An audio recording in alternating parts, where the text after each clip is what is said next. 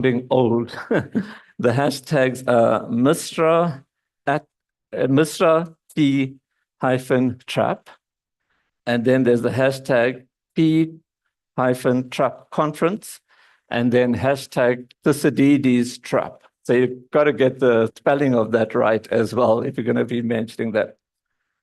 Okay, so we're going to start the session with a presentation, the opening address by the Executive Director of the Mapungubwe Institute. And I think we've decided to save time by not going through the bios of each individual that's in the program. And we will then go and have a presentation by one of our partners that have been supporting the conference. We're really glad that the Frederick Ebert Stiftung, the Embassy of China, and the Consul General Johannesburg of India have generously supported this conference. As you know, MISRA is a struggling, poor NGO. The donate button is on our website. So if you feel moved by this conference or any of our publications and events, please feel free to contribute. I hereby, without any further ado, hand over to Mr. Joel Nechitenze. Over to you, Joel.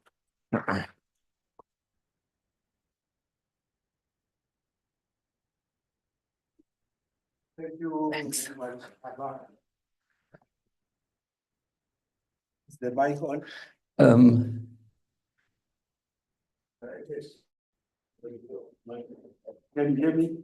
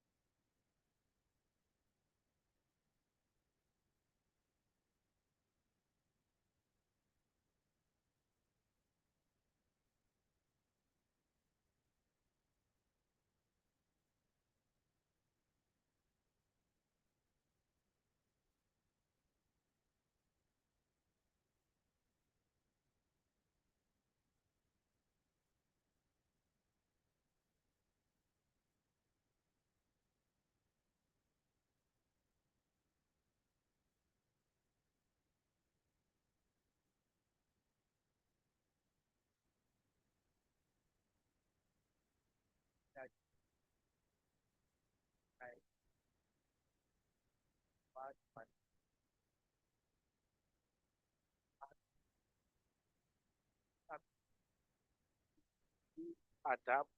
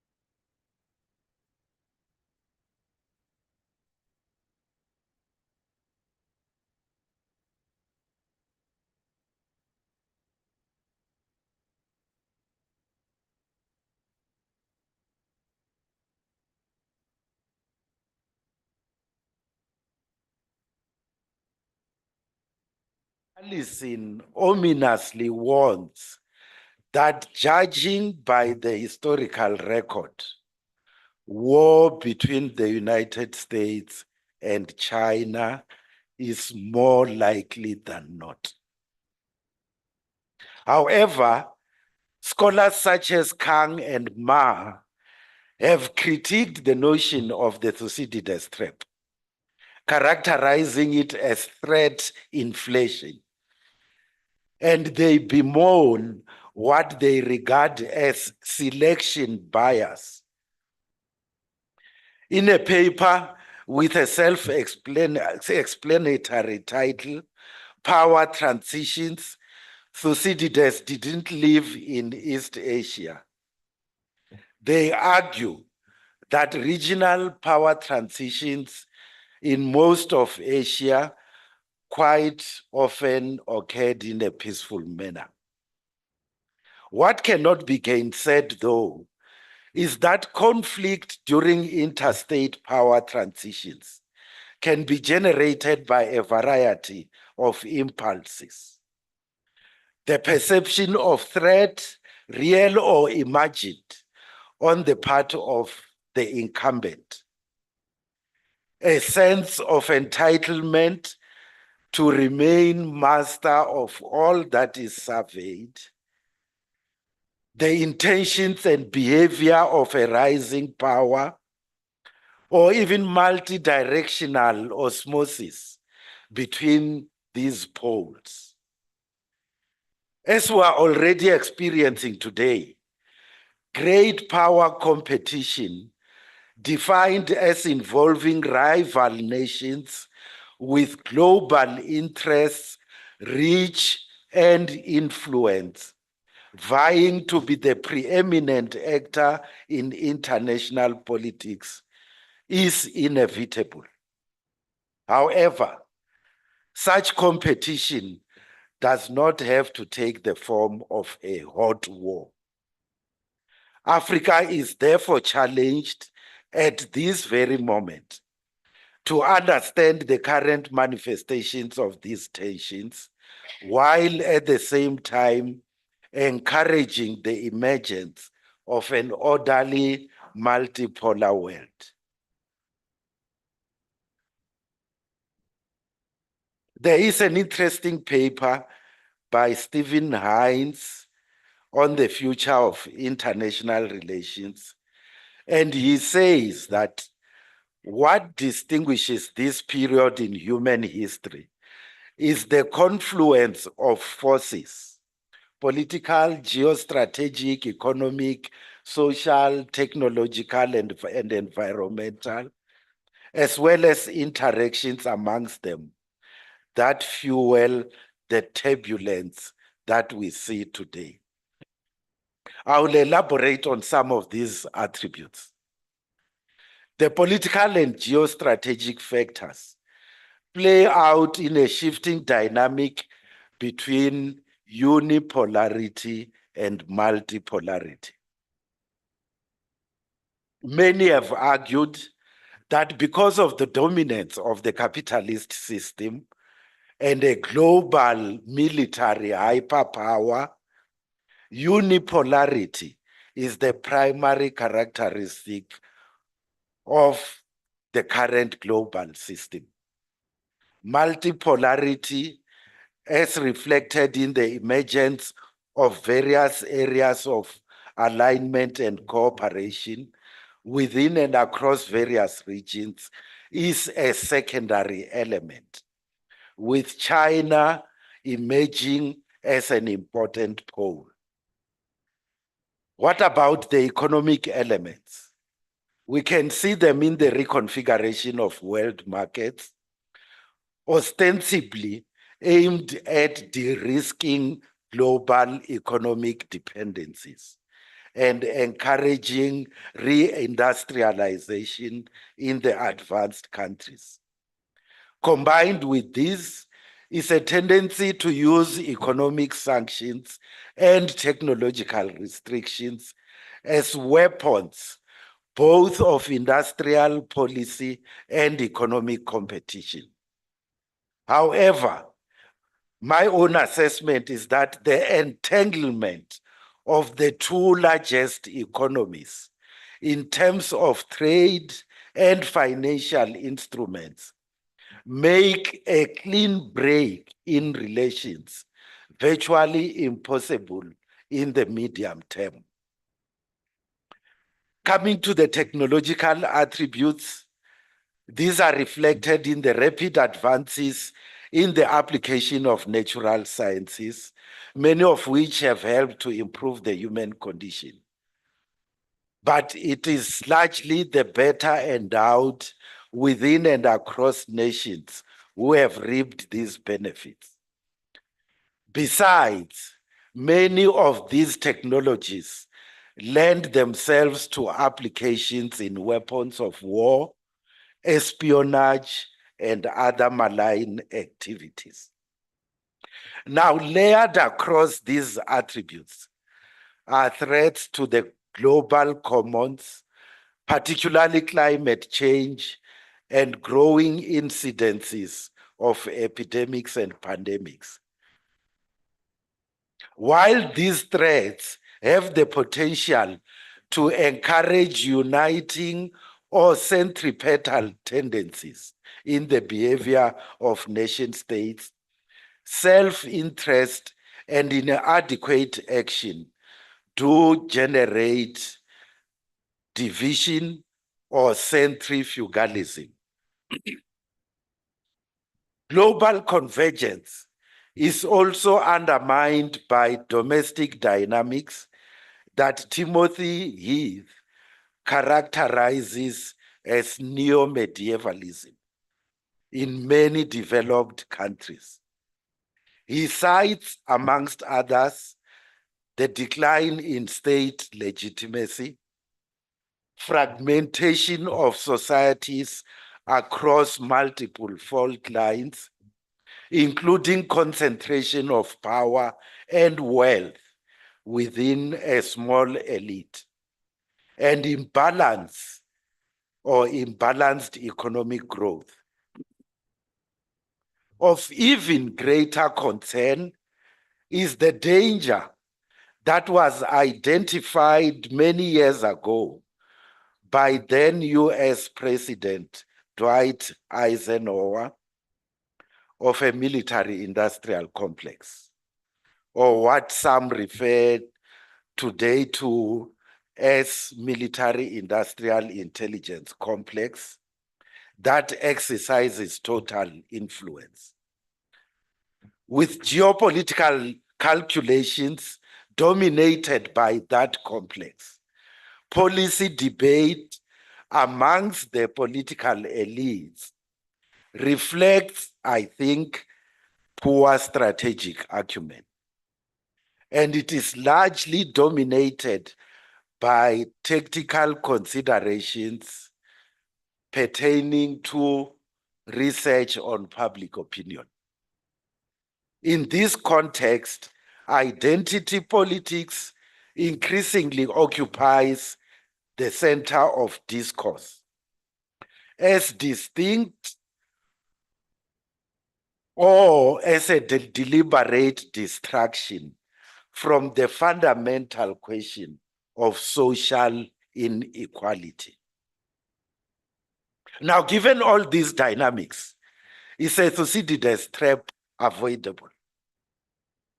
Africa needs to engage these issues strategically across the continuum between what we referred to earlier, an incumbent sense of entitlement and the intentions of a rising power. On that continuum, the posture of the incumbent is of critical importance. The United States says it needs to position itself to outmaneuver its geopolitical competitors, particularly China, as its most consequential long-term strategic competitor. This is because, according to the threat assessment of the US intelligence community, China, and I quote, vies to surpass the United States in comprehensive national power and secure deference from its neighbors and from countries around the world, while Russia directly threatens the United States in an attempt to assert leverage regionally and globally. What form does this outmaneuvering take? It extends from the depths of the seas and trading currencies to virtual or to the virtuality of cyberspace and everything in between. As Paul Krugman argues, one action that may best show how all these three elements of the empire, control over dollars, control over information, and control of intellectual property, come together, is astonishingly reflected in the takedown of the Chinese company Huawei. All of this takes place outside of the institutions meant to undergird the international order, such as the United Nations and the World Trade Organization. It would seem that beyond these strategic rivals that it has identified, any center across the globe, including the European Union, that seeks to assert its strategic autonomy may not be entirely welcome in US policy circles. As Zbigniew Brzezinski once asked, and I quote, does Washington truly desire a Europe that is genuinely an equal partner in world affairs, or does it prefer an unequal alliance? End of quote. And so we come back to the question, are we about to experience the breakout of war between the US and China? The Rand Corporation says that there may be flashes of clashes from time to time, but more likely are battles that will be fought in cyberspace, in economic arenas, and the gray zone just short of war. Also worthy of note, and this is critical, is that the decline of a dominant power and the rise of a new one is usually a very protracted process, which at times manifests openly and at other times in quiet and insidious ways. And so, while some signals may suggest changes in the here and now, what we are dealing with is a transgenerational phenomenon. And most drivers of China's rise are not within the control of the United States and its allies. Sanctions, technological restrictions, and trade wars notwithstanding.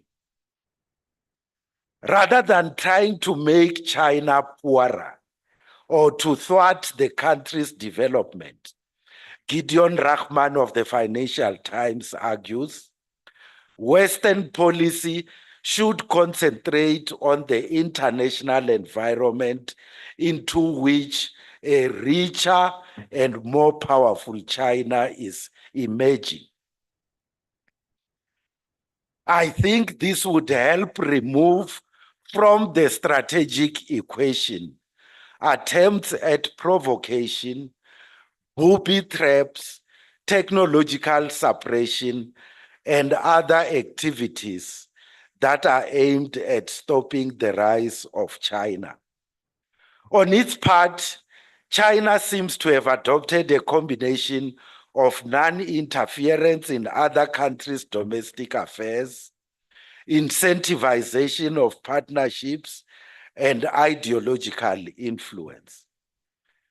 That non-interference contrasts somewhat with the approach of the US and some of its allies, which purport to emphasize democracy and human rights, as well as alignment with their geopolitical positions. China argues that it is committed to building a world of lasting peace through dialogue and consultation, a world of universal security through collaboration and shared benefits. And it also emphasizes partnerships of mutual learning among civilizations, including governance experience sharing. The Belt and Road Initiative forms part of this arsenal. For me, areas of concern in terms of possible triggers of conflict between the US and China relate to the trajectory that may be followed towards the mainland's reunification with Taiwan, territorial contestations in the South China Sea, as well as historical disputes with countries such as India and Japan. These tensions lend themselves to direct confrontation between China and the US because the latter presents itself as defender of freedom of navigation, and it supports China's neighbors in these tensions.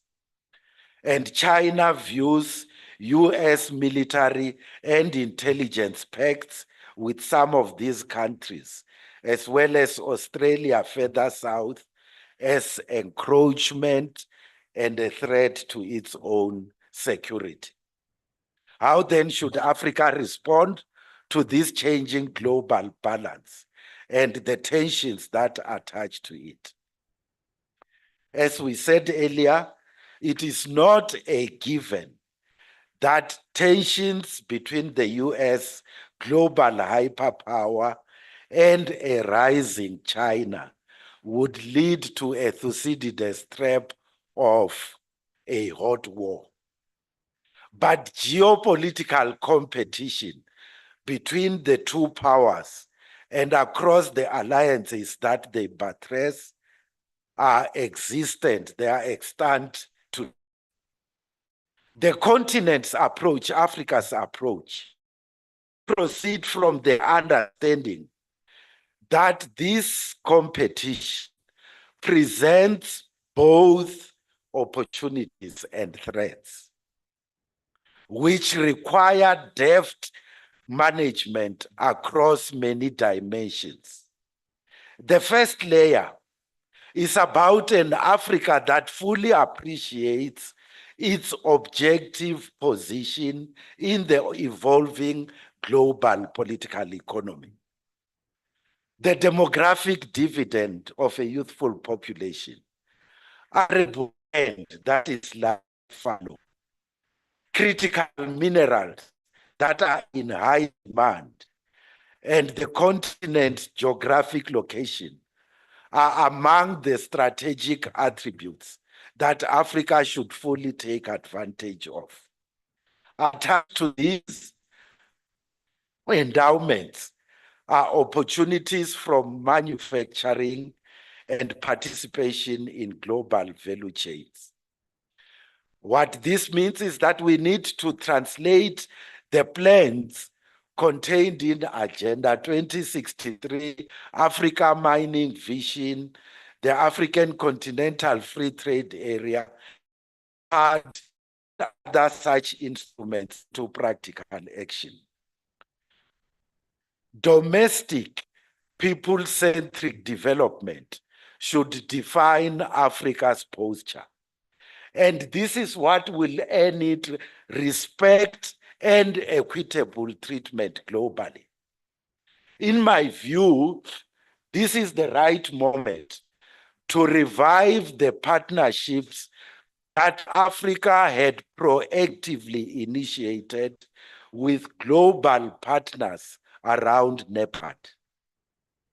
The second dimension relates to Africa's ability tactically to use great power competition to its own advantage.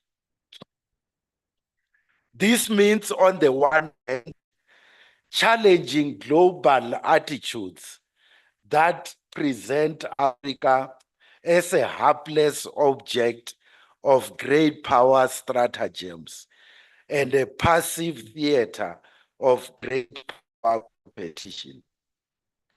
We have seen in Central Africa, in the Sahel, in Libya and Sudan, how this kind of competition among global and regional powers not only worsens Africa's security, but tragically reverses the socio-economic development of Africa's people.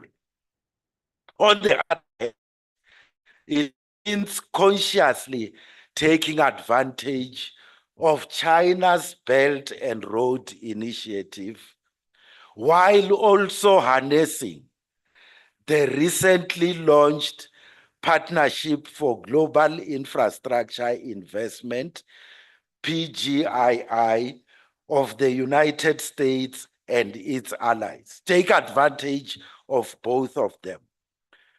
The US and its allies have presented the PGII as a counterbalance to BRI. A classical manifestation of this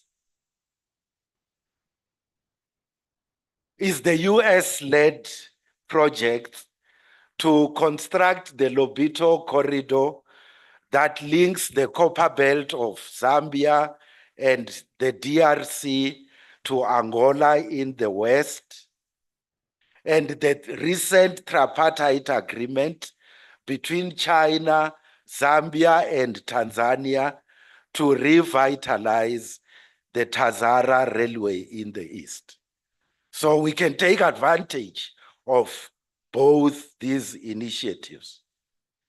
The third dimension of how Africa can respond to great power competition relates to the strength of Africa's voice on major global issues, such as trade, peace, sovereignty, development, and the fight against pandemics and global warming. In other words, instead of merely accepting evolving geopolitics as an objective phenomenon around which to maneuver, Africa should use its collective strength to help shape that geopolitical environment. Currently, solidarity around issues such as the conflict in the Middle East and pursuing a resolution to the Russia-Ukraine conflict in a manner that takes into account the fundamental concerns of both sides require Africa's collective voice. Actions such as the ill-conceived US-South Africa Bilateral Relations Review Act, which is meant to punish the country for its non-aligned position, should be collectively resisted. The same applies to some negative elements of trade and industrial policies, such as in the EU's Carbon Border Adjustment Mechanism and the US Inflation Reduction Act, selfish approaches to WTO negotiations, including the callous approaches to intellectual property on and access to vaccines and other critical medicines, as well as half-hearted approaches to climate change. At the same time, it is critical to encourage China as a rising power, consistently to pursue its professed positions on peace and harmony among, to quote, all under heaven, fully taking into account the interests of Africa's people in a multifaceted system of relations that China is forging on the continent. Broadly, African countries should together campaign for the implementation of the Pact for the Future adopted at the UN summit last month. As the pact asserts, Africa and the world would be better served by combined global actions, among others, to turbocharge the Sustainable Development Goals and the Paris Agreement on climate change. Listen to young people and include them in decision-making. Build stronger partnerships with civil society. Redouble efforts to build and sustain peaceful, inclusive, and just societies, and address not just conflicts, but the root causes of conflicts. Protect all civilians in armed conflict and accelerate the implementation of commitments on women, peace, and security.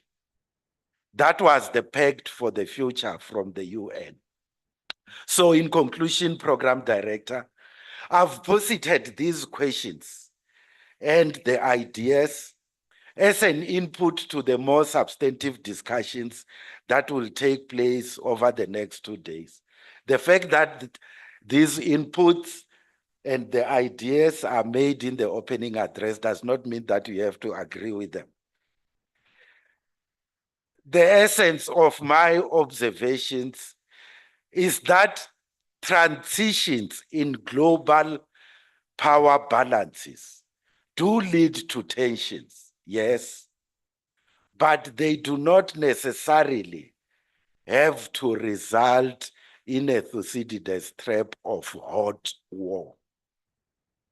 Africa has got the responsibility to contribute to global campaigns for an orderly multipolar world, while at the same time taking advantage of great power competition to pursue the interests of Africa's people. Thank you very much.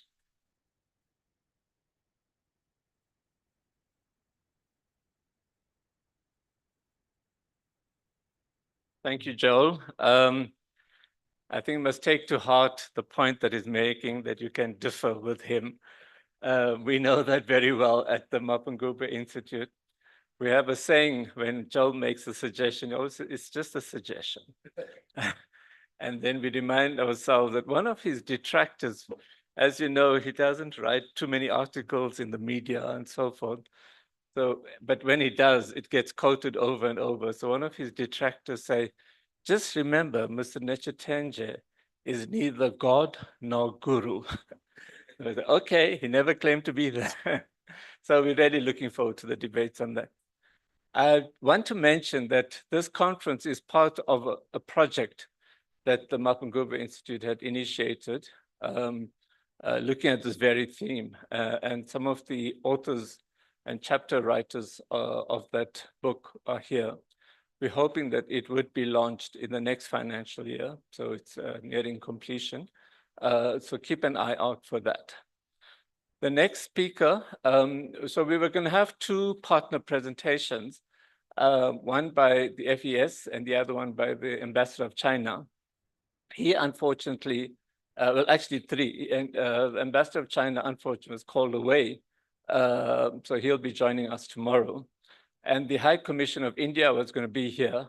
And he unfortunately had to go for a naval visit down in Durban, I think, at one of the ports. So the apologies, but the Ambassador of China will be here tomorrow. So I'm so glad that we can then focus on the FES, because the FES has been a steadfast partner with the Mapungubwe Institute. We've worked together on so many different issues, and we've covered a lot of ground together over the years. So I see you not just as a sponsor, and we often emphasize that, as a partner that's committed to very similar values and objectives. And I look forward to what Sebastian Sperling, Joint Director of FES in South Africa, has to say. Over to you, Sebastian.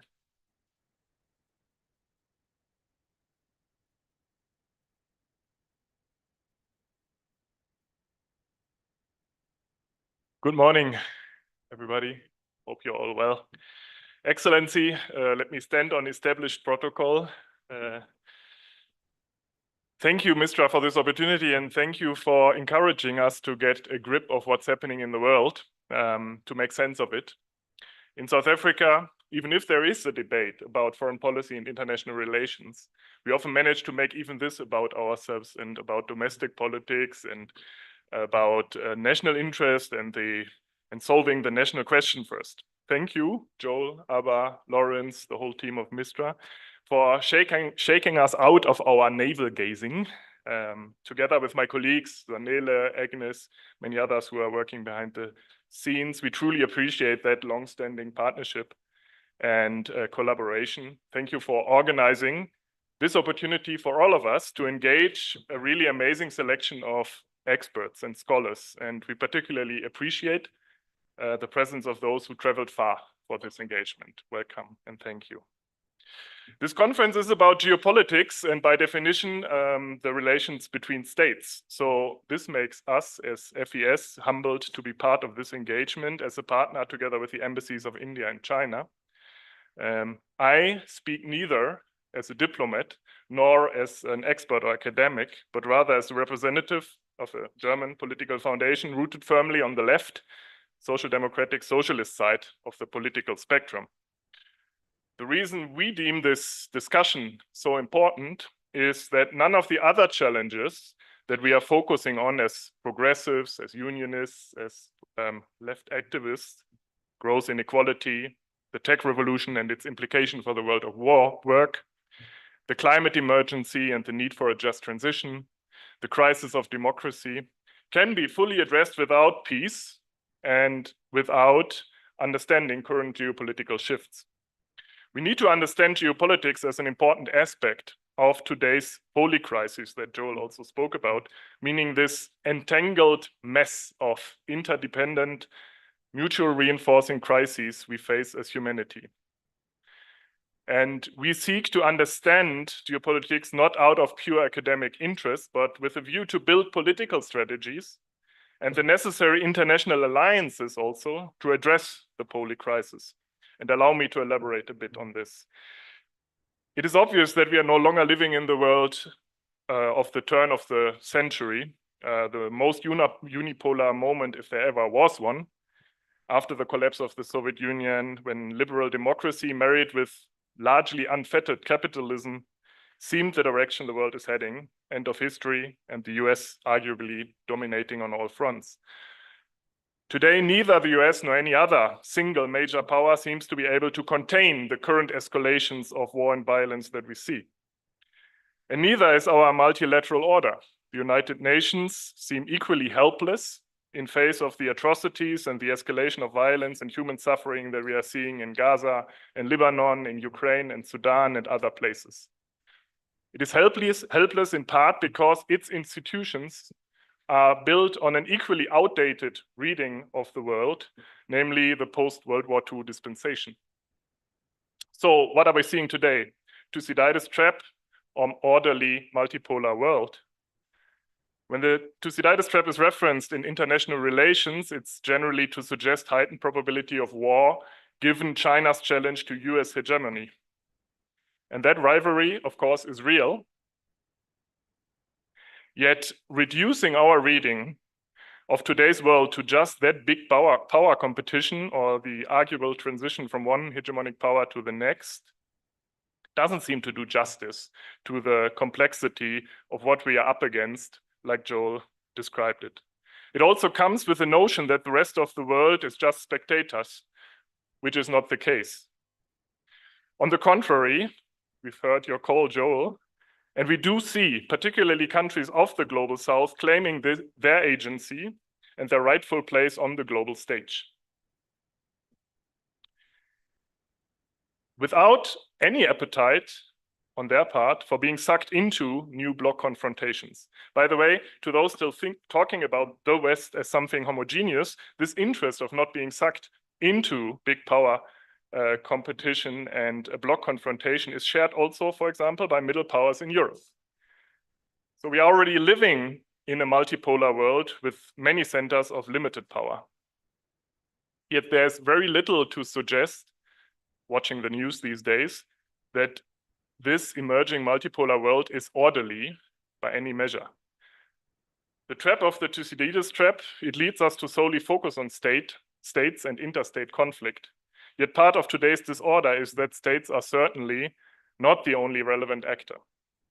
The sole focus on state doesn't allow us to comprehend, let alone address, many of today's violent conflict. It doesn't do justice to the concentration of corporate power globally and the tremendous power of international finance and transnational companies, and even the obscene concentration of individual wealth and power, with the 8 richest human beings owning more than what 50% of the world population own combined. It doesn't acknowledge that big part of the current poly crisis is that, and even though the effects are suffered differently and unequally again, all of humanity is up against the climate emergency. And it also doesn't acknowledge that a lot of the current struggle about the future course, about where we are heading as humanity, how we are dealing with this poly crisis, is actually being fought out within societies, in increasingly polarized societies. Antonio Gramsci's quote, that is almost 100 years old, seems distressingly fitting. The old world is dying and the new world struggles to be born. Now is the time of monsters. Those monsters are not just the obvious villains and warmongers. We see not only terrorism, militarization, and imperialism, and the return of the rule of the strongest. We also see the rise of authoritarianism and ethno-nationalism globally, and its success on the ballot box, the rise of a patriarchal backlash to feminism, a rise of racism, xenophobia, and identity-based exclusion, as well as economic nationalism and a new wave of protectionism.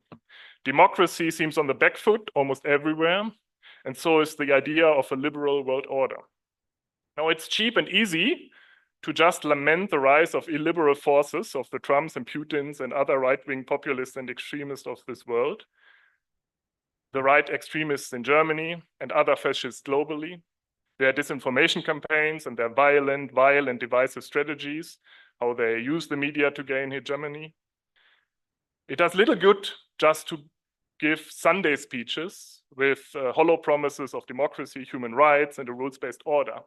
Virtue signaling that is not enough. We rather need to address some difficult questions. How have we prepared the fertile ground for those illiberal forces to rise? Why have democracy and a liberal rules-based order lost their appeal? A big part of the answer is painful and simple, because they currently simply do not work for the majority of humanity. And this has a lot to do with the market radical capitalist model they've come with. Political freedom does not go hand in hand with socioeconomic freedom for all. Global inequalities deepen, while the tech revolution, geoeconomic shifts also close many of the traditional development paths and strategies. States do not find responses to high levels of unemployment and inequality, to the deterioration of public goods and services, and to the unequal access to those. Also because states' capacities have been eroded not only by corruption, but also by neoliberal policies and austerity imposed by the international system, but also by a neoliberal zeitgeist that even captured the political left. On the global level, it seems that not only are our existing institutions not up to the challenges, but in some cases, they even worsen and perpetuate them. If we look at the global debt crisis, for example, the global order is skewed in favor of the North, and institutions do not guarantee democratic decision-making nor an equal application of international rules and norms. We see a lot of impunity and double standards. Again, look at the responses and non-responses to today's violent conflicts. It is against these injustices that the Global South emerged as a geopolitical factor and fact. What holds this set of countries with otherwise often extremely diverse interests and trajectories together is a shared frustration with the current unfair global order. The latest global census data, a survey of public perception on global governance issues in 15 countries published by our colleagues of FES New York, shows what people believe to be main causes of conflict. In rich countries like Japan, South Korea, US, and UK, respondents primarily see the potential of conflict between democratic and undemocratic countries. Respondents from developing and middle-income countries like Tunisia, Turkey, and South Africa, on the other hand, see more potential for conflict along economic lines between rich and poor countries.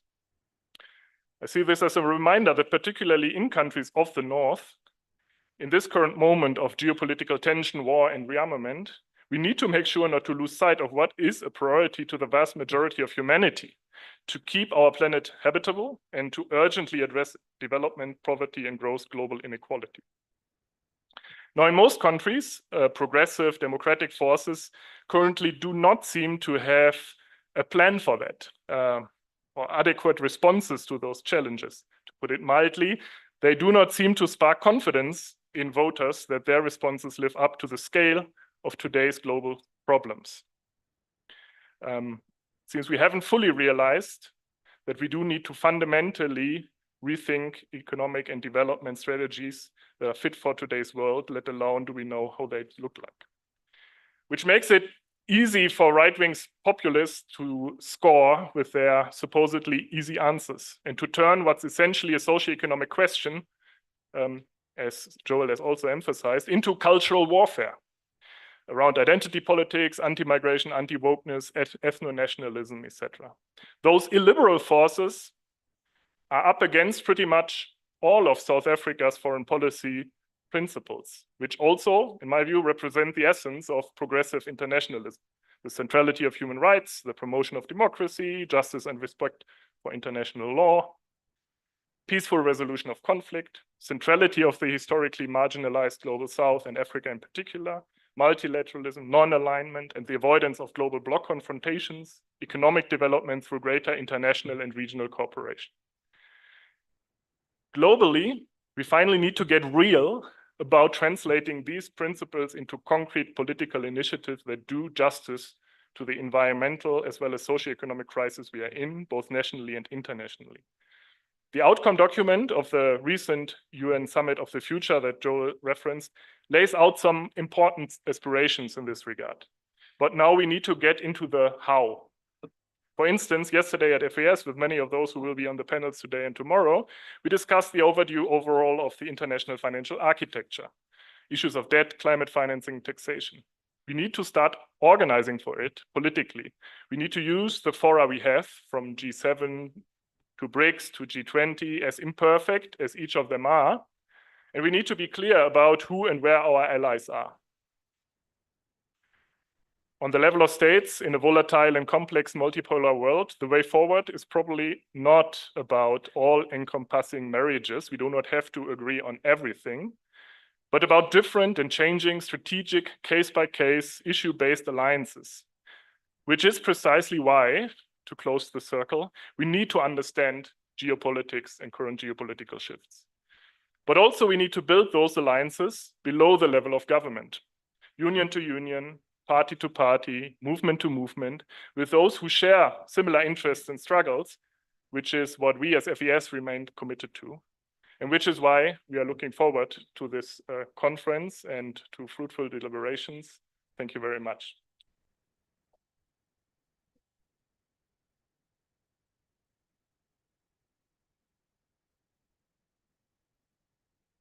Thanks, Sebastian. Really appreciate the support and your input. So as you've seen, two of the other partners won't be making their presentations today. They'll be spread out in the rest of the conference. So we're going to have tea a little bit early. But if I can ask two things. One is that the people that are the speakers that are on the program, you all are speakers. You will be speaking.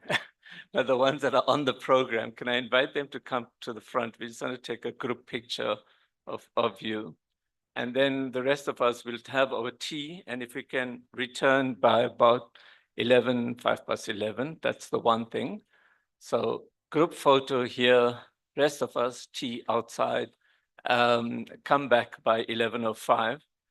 And the second thing is that if I can ask the panel that's on next, if they could be here at 11 o'clock so they can be mic'd up, etc. Okay, enjoy your tea, and we're going to have, I'm sure, a lot of discussions over tea as well. See you at 11:05. Bye.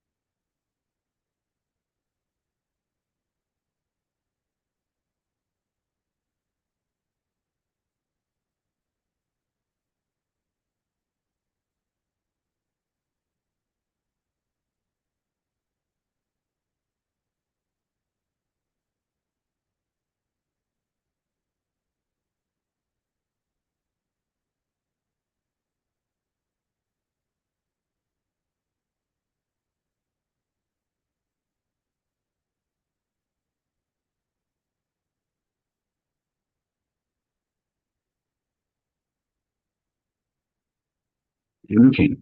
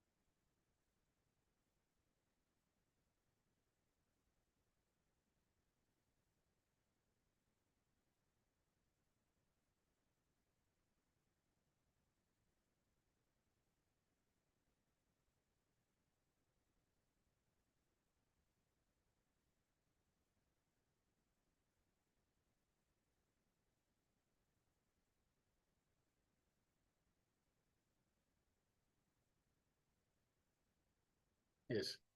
Okay. Sure. Hello? Hello?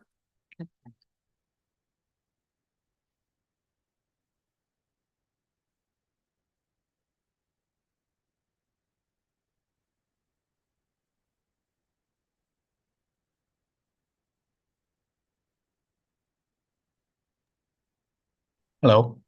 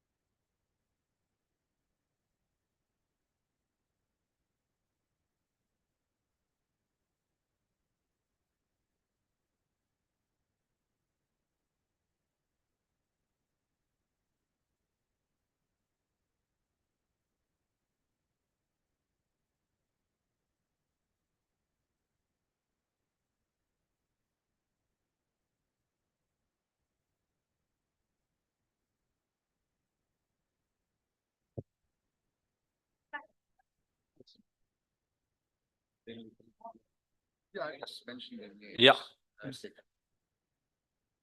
Okay, those of you that are still finishing your tea or coffees outside, I will encourage you to come in. Really. Okay, I know some of you feel that, well, there's not much for us to discuss anymore after those two brilliant speeches, but the person who's chairing the next panel, I think Amita Sen had him in mind when he spoke of the argumentative Indian. He's going to just turn everything upside down, and I know he's not going to disappoint me. So, ladies and gentlemen, a warm applause for Dilip Menon, who will chair the next panel. Thank you. Good morning and welcome to all of you and welcome to the speakers. As Abba said, it'll be difficult to follow his brilliant speech. So I shall try and be half as witty and erudite as he has been in his presentation. And thank you, Joel, for laying out the landscape of the conference so beautifully. So what I will do is to speak for around 10 minutes, provide a framing, as it were, for this session.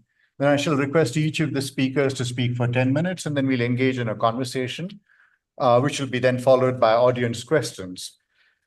So one of the things that I want to begin with is to take off from something that Joel said in his usual very perceptive and wise fashion. What is it to think about the world through the threat perceptions of America and the idea of power transition, rather than thinking from the histories and politics of our spaces? So this idea of the Thucydides trap, which was formulated by Graham Allison in 2015, worked with the idea that rising powers will always challenge declining ones. And the criticisms that arose out of this pointed to the fact that many of the examples that Graham Allison was actually working with were European examples. They made no reference to Asia or Africa.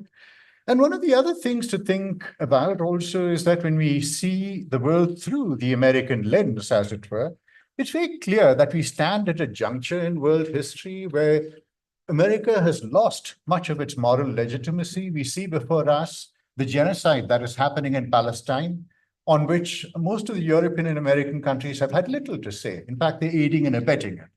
So this is something to think about.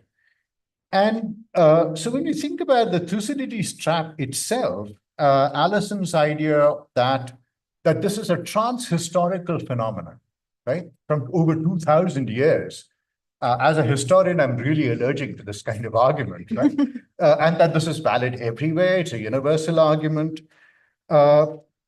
Has been challenged by Kang and Ma, who Joel referred to in his essay, where Kang and Ma speak about a particular logic of East Asian history, where there has been a tendency towards more peaceful management of relations, that many of the ideas of rising powers challenging declining powers are not true in the entire span of East Asian history. And one of the crucial arguments that came out of this whole debate, which has been going on for 10 years now, is an article by Cheng Sing Pan, who pointed out that this could well be a self-fulfilling prophecy, that America predicting that China is the next threat and will go to war is kind of pushing China into a corner, as it were, and then it might result in the argument that was initially flawed but will become a self-fulfilling prophecy.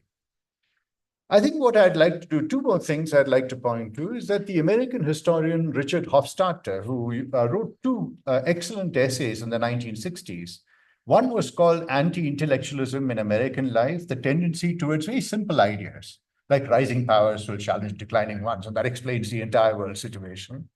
The other, and more important for us, is the idea of what he called the paranoid style in American politics, where there is this constant threat perception that drives their understanding of the world.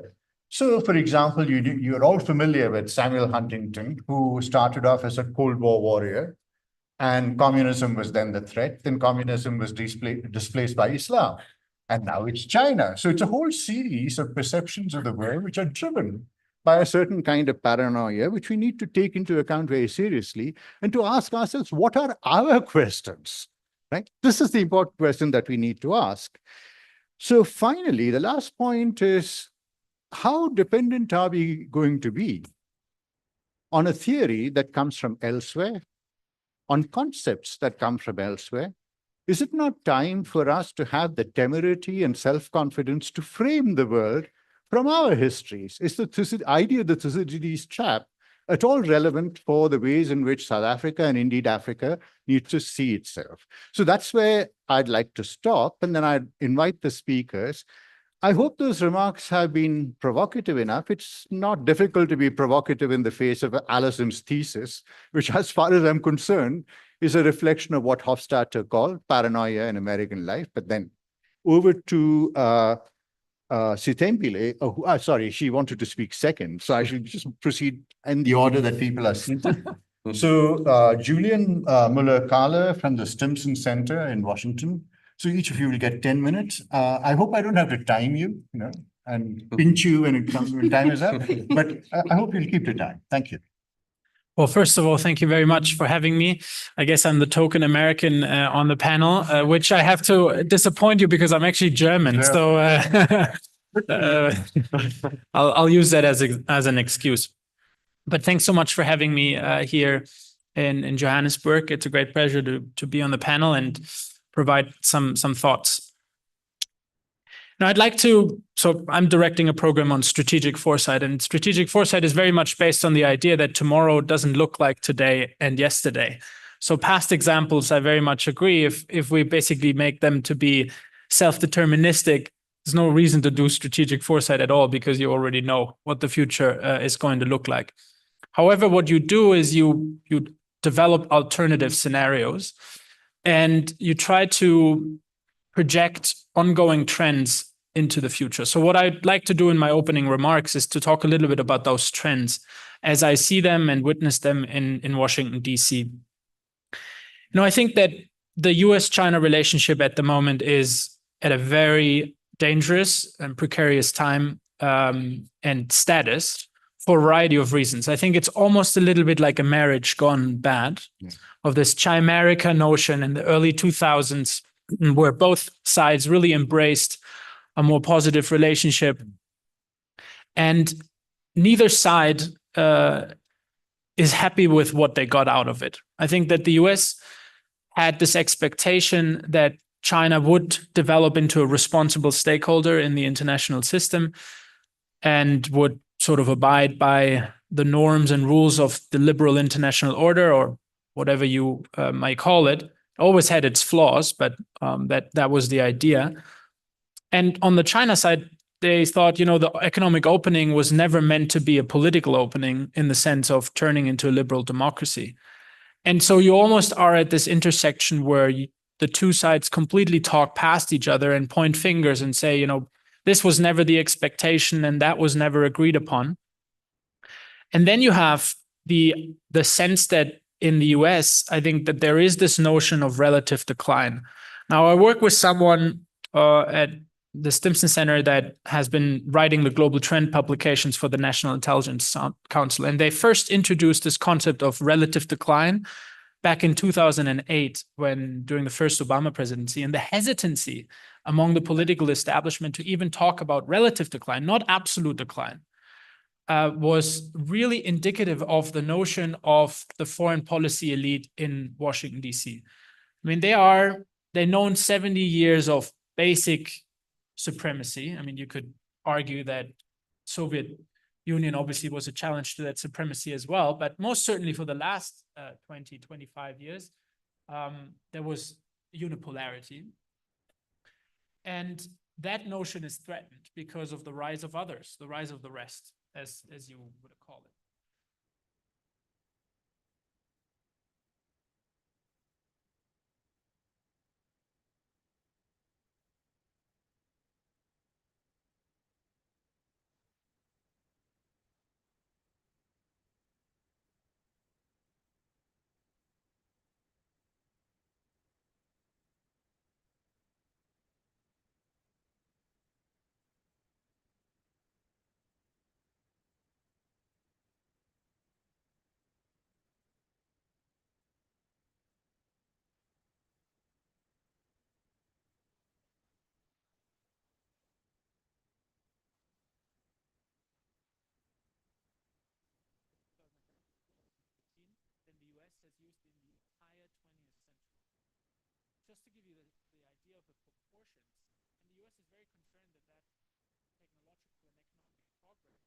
is developing at the same speed as it did in the last 25 years, or even more, ever since Deng Xiaoping changed the economic trajectory of the country.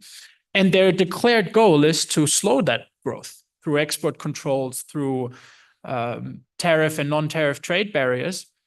And that sets in motion that Cold War type trajectories, particularly in the technology space, which is obviously very dangerous. The thing that really concerns me the most, actually, is that you basically have two economic models at display that are in direct conflict with one another. The reason I'm saying this is because I think that there is this notion, and I would encourage you to look beyond the Harris-Trump debate that is obviously on everybody's top of mind at the moment because the US is voting in less than a month. But there has been a new consensus in Washington about economic protectionism. The Europeans in particular are very frustrated. They thought that with new Biden administration, a lot of the tariffs would go away, but they've actually stayed. If you look at Ambassador Tai, who is the trade representative, the successor of Lighthizer, she is on the record saying that the only difference between her and Lighthizer is rhetoric. On the record, she says that on the record. So there is this notion that the American middle class has not benefited from globalization the way that it was promised to them or the way that it was envisioned because of manufacturing, taking place somewhere else, because of the way that business was conducted. And the declared notion is to protect that middle class, particularly in the manufacturing sector, in states that are very important to win elections. Pennsylvania, Michigan, Wisconsin is where the automobile industry is located. So it shouldn't be a surprise to have 100% tariffs on electric vehicles from China. And that model of economic protectionism is diametrically opposed to the export-oriented model of China to deal with its overcapacity. China obviously has a lot of economic problems as well. Just seen huge stimulus packages because the demand is not as high. And the demand, at some point you reach saturation. So the way to do it is you export, particularly green technology, around the world, which then again threatens Western countries in the notion of protecting their production-based middle-class parts of society. And there's this great saying, when two elephants fight, it's the grass that suffers. And I think that is really the world we are going to live in. Particularly for European countries, I think it's going to be a challenge, but also for countries in the global south, that the US and China will intensify those competition elements. I'm not saying that it necessarily needs to go to a hot war, because I think a lot of both two sides would have a lot to lose, but particularly in the technology, particularly in the economic realm, I think those tendencies and trends are going to intensify. And that becomes relevant to standards, it becomes relevant to tech regulations and so on and so forth. And it is important to note that China, as of last year or the year before, is exporting more to the global south than it is to the US, Europe, and Japan combined. And that concerns the US to a great deal, obviously. So I want to end on a positive note, because obviously that's been very pessimistic, I realize. I think that this notion of great power competition also, if it's played well, can provide quite a few opportunities, particularly for countries that are in the process of developing economically, because you can basically pickpocket.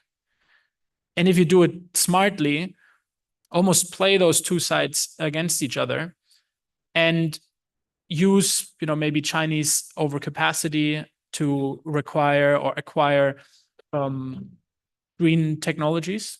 The US has basically made the decision to sacrifice the green transition for the sake of national security for the time being. They try to build their own capacities, but to what extent that is going to be successful remains a question. But the rest of the world doesn't necessarily have to follow that path. Now, Europe, again, is in a much more precarious situation because US security guarantees, particularly against Russia, are so much of a factor, but the rest of the world doesn't necessarily have that problem, at least not to the extent. So I think there are lines of opportunity that can be exploited and explored in a world that is increasingly bipolar and multipolar, and where the status of the superpowers are increasingly questioned. So I'll leave it at that. I hope it was in the 10 minutes. Excellent. Thank you for keeping to time, and thank you for and that was a neat flipping of the argument, where what you argued really was that declining powers will always perceive rising powers as a threat. And what you pointed to was the idea of relative decline in America, and the fact that both Europe and America are responding to China's economic strength through protectionism, rather than through seeing it as a challenge to their own need to develop further technological resources and so on and so forth. The second question that you raised, which is very important, is this constant perception of China as being an irresponsible stakeholder in the world, which leads us to the idea of the new liberal international order, which was neither new liberal international nor an order, right? So it was based predominantly on an American hegemony. So I think those two questions are things that will stay with us, and we can carry it into the conversation. Now, I would request Dr. Sithembile Mbete to speak. Are you all right now, speaking second? Good. Thank you so much for the invitation to speak at this conference. And I think it is, when we first started having these conversations about this conference and thinking through how the Thucydides trap, how to think about it from our vantage point in Africa, and as you know, for South Africa, how to think about it and where our place would be in that context. The world looked, some of the things that were happening now had already started, but it looked somewhat different to where we are now. I think in the last month, the escalation of the conflict in the Middle East, the escalation of Israel's incursion into Lebanon, and now the threat of making this a really big regional conflict. The evidence in the last month of just how much of an impasse actually has been reached around Russia and Ukraine, and this sense of that conflict is sort of stuck, and with quite a bit of tension about how to move towards resolution. The deterioration of the situation in Sudan, the deterioration of the situation in Haiti. We seem to be hurtling closer to a global conflagration that isn't going to be triggered by the Thucydides trap, but rather by these instances and these cases of regional conflict that we see, and regional violent conflict that we see all over the world. And as I was sort of thinking of how to approach this initial kind of provocation, I thought about this notion of the scramble for Africa. The title of this panel is about, what Africa in relation to world powers, and this notion of the scramble for Africa, both the historical scramble, but this idea that over the last 20 years we've heard on the economic front, particularly different variations of Africa being this playground of contestation between both amongst the great powers or the superpowers and emerging, so the United States particularly, and China.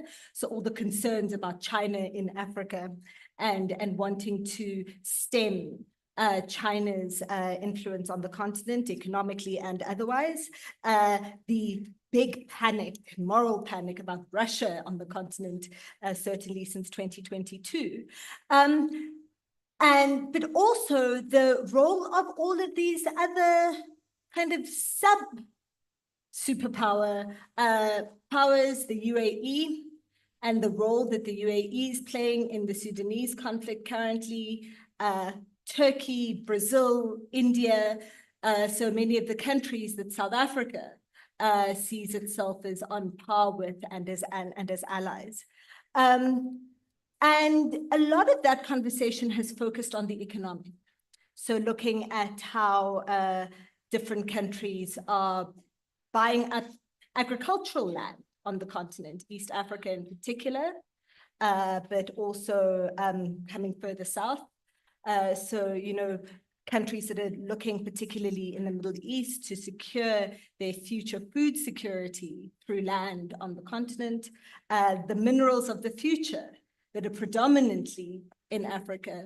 The green economy will be powered by minerals from the DRC, cobalt, coltan, and so this extractive, the continuation of the extractive relationships, economic relationship between the African continent and the rest of the world that was put in place by colonialism and slavery and is just going to be, you know, looks set to just continue into the future. And then this idea of Africa as a potential source of labor and markets for the future. 70% of the continent is under the age of 35. By 2045, Africa will make up 25% of the world's population. Whilst the rest of the world is aging, Africa is the only continent that is growing consistently and that is growing beyond replacement rate. And so there've been a lot of economic arguments around why there is this contestation and this scramble for Africa. But I want to raise something, and something that has been a concern for me around the demographic profile of the continent and growing insecurity. Because I think that growing global insecurity, because I think that there's an area there that we are not paying enough attention to. So as I said, the African continent is the youngest continent, has the most youthful, the youngest population, but also is the only continent that is growing. And looks set to be, to make up the biggest chunk of the global population within the next, it used to be 50 years, but within the next 25 or 30 years. And as we see an increasingly insecure global environment where regional conflicts are almost are proxy wars. So we see Israel's actions against Hezbollah in Lebanon, threatening to bring in Iran into that conflict. We see this in many other areas where if there is going to be any kind of global war or global conflagration, whether it comes out of the regional conflicts or whether it comes, I think highly unlikely, through an escalation of the tension between China and the US. The world's military manpower is on the African continent. The people who will be of fighting age, fit, able, energetic enough to be the cannon fodder are Africans. And you see some of that logic playing out in the composition of UN peacekeeping forces. As of last year, around 25% of global peacekeepers come from Africa. This is made up both of military forces, but also of police, as we've just seen the deployment of Kenyan police services to Haiti. And that mission looks like it's going to be extended for some time. The fighting bodies are on the continent. And in a context where there is a mad scramble to hold on to sort of mutually assured destruction, so to avoid escalating to nuclear, to nuclear warfare, there's going to be a need to use conventional arms as much as possible in order to delay or to avoid an escalation that becomes nuclear. And you need bodies for that. One of the big challenges that is currently facing both Russia and Ukraine is that they're running out of bodies, they're running out of people. And so I know my time is up for this, but this is just my provocation, is that when we think about what is Africa's place in this emerging period of great power contestation, what does our demographic profile mean about the interests of others, and how prepared are we as a continent to face that? Thank you.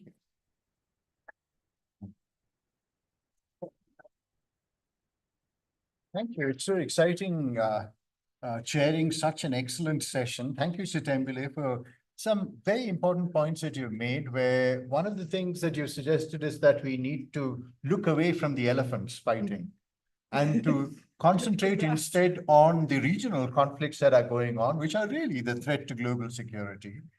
The second question that you raised, which I hope we'll discuss more, is this question of the role of China in Africa, because we have seen our continent devastated by the structural adjustment policies of the IMF, the World Bank, and so on. Are we going to reenact a similar scenario? We don't know.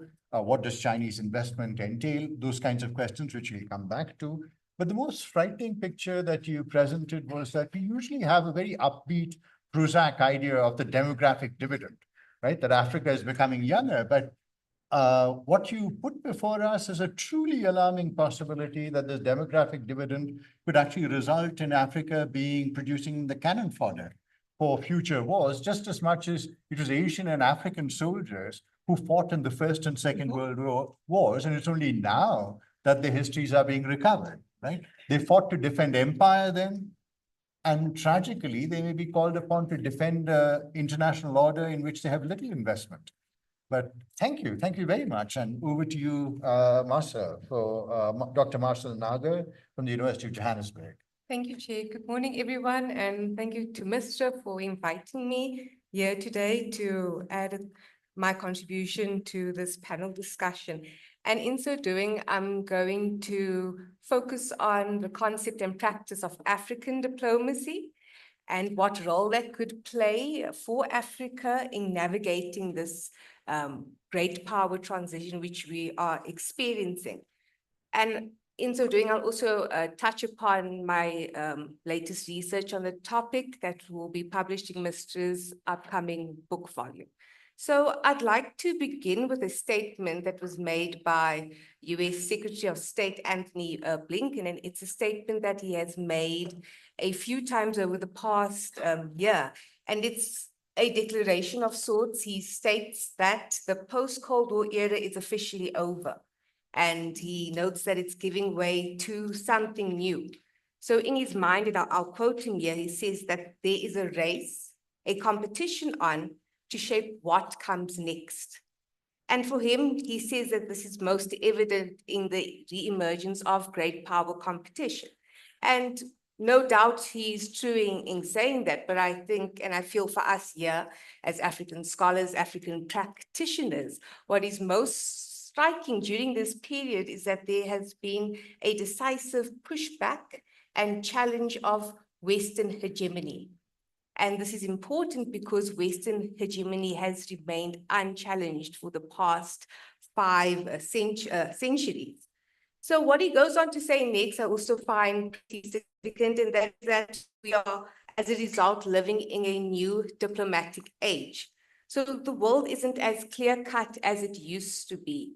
We had the Cold War, where there was that separation between the East and the West, and then the post-Cold War era, which was dominated and characterized by America's unipolar moment. Now we are seeing the emergence of new centers of power, which is creating a complex and a more dynamic, possibly a more dynamic world order. And for this reason, the US Secretary of State also noted that we need to rethink how we approach international diplomacy. We need to become more innovative and adaptive with this practice and with this concept. And this is where my research and my book chapter comes in and seeks to make a contribution, in that it focuses on the notion of BRICS plus diplomacy and what potential it could serve, balance of power strategy for Africa within this context of great power rivalry. So the concept of BRICS plus diplomacy, it's a relatively new concept. It's gained much traction, a lot of popularity following last year's BRICS summit in Johannesburg and the expansion in the BRICS membership, which followed thereafter. We see the likes of Egypt, Ethiopia, Iran, Saudi Arabia, and the UAE joining this BRICS grouping. And we are aware that at least 34 other countries are very keen to join BRICS. So when scholars in my research, when they discuss BRICS plus diplomacy, they frame it in a way in which it's seen as a vehicle or mechanism with which to challenge Western hegemony by providing an alternative to Western alliances. So as I said, my chapter takes this concept of BRICS plus diplomacy and assesses to what extent it can serve as a balance of power strategy for Africa within this great power transition or competition, or if you'd like to say this emerging multipolar world order. And I think in this manner, it sheds what the editors have said to me in my chapter comments, that it's treading uncharted water, because traditionally balance of power theory, it is applied to individual sovereign states, or it's applied to a formal alliance of sorts, but hardly do we ever see it being applied to a loose informal grouping such as BRICS. So in terms of the findings of this research, just to briefly share with you, the chapter finds that on the one hand, BRICS plus diplomacy has tremendous potential to serve as a balance of power strategy for Africa, because firstly, we can use it as a vehicle in this race to redefine the norms, the values, the principles which may govern this emerging multipolar world order. So we may all be familiar with this, that BRICS in many respects speaks to non-alignment. It speaks to those principles of South-South cooperation, which encapsulates mutual respect, non-interference, not attaching any political conditionalities to any engagement. So that is important in driving a more, or realizing a more equitable world order. Because as we know, in this challenging of Western hegemony, why are we challenging it? For one, it's accompanying liberal values and its Western developmental model. To a certain extent, we've seen that it has produced global inequality. It's a rather extractive approach to engagement with countries in the global South. So we've seen over the course of BRICS and its lifespan, how although it was originally conceived to be an economic bloc, it's taken on a greater political mandate. It's calling for reforms of global institutions, be it the Bretton Woods institutions, be it the United Nations Security Council. So that is also important. We can see that it has the potential to push for this equitable and more representative institutions that are meant to represent the world as it is. And then there's also other important initiatives that it's pushing. We are familiar with this process. It may feel far-fetched or seem far-fetched at the moment of de-dollarization. We're also aware that the BRICS has its own BRICS Bank, which shows that we could argue to a certain extent, it is serious about providing a credible alternative to Western institutions, to Western currency. But there is drawbacks to this model or type of diplomacy referred to as BRICS plus diplomacy for Africa. There are drawbacks. The first is, and we can't ignore, is the ever presence of realpolitik. Africa consists of individual nations, and even the BRICS member states, it's all individual nations who all have their own national interests, which they'll prize above all else. And this may conflict any agenda which BRICS plus diplomacy is seeking to pursue. The second drawback is the non-committal modus operandi of BRICS. BRICS is an informal group at present. There are no legal mechanisms which could bind member states to each other or to the group, or even guarantee that member states would uphold their commitments to one another. And then finally, a drawback is that BRICS member states, they engage in club diplomacy, which is secretive, it's exclusive, it's discussions that take place behind closed doors. Us as the public, we are not privy to it. And although 3 of the BRICS members are African states, South Africa, Egypt, Ethiopia, it doesn't necessarily follow that the rest of the African states would be privy to these discussions that are held at summits behind closed doors, these highly confidential ones. And for this reason, Africa, if you look at it as one unit, may not be inclined to want to partner or hedge its external balance of power bet on an actor which could be perceived as untrustworthy or not transparent.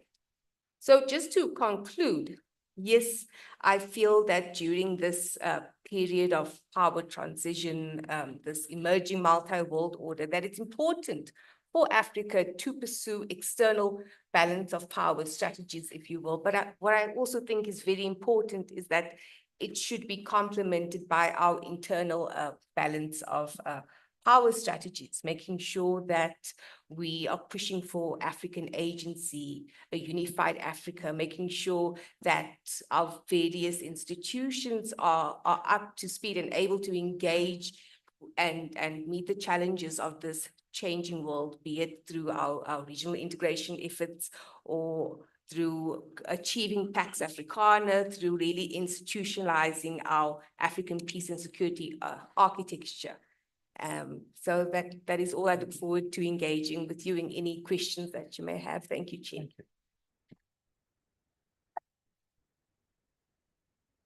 So everyone here has been extremely punctual, denying my role of panel hegemon. I was hoping to be much more strict and so on. But here again, I think there's a very interesting set of questions which I hope we can carry into the discussion. As Marcel suggests, I mean, we have to think in some sense the question of hegemony. It won't be too early, but we still have to think with that. And the question that she raises is whether BRICS offers that alternative. BRICS, as we know, began as an alphabet soup concoction from a random Goldman Sachs analyst, and it has acquired traction over time, but are we there yet? Have we managed to create an organization that is actually able to think together, work with transparency, aware of its influence in the world? And I think that's an open-ended question that we have. Or will BRICS become like ASEAN in many senses, a talking shop of elites? And so that question, I think, is an important question, particularly in the face of these regional conflicts and the multiple threats that are emerging to the global order as well as the regional order. So finally, to anchor the panel, Lawrence Karamba from MISTRA. Thank you. Thanks. So I think that a couple of things. The first is that the first point I want to make is that we clearly are living through a global transition. The mic's not working. Is my mic? You've probably not switched it on. Just check.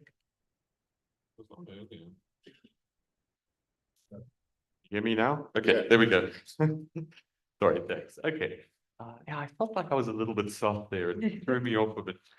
Okay, so I would say that I want to make a couple of points in my presentation. And the first one is that we clearly are living through some sort of global economic and power transition in the long term. While the details might fluctuate on a monthly basis, I think it is inevitable.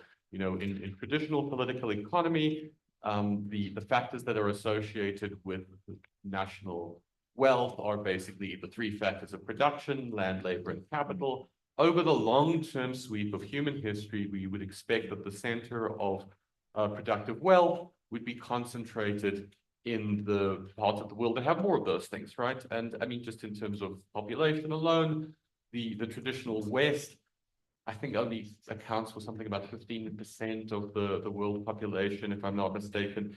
It is an abnormal situation that so much wealth and power today, even over the past, let's say, 5 centuries, have been concentrated in the West. And over the long term, we would expect a rebalancing of sorts, right? The question is, what does that mean, and does that put us at a point when that tradition, sorry, my mic. Yeah, it is. Confusion. Yeah, I think your battery I may think be it's the dying. battery. Huh? No. It's a decline of the battery. So the question then becomes whether that puts us at a moment in which the risk of conflict is higher. And I will maybe disagree with Dilip and say that I'm one of those people who does frankly worry that periods of transition are likely to be periods in which conflict is high, right? I do fear this. And specific, you know, the specific formulation of Graham Allison, you know, critiques of his views notwithstanding, I think there are theoretical reasons to expect this, right? Like one of the core insights that's emerged, I think, from the field of political science over the past 20 years or so, is that conflict itself is expensive and costly to everyone involved, right? So in order to have conflict, it's not enough just to have an interest in compatibility, right? Because conflicts of interest arise naturally in human affairs all the time, right? But the thing is that when conflicts of interest arise, we would expect normally that the most mutually beneficial way to resolve them would be through some sort of bargaining process, right? So in addition to a conflict of interest, we also need to have some sort of bargaining failure. And bargaining failures can arise due to misperceptions of capability or intent, because, you know, governments tend to keep secrets from each other, and they don't play all their cards openly on the table. But also, the other thing is that bargaining ranges can be tricky when there are shifts in the underlying balance of power, right? So if we have two parties that are trying to strike a deal, but we know that in 20 years from now, one of those two parties will be much, much more powerful than they are right now, then creating a sort of a bargaining pre-commitment that will bind both of those parties is difficult, right? From the perspective of the rising power, they might think, well, why bother to bargain? We could just wait for 20 years and then strike a much more favorable bargain. Similarly, the established power might think, well, these new guys are planning to strike a much more favorable bargain with us in the next 20 years. Why don't we strike now using force while we still have a temporary advantage, right? So incentives for conflict, and that might be military conflict, but we could also think of conflict as including things like trade wars and stuff like that, become quite pronounced. And we do see this in certain trends, right? So we see the emergence of, well, we do see rising levels of war right now. It certainly feels like the world has become more war-torn. And indices and statistics and things tend to show us that it actually is, right? The number of casualties of people dying in conflict is higher now than it has been in many decades. And I suspect that part of what's happening is that we have global tensions that are feeding into localized conflicts. But the other thing that we have is that it becomes more difficult to engage in cooperation to solve conflicts, even things that don't lie at the level of military conflict, right? And I think here we can look again at the US as kind of an example and a case study. And I don't want to pick too much on the US because I feel like there's been a lot of criticism against the US. But one of the actually nice things about the US as a country is that they have a very open, cantankerous democratic system where we can see a lot of the factional divisions within their system open, that I suspect are taking place in many other countries in closed doors. And one of the things we see in the US specifically is that there is this massive divide that has opened up specifically over the issue of foreign policy, right? That the traditional foreign policy views that were associated with, I'd say, kind of the establishment of the establishment bureaucrats of both the Democratic and Republican parties, with this idea that the US needs to be kind of an institutional leader. But I think like what leadership means in this case is that the US should pay some costs to set up some institutions, and this might be things like NATO or the WTO and those kind of, the US should pay some temporary costs to get those institutions established that will, in the long run, provide greater benefits to the US in the longer term, right? And this establishment view has now been really challenged by the ascendancy of this new, like what's called the MAGA movement or the America First, like the populist right wing, right? Which says, no, we don't want to do any of this, right? Like tear down the institutions. We're going to be transactional. We're going to be zero sum in our way of thinking. We're just going to engage in really simplistic negotiations with other countries. We make demands. They give us stuff. And a lot of the time in news coverage, this is often seen as a manifestation of the kind of like personality idiosyncrasies of Donald Trump, who's the political figures most associated with this movement. But I also just want to argue that we could also see this America First view as a different set of expectations about the probable future payoffs of US institutional leadership in the long term. Okay, so maybe what I'm saying is there's a sort of element of rationality to this logic, right? Which is that if we are indeed in this period of great power transition, then the benefits to the US for maintaining these institutions is maybe going to be lower in the future than if we have an expectation that the US is going to be kind of top dog until the end of time, right? And that does lead to things like, like these America First policies, but also some of the things that came up in terms of like stuff from the Democrats in the US side, this idea of like, well, if other countries are going to do industrial policy, like why should we do industrial policy as well? This is one of the features of the Biden administration. So I have much more to say, I think, how we can see all of these dynamics unfolding from an African perspective, but I'm out of time, so I'll stop now. But yeah, look forward to continuing the discussion. Thank you, Lawrence. So Lawrence has suggested that we should be nice to America. So I shall temper my criticism. But one of the ideas that he takes us back to really is this question of, he is saying we should continue to look at the elephants, right? In some sense that this does matter, that this power transition that is imminent, and that might reflect two different views of how we look at international relations, both as a discipline and in practice, that how do we think about the multipolar world, which is really one of the sections of the title. And is multipolarity something that we need to think with, considering that the American and Western hegemony is now fraught, right? With the rise of Christian fundamentalism, with the rise of a misogynist Trump, with the fact that right-wing parties are surfacing all over Europe, whether it's in Austria, France, Germany, and so on. So we're thinking about a crisis that is threatening the liberal order.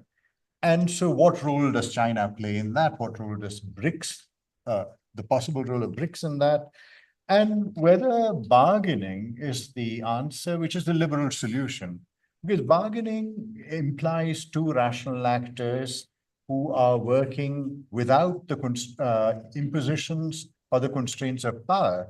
And very often you've seen that international relations is a function of power, and especially since 1989. So I think there are a whole set of important questions there. So what we'll do is probably get into a discussion before we come up to the question hour. So we have around 15 minutes to talk to each other and continue with our narcissism before we open up.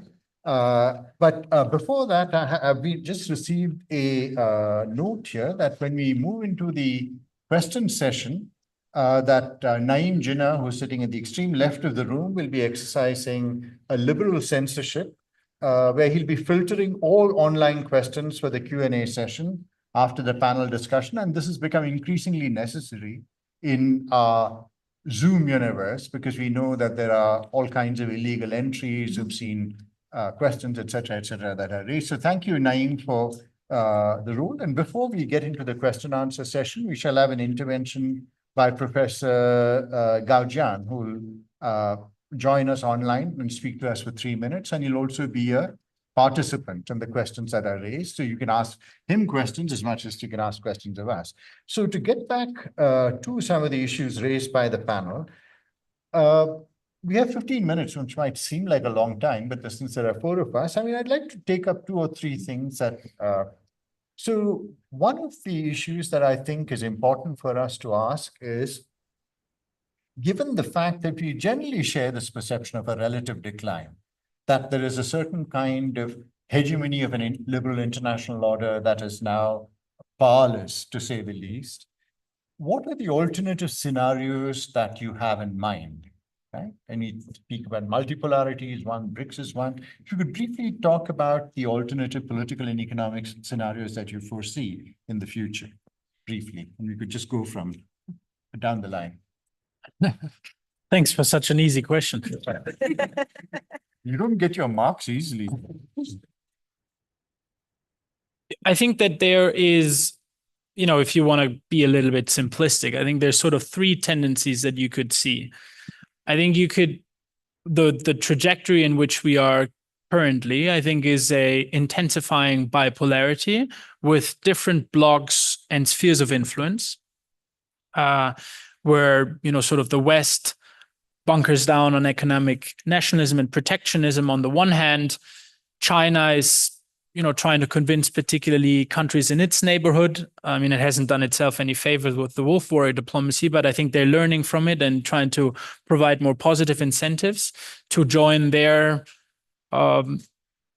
sphere of influence, so to say. And then you have rest of the world that is sort of trying to struggle through that bipolarity. It's one scenario. I think there's another one which you could see a complete multilateralism, no bipolarity, but really poles of power that are spread around the globe, again, particularly to an economic model.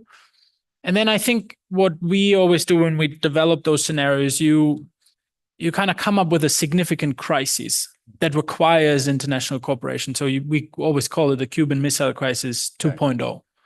Now, it's a very dangerous scenario because we all probably know how close it actually was in the last Cuban Missile Crisis and how close we were to a nuclear war at the time.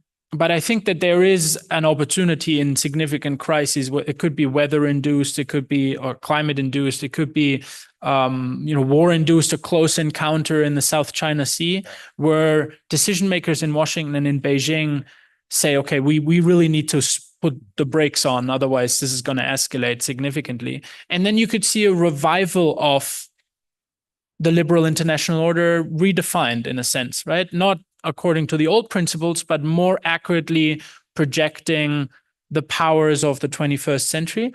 A wonderful quote that I've listened to, I had the chance to learn about when I was in China recently. And they have this notion of saying like, well, we might have been allowed to play at the high table, but we were always reminded on who owns the casino. And they want to have their own casino. Fair enough. Different casino, I guess, but where you could see a casino being built where there's a more fairer distribution of power than there is in the UN Security Council or other institutions that were built in a very different time, with very different underlying power structures. So those were the three scenarios that I would see you could see yourself onto. But at the moment, I would say that we're full steam ahead towards a new bipolarity. Thank you. Very precisely put. And I think this idea of whether there will be one order, right? That's the big question before us. And there's this Chinese saying that, we may all sleep in the same bed, but we can have different dreams, right? So I think that's really the world that we're looking at right now, perhaps. So Marsha? So thank you, Chair. I think I'll provide something of a normative answer to this question, because I think it's quite difficult to imagine a world which is not rooted in this liberal rule-based order, which we are so familiar with. And I think that when it's been discussed, this great power transition, I think we've been invited in a sense to think about how we'd like to shape the world, what norms and values we'd like to promote in that process. And I do believe that there is a need for us here in Africa to redefine ourselves firstly, before we want to look at how we are going to be defining the world and what norms we would like to project. And I think that, for the past, we've really been treated as a commodity in a certain sense. And I think that it's time for us to shake that perception of ourselves and know that we are also a credible, valuable member of the global community. So in terms of how I think what norms would shape and what political or economic system would replace the liberal order, I like, probably because I've been busy researching and writing on BRICS and South-South cooperation. I like those values of replacing this asymbiotic world, this extractive world, this unbalanced world, with one that's more fair, more equitable.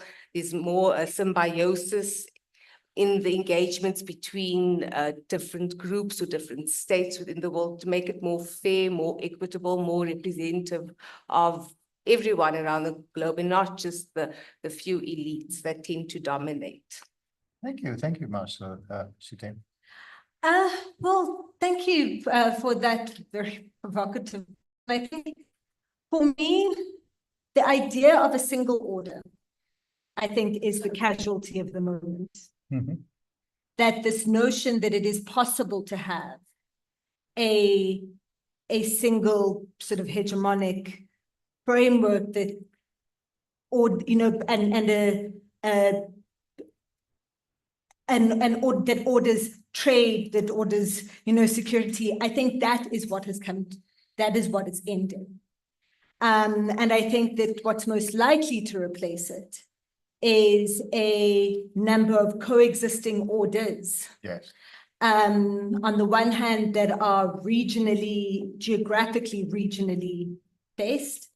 And I think this is particularly, we are already living in climate crisis. I mean, the hurricanes that are battering the US at the moment, and North America at the moment, and one of the consequences of that is that it's going to make a lot of our living, a lot of our eating, a lot of our trading localized geographically, because to trade across continents is going to become ever more difficult.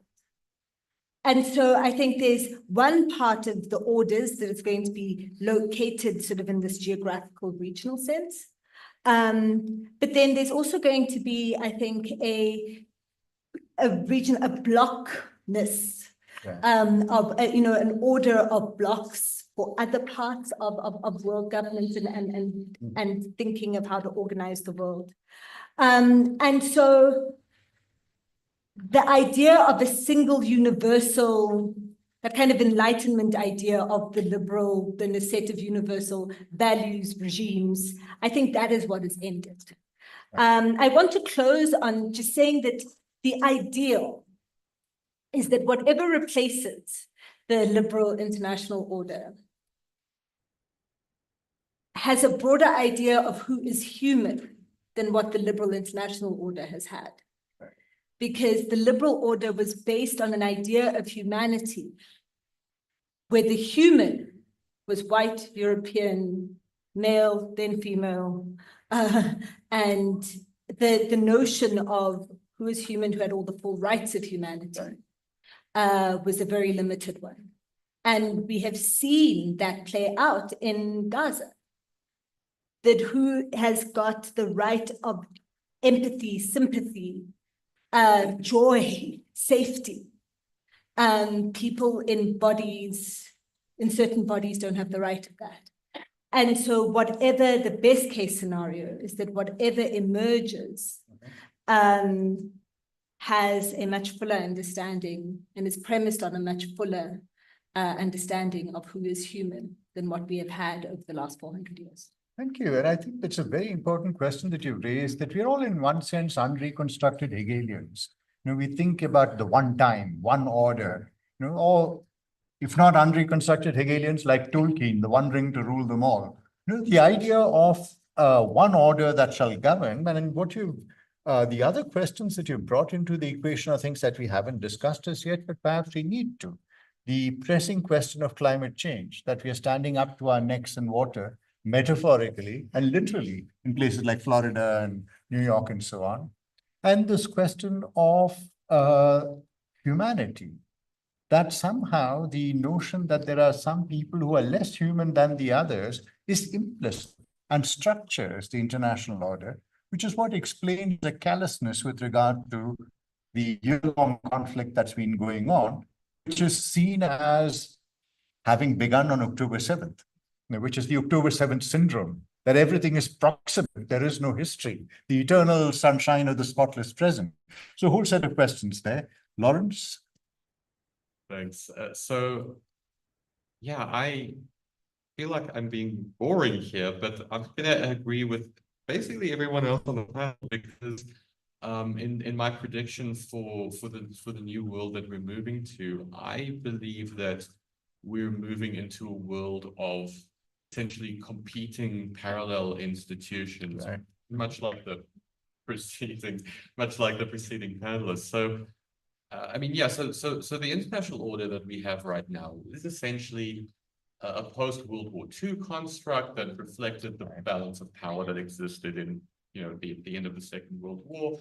And I think it's been somewhat apparent for several decades now that that order needs to be modified or reformed in some way to take into account global changes in the balance of power, or it will fall apart, right? Because eventually, if there are powerful states in the system, rising, emerging powers that feel that their interests are not being adequately represented within the existing institutional framework, at some point, they will just say, well, we're going to go elsewhere and we're going to create our own set of institutions.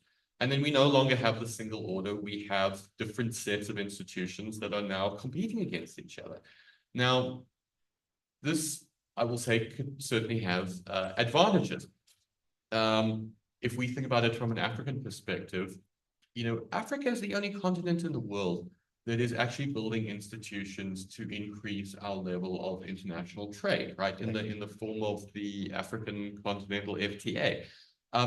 And I don't think that necessarily would have happened if it hadn't been for the obvious failure of things like the World Trade Organization, and the failure of the Doha round has incentivized that. So that's a positive response. But on the flip side, I do think there are certain problems that honestly require full levels of global cooperation from all the actors in the system, and that we literally cannot solve if we don't have that single institutional framework to tackle things. And you mentioned the issue of climate change. Climate change is almost the quintessential example of an issue that I simply cannot imagine how that issue could possibly be tackled unless we have a single set of rules and frameworks that can kind of get all the different countries of the world cooperating. A world of competing parallel institutions, to my mind, is a world where maybe we have given up all hope of saving the climate. And that's the sort of thing that I would be very afraid of in such a world. Thank you. Thank you very much, Lawrence. And thank you to the panel. We've managed this with, I was about to say Teutonic German efficiency, but German trains are no longer running on time. So maybe this is Swiss efficiency or some other metaphor we need to take. So a round of applause for the panelists. Thank you so much.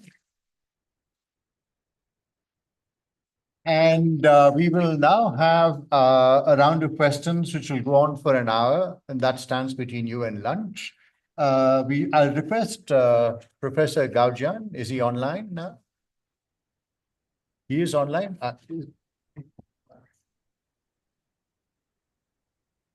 I'm here. Hi. You hear me? Welcome, Professor Gaudian. Thank you for being with us. I hope I'm audible. I hope you can hear me. Yeah, I can hear you. Great. So if you could please speak for around 3 to 5 minutes, no longer than that, and then we'll hand the floor over to the audience, and they will address questions to the panelists and to you. So thank you so much. The floor is yours. Thank you very much. Thank you for having me here. And I would like to make a response to the world order problem and also on African modernization. And we have to think about a very serious question is, what kind of change is the current world order change is? Is it a temporary, transitional? Is it just a historical, or it's a radical change? I agree with the chair. He used the word historical phenomena. So look at the economic map today. Actually, the developing countries have occupied 45% of world's GDP, and we contributed more than 75% for the world's economic development. So obviously, we are sitting on the time of some milestone change to the world. However, talking about in what way the world should be changed is really a question to be answered.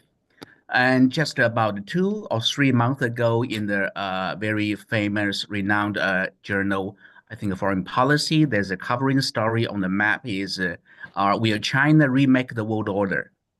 I was frequently asked in the past 1 year by scholars from various countries and China's role in the world changing order. Well, my response is personally, I don't think China as a country could remake the world order. It is impossible. And will the Western countries still make the order as say, whether it is in the name of hegemony or in the name of liberal order? I doubt it equally, because obviously we can see a lot of situations the world is changing. So who can remake the order? I would answer the word with, it is only the world itself that can remake the world order.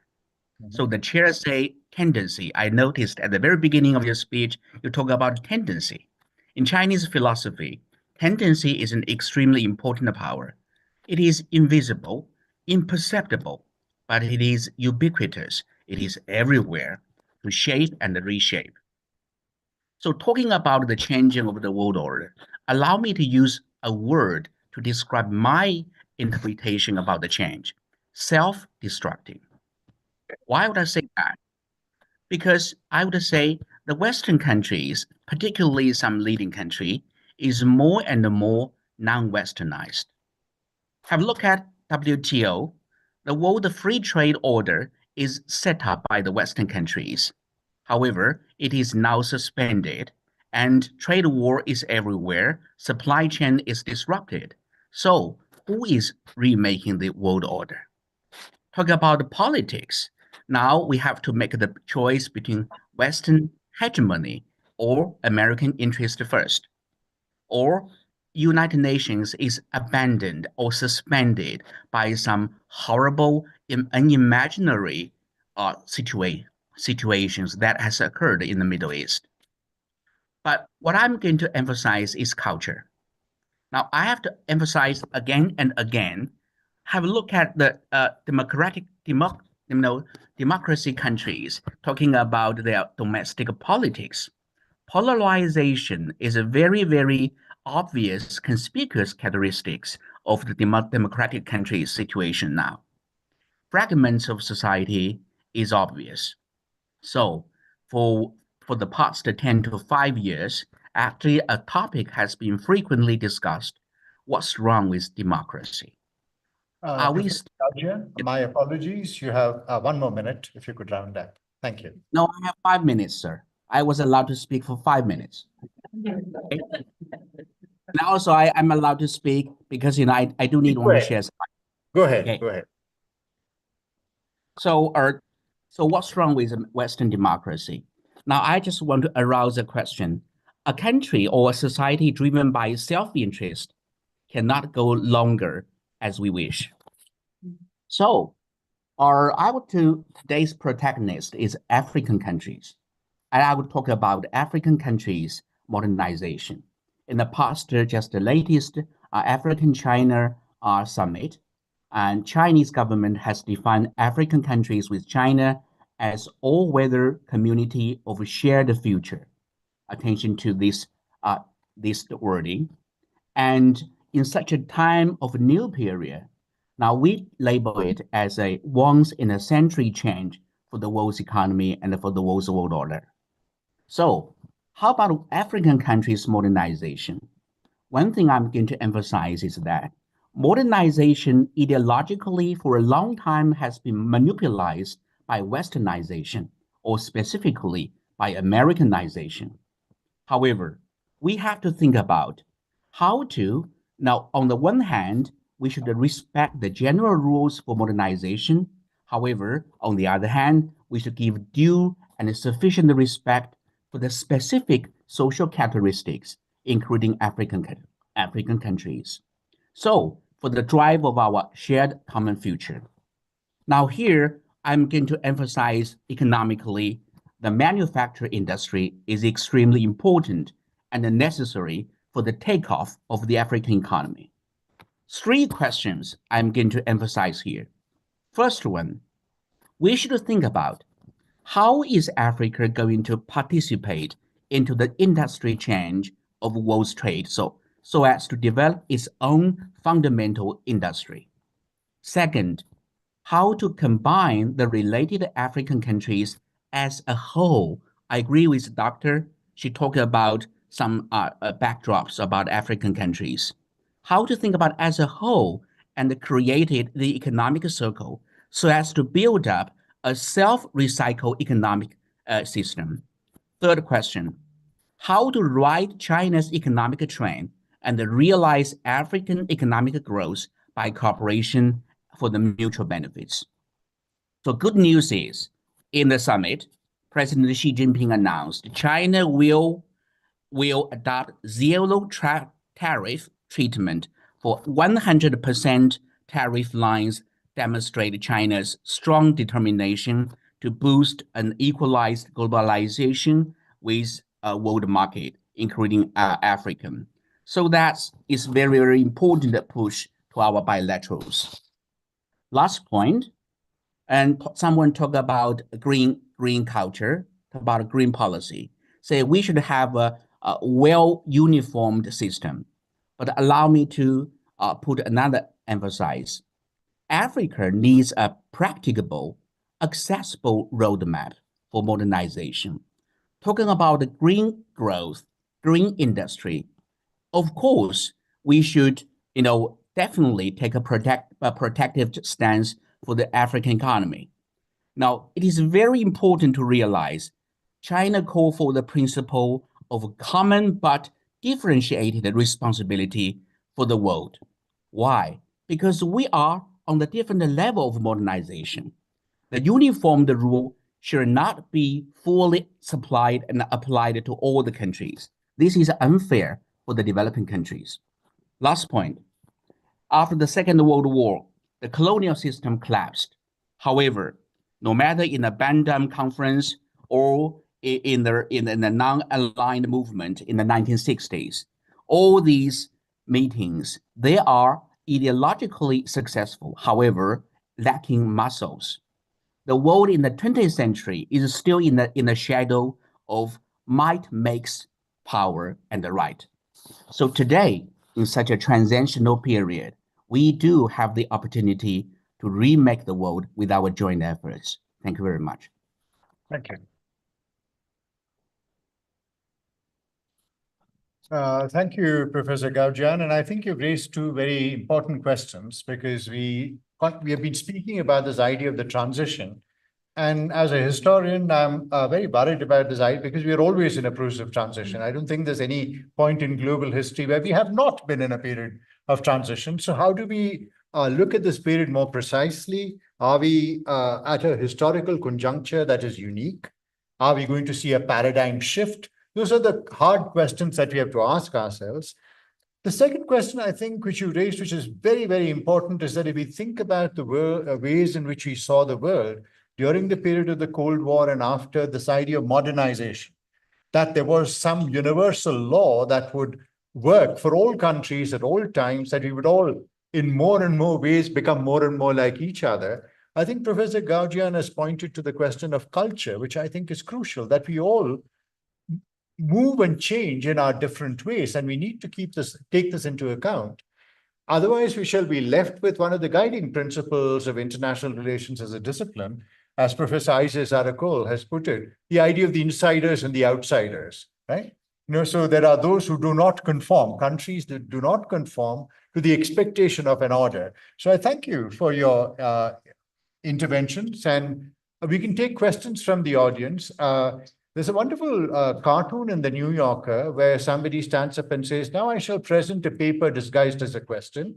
I request that your questions be very precise, right? And at some point I shall, so we'll take 3 questions at a time. So we'll take 1, 2, 3 at the back.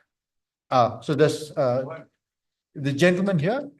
Yeah, so, okay, since you have the mic, that's the power of the mic. So 1, 2, and 3 there, okay. Chairperson, thank you very much. And thank you to the panelists. There's just one issue that I'd like to request. Oh, sorry. My name is Dennis Togozani Dlomo. I'm from home. I'm not working. I was called ambassador when I was working.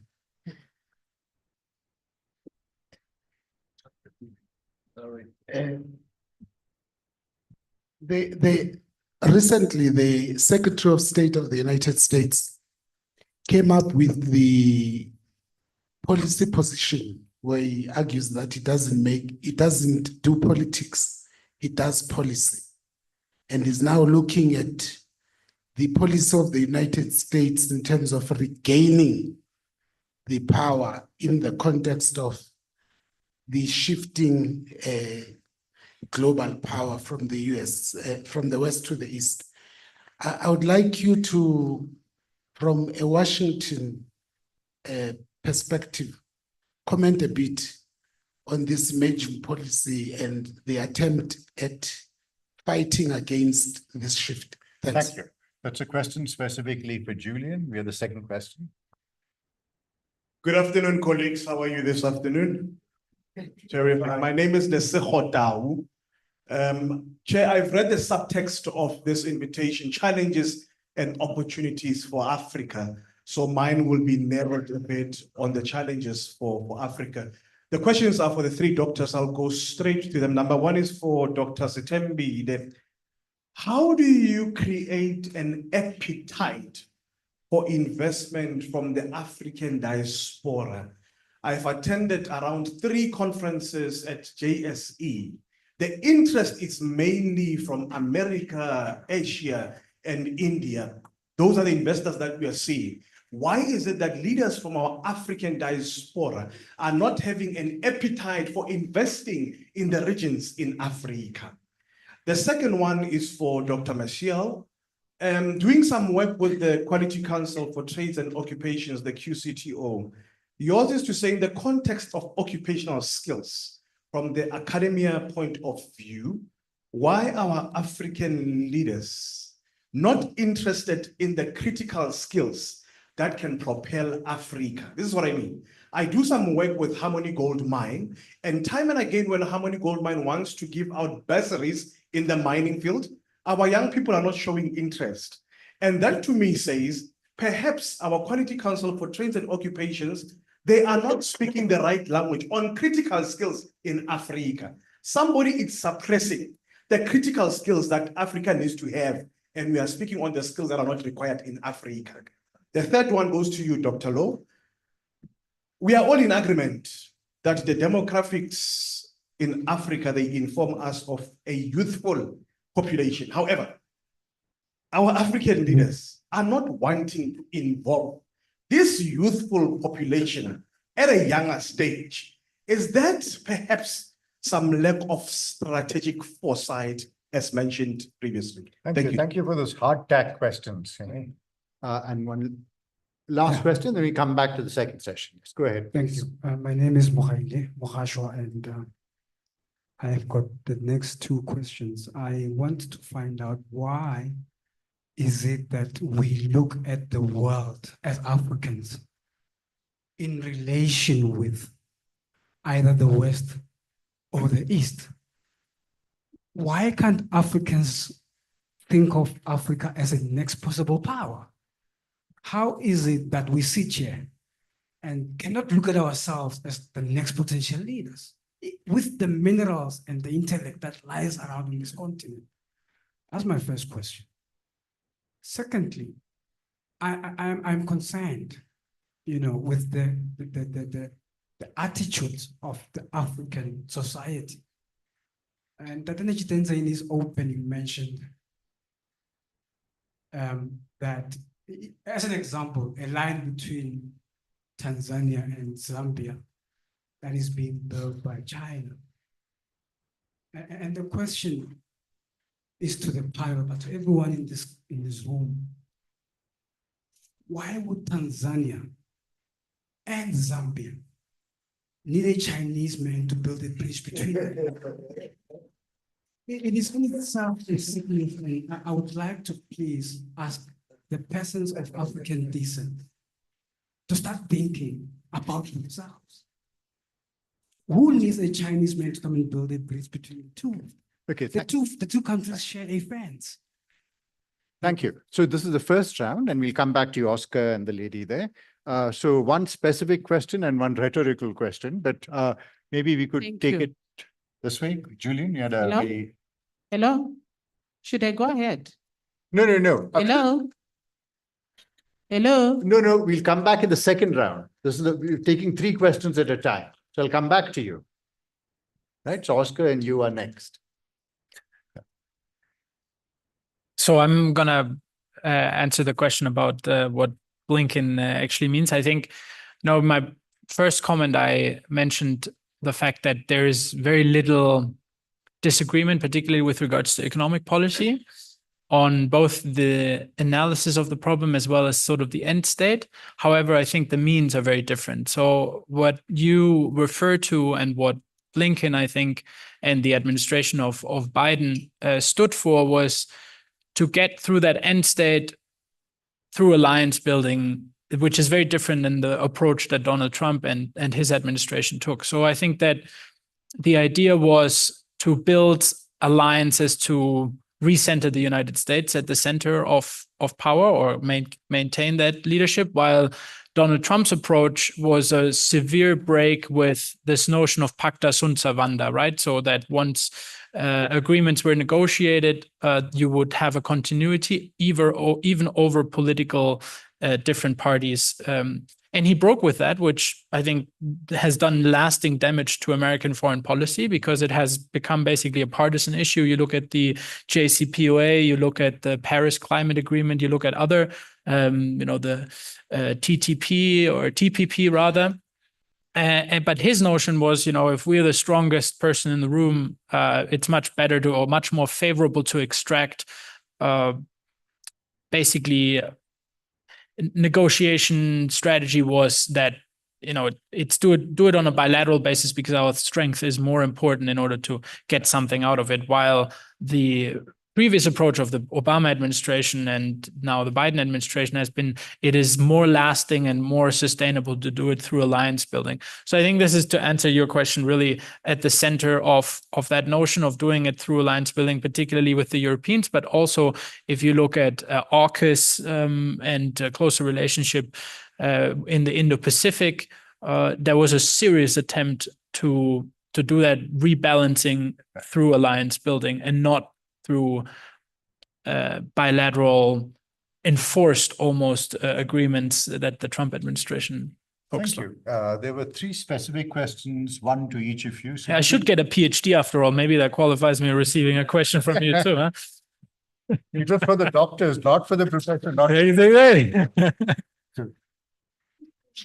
Thank you to answer your question that you posed on critical skills. I agree with you. There's not much being done to investing in human development and equip our populations and our citizens with necessary critical skills which you speak of. And I think more than that, where African leaders and governments may be failing in is that they're not doing enough to attract and retain those individuals with critical skills. And so we experience what we know to be this massive brain drain. And I think, just speaking from my background, I would suppose this is most evident in the public sector or the civil service, if you will, that many public servants and civil servants don't have the needed qualifications or the necessary skills to perform optimally if you compare it to civil servants in developmental states where, or in Japan, for example, where a high degree of attention and specifics is placed on the civil service in general, just to attract and retain those much needed skills that's needed to boost and support development and high economic growth. Thank you. Sure, thank you. Thanks so much for that question. I'm not sure around the African diaspora who exactly you are speaking about, whether it's the American Caribbean, so that broader diaspora, or of I was just afraid to say our people of color, just generally. Okay, that's fine. And I think there's 2 issues there for me that I think we need to think about. The first one is just around where capital lies and where secure capital lies. So who has the capital to make the kind of investments and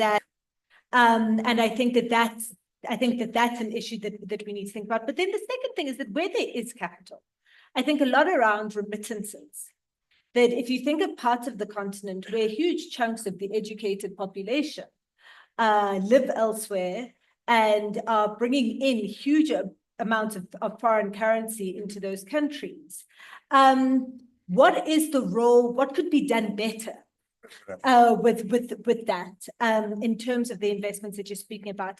And actually, my last thing is going to be around, I think there's a big barrier in terms of the international financial architecture, and I'm glad that there was the conversation that happened yesterday at FES around countries' debt positions, around countries' ability to tax, to keep capital inside those countries.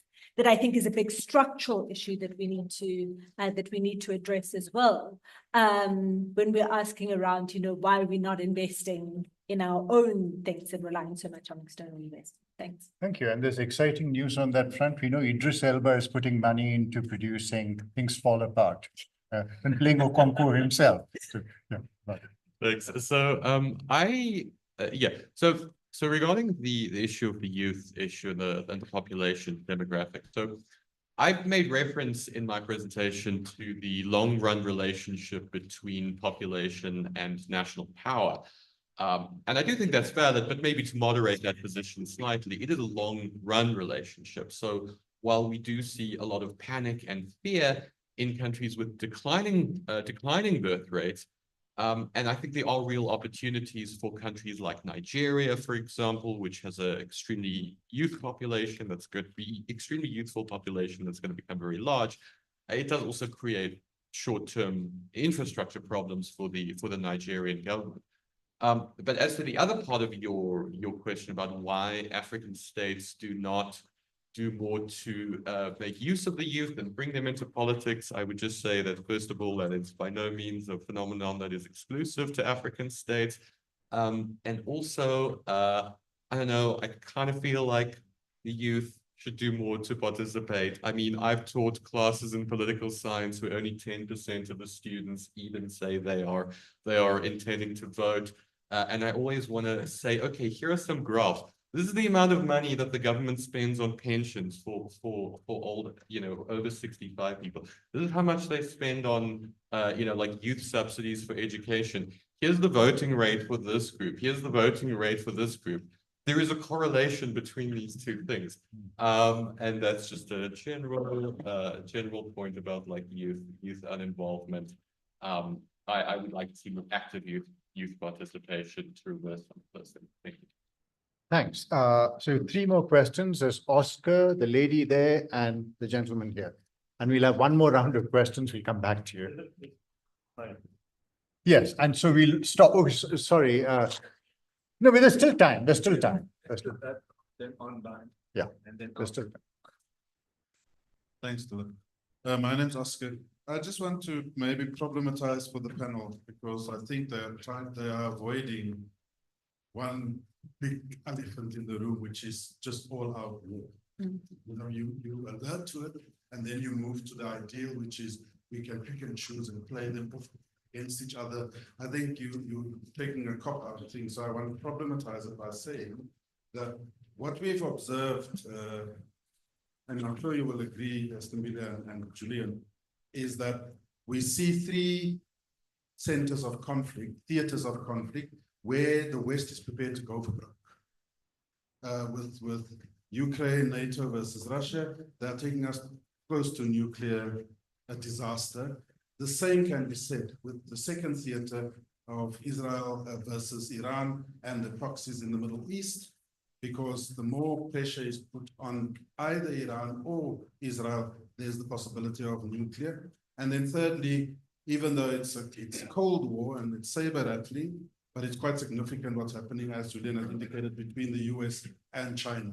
So if they are prepared to go for broke, then this ideal that you are giving us is not within the mindset of the protagonists. So Thucydides is the one who reminded us of the siege of Milos, the war between Athens and Sparta. And Africa is exactly where Milos was, in the middle between America and China. So I just want you to comment that in that eventuality, because I do think that where there is a waning and it's clear that Western Europe and America has realized that the hegemony is now gone. They're losing it rapidly, and they're prepared to go all out to secure that. What does Africa do in that situation? But time to pack our bags. The lady there, yes. Thank you so much for the very insightful and provocative, input from our panelists.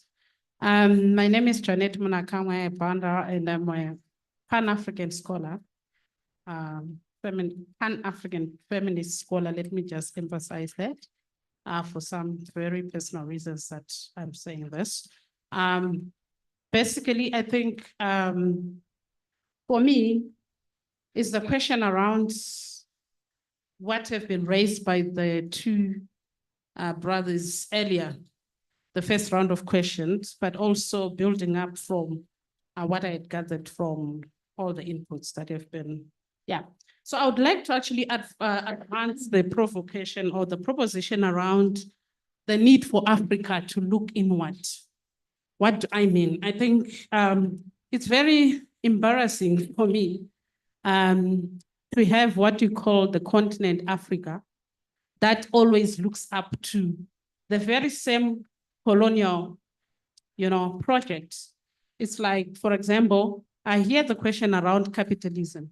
I think it's by time we really need to rethink the issue of racial capitalism, how Africa came to be where it is today within the geopolitical dynamics.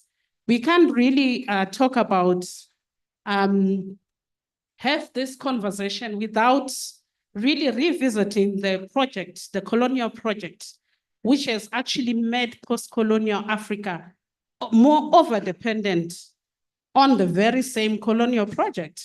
You know, there's this, I can say there's this inertia, or there's these aspirations or contradictions where in one end, we want to be independent as Africa. But at the same time, we are still very much dependent on, you know, the very same colonial ties that were established then. So for me, basically, it's all about the legacies of the colonial project and how they've actually taken us to be where we are here in Africa. The racial capitalism, could we wind up? the race to the bottom. You know, we as Africans, the reason why my brother asked that very important question around why are we not absorbing or harnessing our own skills? Okay, thank you. At the same time, I want to ask the question. Yes, please. Why, as Africans, we do not respect our own policies?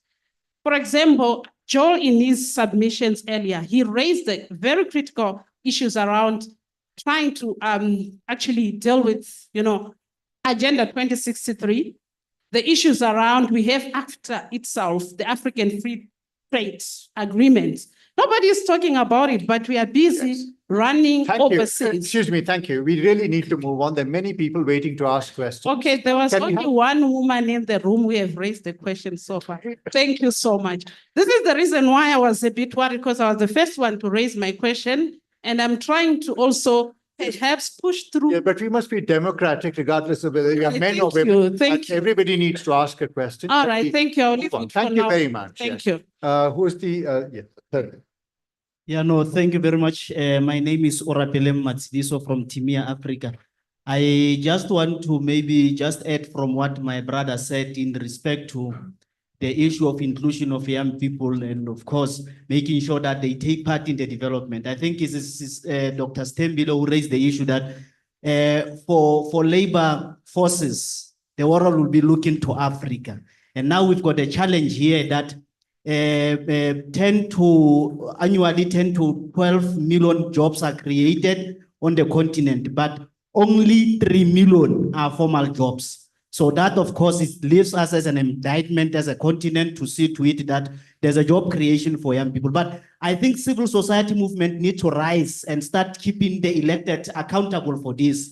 I think African Union Security Council, within the context of the post-conflict reconstruction and development, came with a very ambitious target to say by 2024, at least 25% of member states should have included young people in the development programs of our continent. And by 2029, it should be 50% at the regional level. So we need really to make sure that civil society rise. I agree with Professor Abdullah Batili, that we need as a continent to resuscitate the liberation project. Maybe we quelled the agency too soon after we got independence. Thank you very much. Thank you. There were some comments, some questions. Maybe we could, and then we'll get on to the third round before we go online.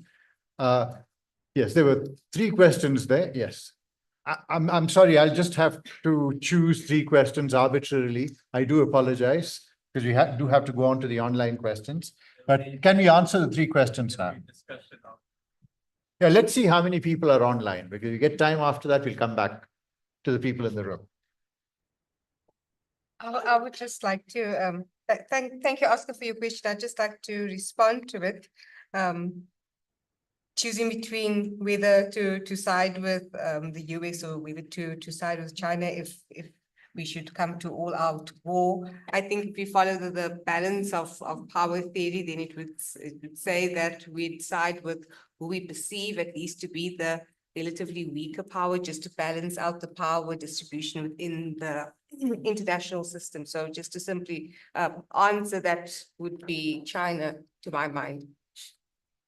Look, Oscar, thank you for that question. And I was going to raise it and then I did dodge it. Because that's the kernel, sort of the demographic issue. And the reality is that Africa geographically, in terms of the raw materials, in terms of the demographics, in terms of the population, is really, really important, right? In any world war, which is why you had so many African soldiers, but also African ports used as strategic, for strategic purposes by the colonial powers, and also African taxes, food, etc., being used for both for the Allied causes in both world wars. And I've been watching with great interest the US's switch on UN Security Council reform. And how this openness now to having African permanent members of the Security Council with no veto, but also more importantly for me a few months ago, is that the US finally stopped blocking in the Security Council the African cause for UN funding of African-led peace missions in the continent. About 10, 12 years ago, when this was first introduced as an issue, Susan Rice, who was the American ambassador to the UN at the time, was scathing in her dismissal of Africa's ability to use UN funds. And there's been a complete turnaround. And a lot of it is because the US needs Africa as a strategic ally in order to fight a coming war. And so even though theoretically there may be all sorts of reasons to make calculations, I think the material conditions in terms of the very dire debt position that the continent is in, and then where there are bases, who we have military ties with, is going to, I think the foundations are being laid basically to tie Africa to one side, or the majority of African countries, which is why I think it's interesting what's happening in the Sahel, and the kind of, cooperation that's being done by Niger, Mali, and Burkina Faso. And I just don't think we're prepared for that conversation yet. One of my students says, everyone has an Africa position except Africa. And I think that is where the African Continental Free Trade Agreement is very nice, but I think that we're not having the right security conversation, and we need to start having that. Thanks. Thank you. Lawrence? If we're going back to Thucydides, there was an analogy drawn between present-day Africa and the Melians, who were the unfortunate people who were caught in the middle of that conflict and were all killed. But it's worth noting that the Athenians who did that then immediately lost the war and ended up being completely defeated. So yes. Maybe there is an element of you shouldn't do completely evil things. It will come back to bite you. And in terms of nuclear war, I think obviously would be a bad thing for African interests. It feels like an incredibly obvious statement to say. I don't think by any means it's entirely, it's clearly not entirely or even mostly within our power. This requires careful statesmanship on all sides. And, what we can maybe aspire to do is to act as a force for greater stability in the world in some shape or form, is my slightly generalized answer to that question. Thanks. Thank you. And so we'll take 3 more questions there, the cluster, and then we'll move on to the online questions. And if there's time, we'll come back. Yes, excuse me. My name is Kinsley Makubela. I just want to raise some of the issues that we have to consider on this subject. Well, I've had the opportunity to serve in other research groups around the world that are looking at the same topic. The big problem that we need to deal with as we speak about the emerging new powers, we must define the sources of power. Are the sources of power going to be the traditional weapons, armies, and economy? There are views that are starting to emerge. Some of them are not mine, of course. That one of the issues that need to be considered as a source of power is the ability to exchange shared interests. What does that mean? For instance, South Africa has I think about 82% of the global platinum reserves, which is a very important mineral resource required in the automobile industry. Does that constitute power to influence the direction around the world? So there's a discussion around the power of numbers, with a discussion that the General Assembly should have veto overriding powers over the Security Council decision. So what are the sources of new powers that we see? And the regional organization and groupings that are starting to emerge, take BRICS as an example. It's unlikely to become a homogeneous group because within the group, the conflict between China and India plays itself there. And you're going to find within the AU, the conflict between Ethiopia and Egypt. And you can mention a lot. Does that constitute a very homogeneous group that can project some level of power? Or is this power of shared interest going to take a very dominant position? So these are issues that are coming. My last one is a question around the challenges of the state. Everyone agrees that the current state system is Eurocentric. The Westphalian state is Eurocentric. Are we moving away from the state system? Are we looking at new system in terms of this new power configuration? So these are problematic issues that not only us here, a lot of people are really inundated. We're really trying to find out some level of identification for this issue. Of course, the question of power symmetry. Are we looking at a new system with some level of power symmetry? Is it possible to have that in this balance of power that we're talking about? Thank you. Thank you so much. Thank you very much. My name is Luke. I'm from Wits University. I'll try to ask a very direct question. I see we want to identify the opportunities, but in this order, there are a lot of pillars that we have: poverty, environmental change, trade, quite a lot of them, security.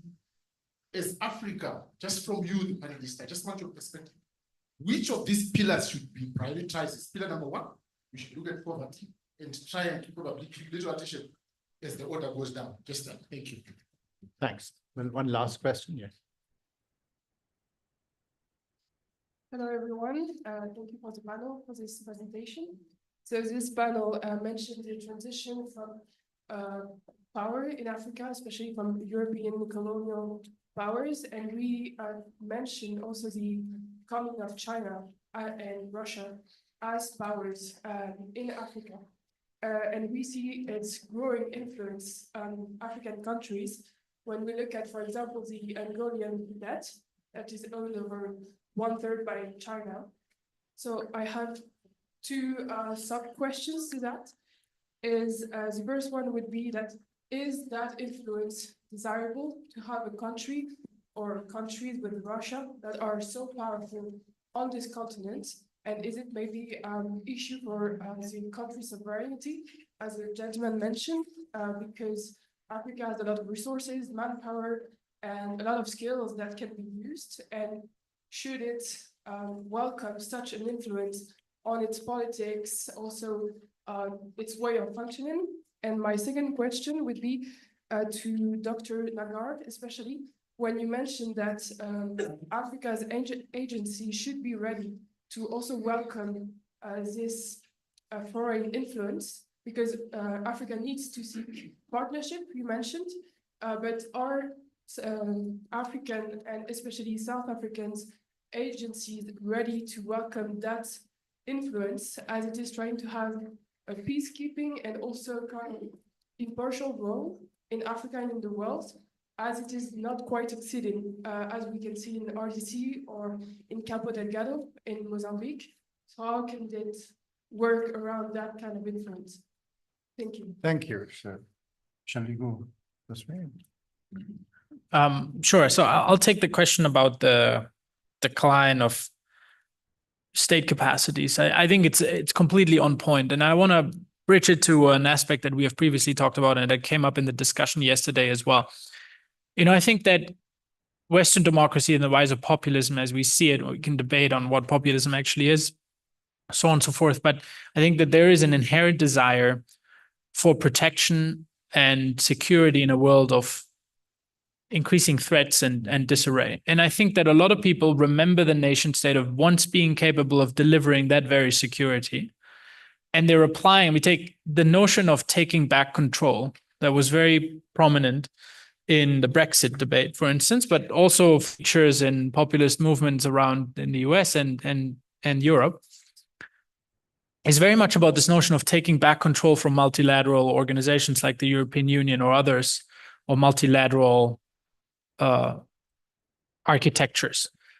Yet we live in a world in which global capitalism doesn't necessarily know borders anymore. I can highly recommend reading Karl Polanyi, Great Transformation, when he talks about the rise of fascism in Europe as a counterbalance to market disembedding, basically. I think that market disembedding we see on a global level right now. We see, just take the German automobile industry as a very good example. It is arguing against tariffs on Chinese electric vehicles because the Chinese market has become more important to German car company than the European market is. Think about that shift, what that actually means in terms of power projection. So what the German government is doing, it doesn't really matter that much, or to some degree it matters less than what had been the case in the past. So I think, yes, the tragedy of today is that a lot of people remember the nation state of the past being capable of delivering that very security they seek, yet the world has changed so dramatically that it would require multilateral coordination, multilateral cooperation for that market re-embedding, if you were to speak in Polanyi's words, that is exactly opposite of what populist, nationalist, protectionist tendencies currently stand for, because it is a global capitalistic system, much more so than it is a nationalist one. Thank you. There's some questions, pointed questions regarding BRICS. To answer to the first question that was posed about the disagreements that are cropping up within various organizations, and organizations are not being really considered homogeneous, and I think that is true, at least when it comes to BRICS. There have been conflicting opinions over the African members in particular, and it's been mentioned at the recent United Nations General Assembly, where there are squabbles over which African member should actually take the seat on the UNSC, given that it's not just South Africa that's up in the running for that particular seat. There is now also Ethiopia and Egypt. And I think that what is going to be very crucial now going forward within this multipolar world order, where there's so many more options available, I think what is going to be really important to groups and different political or economic blocs or configurations is this factor of consensus and being able to come to agreement among various diverse actors and members within whatever group you are referring to, or whatever respective group. And then to the second question that was posed by the young lady, whether Africa is ready in terms of its institutional architecture. I don't think it is at the moment. We're not fully operational, especially in terms of our peace and security architecture. We have not really reached that point of self-sufficiency yet, but I think it's something we are aspiring to. I think it's something that the continental and regional bodies and groups are working towards. Thank you. Thank you. I don't think there were any questions to me. Just, I think what I would just comment is that Ambassador Makwela, I think those questions around where the sources of power are, but then also this question of statehood and the nation state. I think that what you're seeing in Europe and in the US is states' failure, not just for security in the kind of war sense, but economic security and economic well-being is this global crisis. And I think on the African continent, to think around, you know, there's decades of literature on the post-colonial African state and all of its failures and its inability to function, and to provide the public goods that are required for societies and for populations to thrive. And I think we're actually well placed to transcend, we're further ahead in the conversation about the failures of and the limitations of the nation state than other parts of the world. And I wonder kind of what opportunity there is there, particularly in this multi-crisis, poly-crisis that we're in, where the gentleman who asked a question about what do you start with, how do you rank the pillars, the reality is that you need to do everything all at once. And so what is the institutional format that enables that, I think is a big question.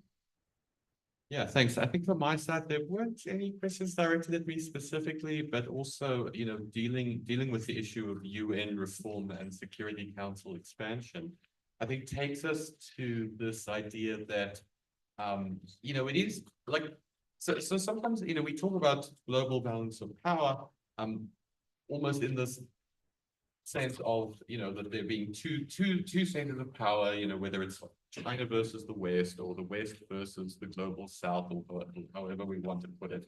And it can be a bit of a simplistic and misleading binary, even though I've been using that shorthand myself sometimes. You know, that if a country like India, for example, were to be given a seat on the UN, we could see this as a, you know, as a victory for the assertiveness of the global South, but it probably wouldn't seem like a victory if you are looking at it from Pakistan, for example. You know, often our greatest, the people who will politics that we might dislike the most are often actually countries that are close to us, because we often have reason to come into conflict with them. So there are, you know, multiple different centers of power, not just globally, but within each region of the world that sometimes come into conflict with each other. And that's just an additional layer of complexity that also can make it very difficult to solve these collective problems at regional as well as at global level. Thank you, Lauren. Naeem, how many questions are there online? 4. So perhaps you could just read out the 4 questions, and then we could have the panelists respond, and then we could have a quick roundup. Thank you. Thanks, Dilip, for your contradictory references to me. Firstly, being on the far left, and then you want me to exercise liberal censorship. So we have many, but I will exercise. I'm the chair. I'll exercise some socialist censorship, because I'm told that we have to end by 1:15, and food security is an important socialist objective. So the first is a comment by Nolutando Koelani, who says, I'm concerned about strategies for building resilience to prevent the financial strains we observed due to geopolitical factors, among other challenges, particularly in low and middle income countries like South Africa. Price hikes were a significant issue, disproportionately affecting the most vulnerable populations. And then 3 questions. First one is from Mojanku Gumbi. It's addressed to Joel. Not sure whether Joel is going to respond to it or the panel. Assuming that China is committed to non-interference, mutual economic growth, etc., what is the US really unhappy about? What is the essence of the US unhappiness with a properly functioning multipolar world? What of its interest is genuinely threatened by such? Is the US in truth a supporter of unfettered power to do wrong things, or are there circumstances where we need unfettered power to do good? Then a question from Stuart Dunn. I love the notion of where Africa could be within the next 30 years, where Africa could be in the next 30 years within a global context. Could Africa be the next hegemonic power based on this demographic notion? And if so, how do we achieve that? And last question from Azwimpeleli Langalanga. While there is an economic, military, and political dimension to the geostrategic rivalries between East and West, and Africa is in between, there's a normative element too. What norms is Africa bringing to this geopolitical and geoeconomic challenge? Very good. 3 precise questions, one about American anxiety, one about what does Africa bring to the table. Can we quickly take these, and then I could ask each of you to sum up, have last word. Start from there, since you feel you're being set upon being asked to speak last. Sure. So, what does America fear from the rise of China? I think that, you know, there is a tremendous value and utility that you can get from being essentially the most powerful country in the world, right? Like, you get to set the rules, the norms, the agenda, in ways that have long-term value for you. Now, that's also it's a costly position to occupy, right? And when I said before that, you know, one of the tensions in US politics is over kind of to what extent should the US pay these costs to maintain these institutional structures that benefit it, but will only pay off down the line. I think this kind of hints at some of these tensions, right? Being on top costs a lot, and this is why we tend to have these balances. But it's certainly not unreasonable, I think, for the US to fear that in an alternative system where, let's say, Beijing were to be on top, they would likely set up rules and norms and institutions that might benefit Chinese long-term interests. And this is the kind of fear of displacement that I would assume is driving that strategic response. Thank you. Thank you. The question on could Africa be the next power demographically, I think, you know, to what Lawrence was speaking about earlier, that those returns to demographics that we've seen over time should play out, but I think to the question on what norms does Africa bring, I think there's a question around African societies and do African elites represent the needs, interests, desires of the societies that they head?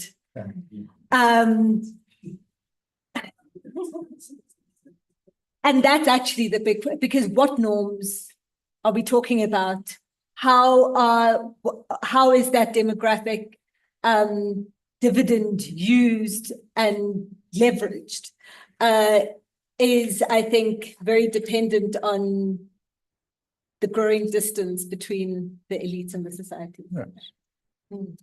Thank you. Do something to add? I was going to respond to the question on norms, but I think my fellow panelists have summed it up quite nicely. I have nothing further to add. We're doing a final round afterwards, or? Yeah, we'll do the final round afterwards. So then the one comment that I would make about how the US is perceiving it, I think, you know, if future historians are going to look back at sort of the end of the American century in that sense, they're probably not looking at the rise of China, or they're looking at the financial crisis or even 9/11. I think what they're going to look at is a decision that the US made with regards to the Iraq War, because it is exactly to your point that you're making. If you are establishing a system that only goes to everyone else, but not for yourself, you provide every incentive for other countries to become equally powerful, to be in a position so that the rules don't apply. Now, the important question, of course, is whether it was prefaced if China is serious about non-interference. We have historic examples where it wasn't the case, right? I mean, the Hong Kong example, and I'm not disputing the fact that, you know, the colonization of Hong Kong in the first place was unjust and not right. But the way that it has been treated after it has been given back to China, the way that the Taiwan question is being dealt with, and I think this is to the previous point on like how an actual war between the US and China might look like. I don't necessarily think it will be intentional of just saying, okay, we'll go to war. I think it will be further rather an almost like an accident or like a misunderstanding in the sense the US is preparing to be able to defend Taiwan, and China is seeing a window of opportunity close and then is acting before it is sort of too late. Right. And this is, I think, where a hot war could break out. Hopefully not, but with devastating consequences. And I think this is what the US is concerned about. Yes, the status of being able to not have the rules applied to yourself if you have to, or if you think it's in your interest, and the notion that liberal international order might look, or an international order might look differently. And that's where I'm going to make my last comment on, which is very. Yeah, and I like that note of cynicism on which you end, that the America is really afraid that China will behave as badly as America has done. And that is the threat for the world. So we'll round up now, and if there are any pressing concerns, brief and brilliant summaries, thoughts for the future, etc., I'll give you a minute each, and then we can close the session and move on to lunch. You're doing rather well for time. Yeah, Lawrence, would you like to start? So look, I'll just say that at the end of the day, I am going to end off on an optimistic note. The world is full of cooperation problems where we can all end up gaining more for our own self-interests if we cooperate with others. Climate change maybe is the clearest possible example of that. To my mind, there has to be space for powerful states to say, look, even if we don't like each other, even if we're struggling for power, we all share a common interest in having a world that is jointly habitable, because otherwise we've got nothing to fight over in the first place. And figuring out those solutions has to be a goal for the future, because the space for mutual gains does exist. Thank you. That's crisp and precise. Yes. Thanks. I want to end on two things. The first is that this idea of climate crisis, I think, needs to be brought in far more as a conversation around this.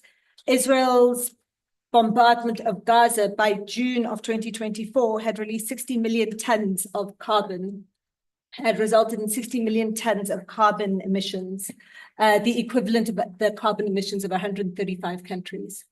And so security and climate change, or climate conversation, needs to happen concurrently. And you've got the leaders of the free world telling us to decarbonize while supporting carbon-intensive wars.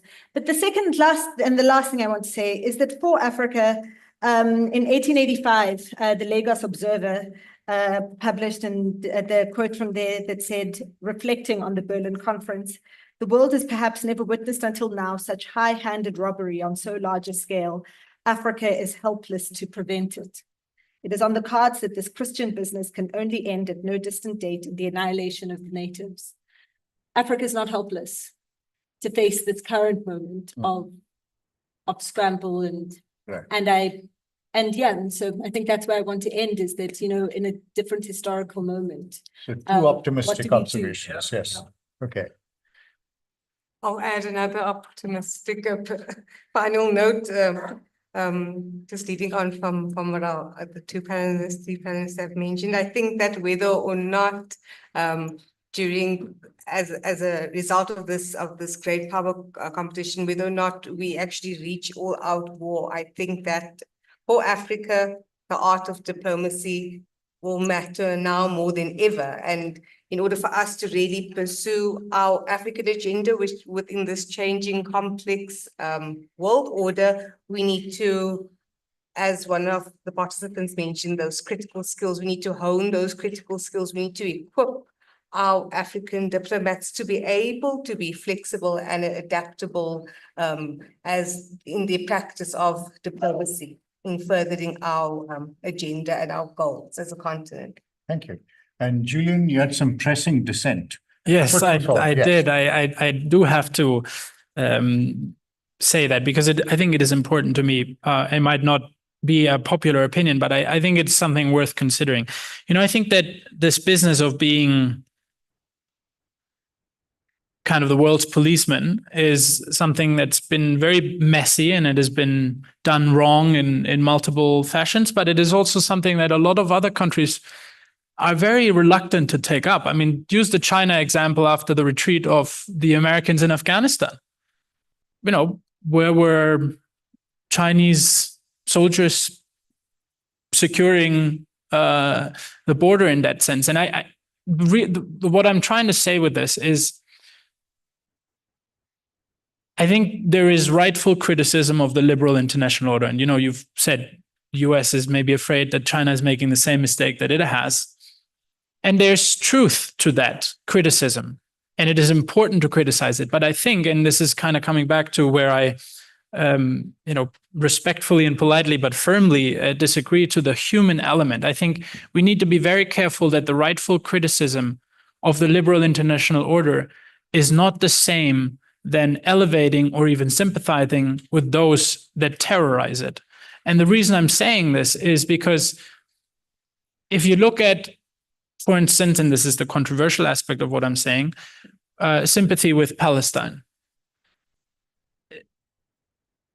Where is the sympathy of, you know, the civilians that have been attacked and deliberately attacked and slaughtered on the beginning of October last year? Now, I'm saying this not to justify the military response, but I'm saying this to making the case in point and saying, okay, I believe that the biggest obstacle to Palestinian liberation is not necessarily the state of Israel. It's a terrorist organization that misused funds to build tunnels rather than houses, that has no problem of applying the Palestinian. Of course, it is true. Of course. That is not propaganda. Everyone must have their say, please.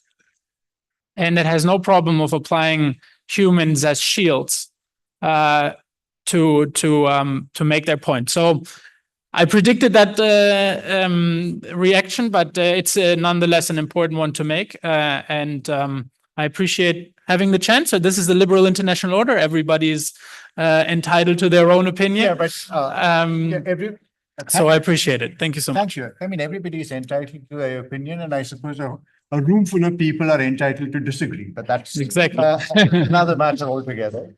And I think this short-termism is something that we are having to deal with more and more, that we are asked to think with October 7th. We are asked to think with 9/11.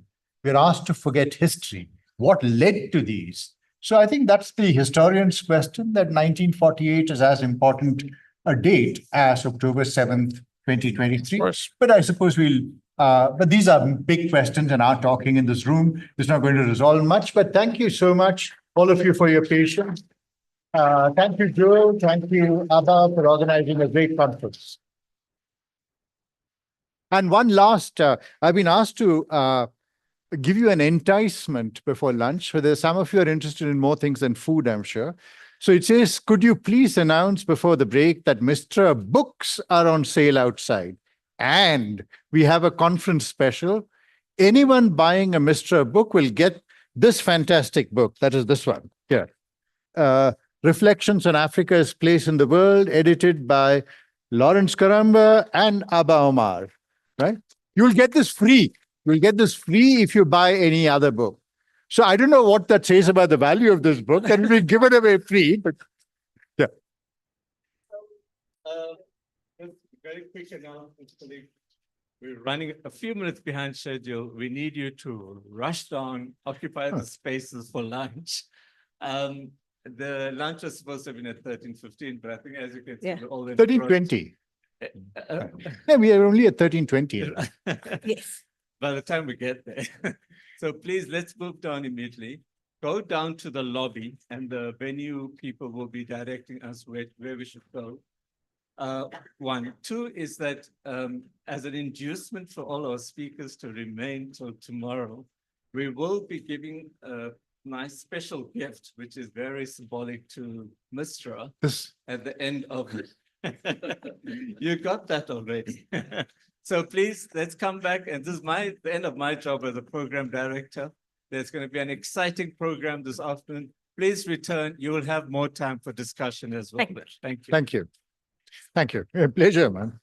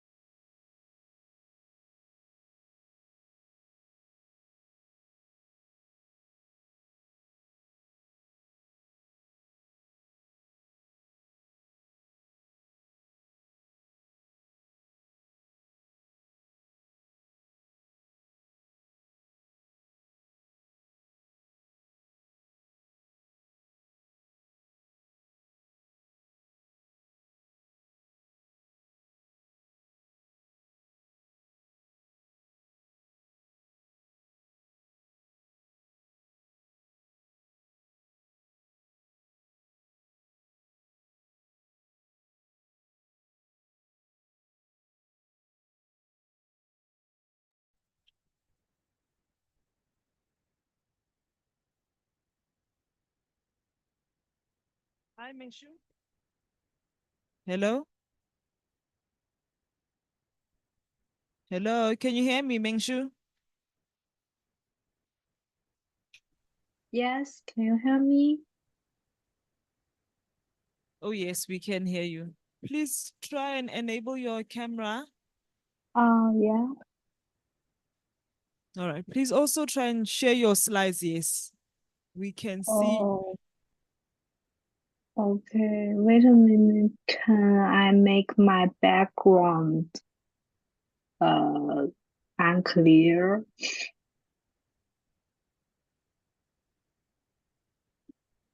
How to do this?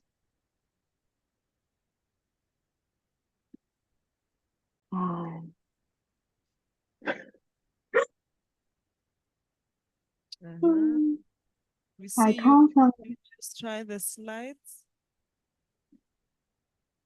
Okay. I share my. Oh, here. Wait a minute.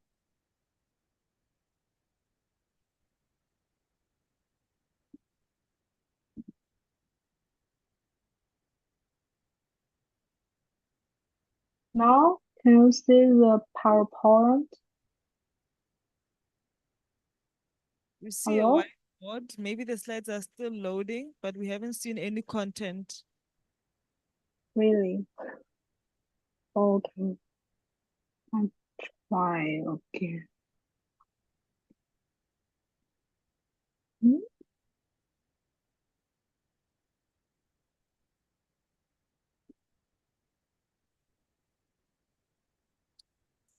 Is this PDF? Yes, yes. Oh, wait a minute. The share button is just after the raise hand button. I know I share, but it's nothing happened. I try again. Oh, yeah. Oh, Now? we see it. We see it. Yeah. Okay. Put it on power on is it presentation slide mode?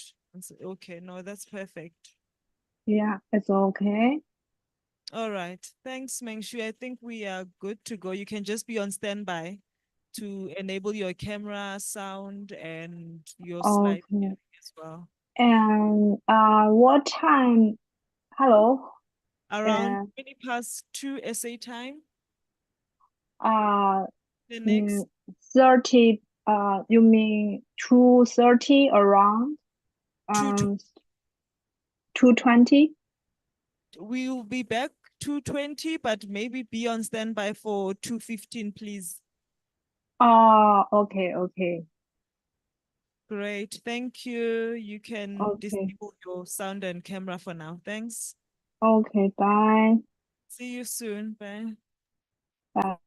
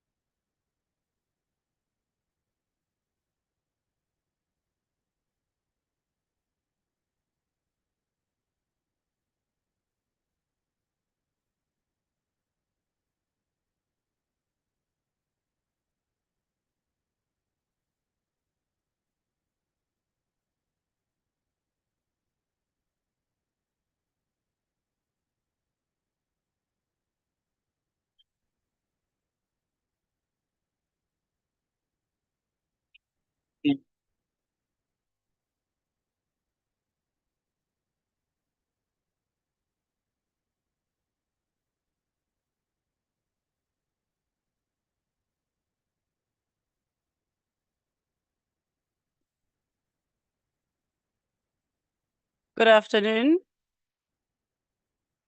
Good afternoon, everyone. Colleagues, friends, and the extended Mistra family and the networks that Mistra has always worked with from inception. Welcome to this afternoon session of day one of our conference, still continuing along the theme of the past, the present, of power transitions in global politics. My name is Xolelwa Kadia. I am the project leader of Indulamiti SA scenario. I was part of the Mistra family. Well, I'm still a Mistra fellow, so I suppose that's my affiliation now as a fellow of Mistra. So today, what we're going to be doing, we have a speaker first, and that speaker will then be followed by a panel discussion. But what I'd like to welcome you to do is to have a look at your program, where you will see speaker biographies, but also to remind you that there are colleagues who are joining us on our online platform, on Zoom. Others are watching on the Mistra YouTube channel. So we'd like to recognize those and welcome them also to the afternoon session. The online audience, please be reminded that you have the Q&A function that you may use for questions when we get to that point. Now, in terms of the audience itself, please remember online to tag Mistra. There's a hashtag for the event. So as we going through the proceedings of this afternoon, if you can just tweet, retweet, post on Instagram and other online platforms, I think the hashtags are available there for everyone to use. Now, in terms of the session, okay, let me just maybe, because I thought the hashtags would be there. The Mistra Twitter handle is Mistra_SA. So that's at Mistra_SA. On Facebook, you just search for Mapungupa Institute for Strategic Reflections. And then also we're very active on LinkedIn, where you will find Mapungupa Institute for Strategic Reflections, and follow those hashtags. Mistra T-Trap. The second one is T-Trap Conference. And then the third one is Thucydides Trap, hashtag before that. So for those who are active on social media, that's how we're going to be communicating with the wider world out there. So now going back to our program, as I've mentioned, that we have a speaker who's going to be speaking to the China, EU, and development assistance in Africa. They will be joining us online, and that is Dr. Mengshu Zan. I do hope that I've pronounced that name properly, but she's from the Center for Africa-China Studies, and she will be joining on the Zoom platform. So if we can please just connect to Dr. Zan.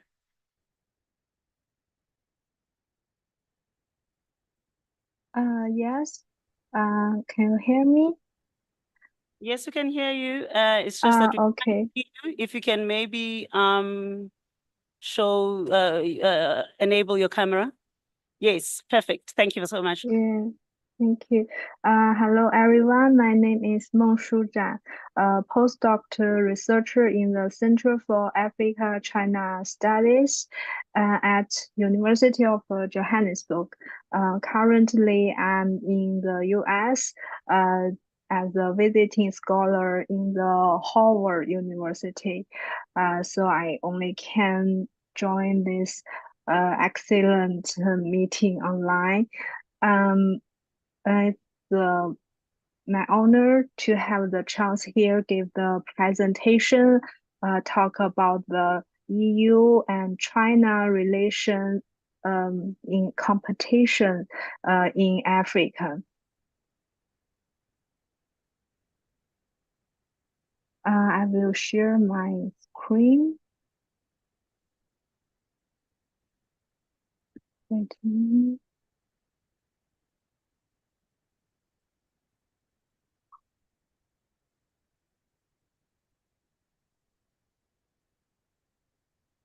Yes.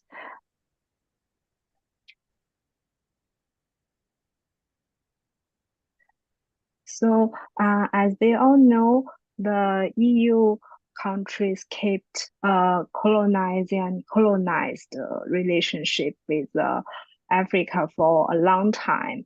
In the middle 19th century, the continent was curved up by the EU countries. In fact, in the 1960, the majority of African countries gained independence. Therefore, the EU countries began to adjust their policy to African continent to the equal relationship. And then since 2000, the colonial agreement was signed, and it's a symbol for the bilateral relations from asymmetric relations to a cooperative partnership. And this is the general EU African strategies. And how about the and then it's China's African strategies also have three phases. And before the 1980s, China is the period of a Cold War, so China needed the political support urgently. So in this period, China's policy towards Africa is mainly aid-oriented with a political purpose. And after 1980, as everyone knows, China began to reform and open up.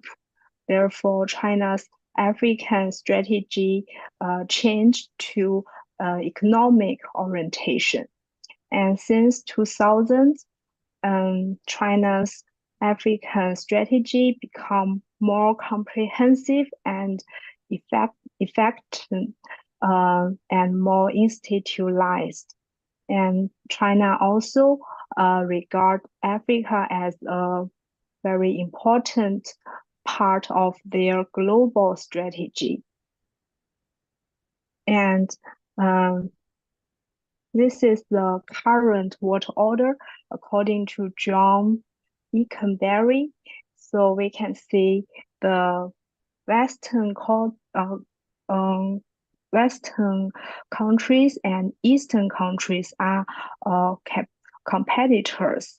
And then he recognized the global South include the African countries, Latin American countries. They are a swing grouping. So both of the Western and East, they try to get the support from the global South. So African country are very important for China and the EU, and to we're eager to get their support from the African countries. So now we compared the influence from the EU and China on African continent from the economy, political, and cultural three aspects. First, of course, economy influence is the most important. We can see the total trade volume between China and the Africa has increased significantly. From the figure, China has surpassed other countries to become the largest trading partner of many African countries. And from this figure, the top 10 African trade partners in 2022, China ranked the first. But compared with the whole EU, we can see the proportions the EU still remains the Africa's largest import and export trading partner. So the China is less than the EU. And in terms of investment, from this figure, it shows the 4 of the top 10 investors in Africa are from the EU countries. Obviously, the total amount of the EU investment in Africa is still much higher than China, and there is a quite large gap from the EU and China. So we can see the economic influence in Africa. The EU still occupy the first place. The political influence, the principle of good governance is the EU country always instant. And they gain some good reputation because this policy shows the responsibility of the EU countries in Africa. But some African governments also complain that the EU countries interfere too much in the African internal affairs. So as a banner under the good governance, so it have a bad side comments. And also China instance the non-interference principle in Africa. According to some African scholars, this policy from China have quite relative good reputation among African governance because they show the respect and independence of the African government about their own internal affairs. But because of this principle, China has no chance to interfere the African affairs. So they lose the influence on a political aspect. So I think Chinese government also noticed that they also want to get close relations with the African governments and interfere the African internal affairs. So they find a new way to increase the political influence on Africa. So they proposed a new key point at the latest FOCAC summit, and President Xi emphasized that the China should share the experience on national governance, and they want to get more communicate with the African governments through this way, and to at the same time to increase their political influence on African countries. And then is the cultural influence. Obviously, the EU have very long history with the African, and the cultural influence also very deep. You can see the majority business language in African are all the languages from the EU countries, and also the religions also is the Christianity from the EU countries. And compared with the EU, China China's cultural strategy in Africa started quite late. So almost since 2006, China began to pay more attention to the soft power in African continent. So they began to build some China media in African countries and also opened many Confucius Institute. But I believe compared to the influence from EU countries, the impact from the China is quite small. It's almost can ignore the cultural influence. So in the conclusion, we can see the EU and Chinese African strategy has their own merits. But the EU's influence occupies the dominant position in Africa. But in economic aspect, China has the potential to surpass the EU, but the political and cultural aspect is still far from the EU countries in Africa. Yeah, thank you very much.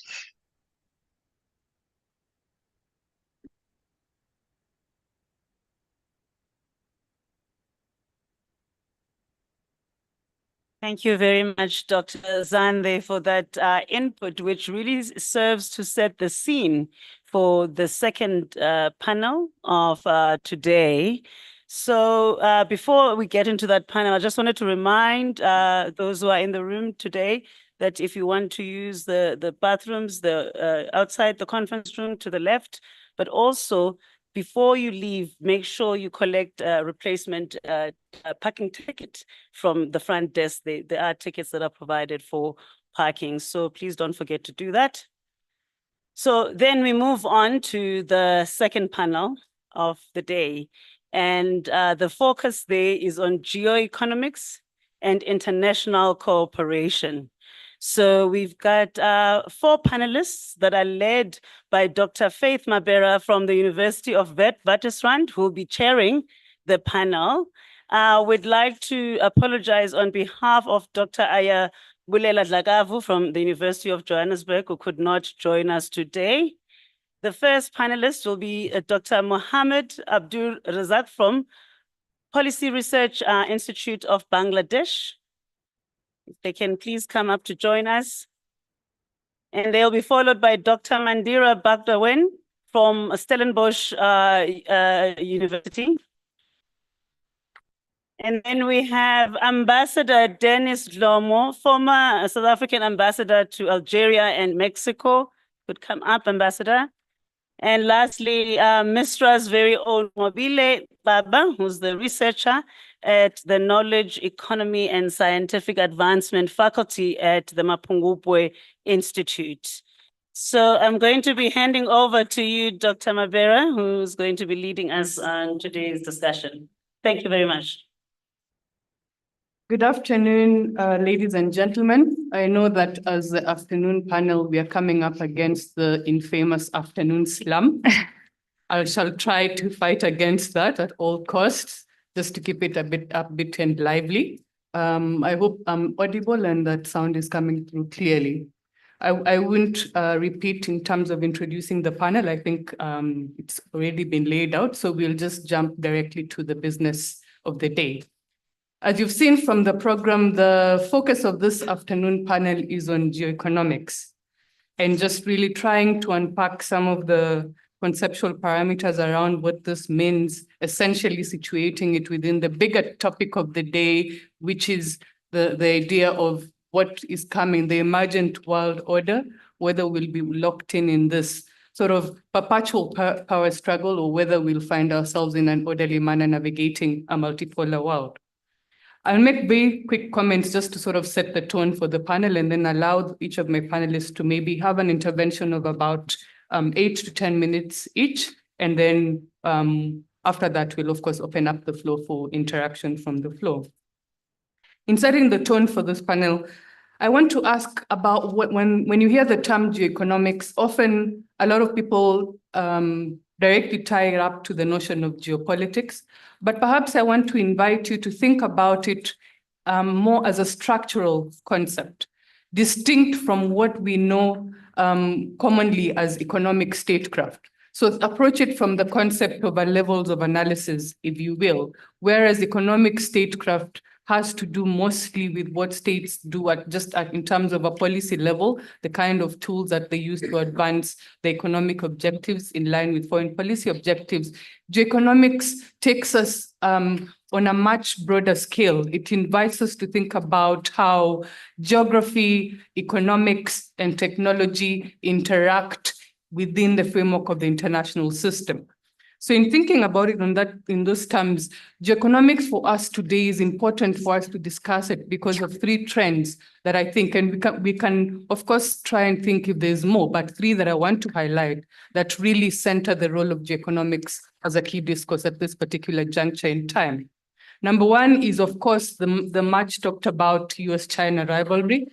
And we've seen some of the tactics, maneuvers that have been employed by both of these powers in navigating that era, contemporary period of strategic competition. The second is what the changes that have been set in motion by the 4th industrial revolution. And thirdly is the backlash against globalization. And here I want to be specific. The backlash specifically is against the uneven effects of globalization. So then what comes to mind when you think about it along those trends is a keen focus on the distribution of capabilities. In fact, you can't talk about geoeconomics without going into the territory of really understanding how the distribution of capabilities within the international system has changed. The unipolar moment has come and gone. We've seen China's emergence as a near-peer competitor of the US. Of course, there's a particular specific strengths in which the US remains hegemon. But when you look at it from a broader sort of comparative aspect, you see that it's an interesting period in history where we have this near-peer competitor emerging with very keen and very interesting implications for what I've just talked about, the distribution of capabilities. Also, geoeconomics at this particular juncture in times invites us to think about how the talk around and shifting the unit of analysis away from an inordinate focus on the state and more into the firm level analysis, corporations, if you will. Not only in the sense of how the flag follows trade in terms of how firms and corporations have been spearheading innovation, but also in the way in which it's inviting a very rich discourse and heated discourse around notions like decoupling or de-risking. Of course, which then links us to a bigger conversation about geopolitics and the fragmentation of the international system across the political and economic spectrum. Centering it back, I would also ask that by the contributors and interveners here really drill down to the core, the topic du jour. You are free to talk about the economics in bigger concepts, but remember to drill it down and bring it back to terra firma, Africa, because the centerpiece of this conference, of course, is having an African perspective. So that would be my exposition to you. And then in terms of Africa's focus on international relations, also from this prism of geoeconomics, think about the fact that Africa's percentage in global trade is only 3%. Of course, in geopolitical terms, in as much as Africa is a key voting bloc on the UN, we don't have a permanent seat on the UN Security Council, despite the fact, again, another contradiction, that Africa's, as an agenda item on the UN Security Council, occupies 50 to almost 65% of discussions, especially around the peace and security. And also, when you talk about Africa's place, of course, you'll hear talk about the African Free Continental Free Trade Area being lobbied about. You will hear the Agenda 2063 as a promising blueprint. But also what is often obscured is a very polarizing debate, of course, that can also catch us up on and bring us a very difficult deadlocked position, a debate around your anti-neocolonialist or anti-imperialist discourses. The other camp that's very interesting is your pro-marketers. So the ones who see the markets as a potential tool for reform rather than couching it in the debate of just imperialism. And then the other camp that I find very interesting are the pragmatists. So this is also something that I think we'll explore in this context of geoeconomics. In saying that, I want to finish off my introduction with a question for the panelists and for the room at large. So given that and as I've laid it out, we have this understanding of geoeconomics, the question that I have is, are we locked in a conception of global geoeconomics on a paradigm that has been determined by the West? And now, given the ongoing developments that are afoot, are we sitting on the ruins of the unraveling of this geoeconomics model? And of course, the evidence around us is mounting. The weaponization of the USD, sanctions, the preponderance to use sticks versus carrots. So in terms of that, I just want to also invite my panelists to come in. I think we shall begin in the order as listed on the program. Thank you. Go ahead. Thank you, Madam Chair. Ladies and gentlemen, colleagues and comrades, a very good afternoon to all of you. Let me first tell you that I am so privileged to be here, and I must thank the organizers for extending an invitation to me, and especially to FPS for making my presence here possible. Thank you once again. And of course, I am not an African, definitely, from my geographic orientation. But just to give you a little bit comfort, I used to work for the Commonwealth Secretariat in London. I was their head of international trade section, and I did a lot of work on sub-Saharan Africa in particular. So I am not alien to the kind of challenge that you face. Okay. Now, the first point that I would like to make, there is no denying, is that world trade and globalization are passing through turbulent times. Madam Chair has already pointed out one statistics regarding Africa's share in global trade. I can tell you, if you think about the sub-Saharan Africa's share in global trade, that has actually halved in merchandise exports down from around 3.5% back in the 1980s, 1990s to currently just about 1.7%. Now, with that already falling share, what has been added, this geopolitical competition that we're seeing, creating a lot of chaos and disorder to the global trade and commerce flow. Okay. Now, this particular term, geoeconomics, I find it extremely important for us to understand, because when we say the Thucydides trap, that's an important concept, but that gives the impression that, okay, two powers, the established one and the emerging one, are kind of destined to have war. That's fine. But it somehow ignores the fact that there can be sustained or prolonged period of turmoils, disturbances affecting all others.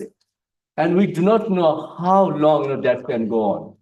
When you use the word geoeconomics, then perhaps that becomes quite clear. That we can't tell them, oh, guys, can you go to that corner and fight it out? And you come back and we're going to welcome the winner. No, it is affecting us. That is why the concept of geoeconomics come to play. Now, the term geoeconomics, I think was first coined by a political scientist called Edward Lutyens.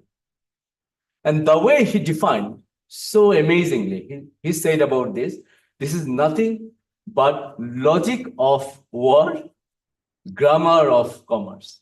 You say, how well defined you say. And then in 2016, there is a famous book by American political scientists, Harris and Robert Will. There they said, geoeconomics is nothing but war by other means. That's how they define. Now, the geoeconomics is basically the use of all the tools, these political powers, or rather I would say the global political rivals, they are going to use at the international level to protect and promote their interest and to project power. So that's all about geoeconomics. Now, Asia is becoming center to this geo-economic war. Why? This is because it has already grown fast. And by 2050, all projections suggest that Asia will account for almost half of global GDP. So there is a lot of tensions in Asia. It's not only about the East Asia, where we see the actual action taking place, but in South Asia, there is another dimension to it. India is also competent for some kind of, regional hegemon or projecting power relationship. And in that context as well, the relationship between India and China has also caused, some troubles for the neighboring countries. Now, East Asian countries, especially if you think about the Philippines, Vietnam, they have got quite a unique strategy.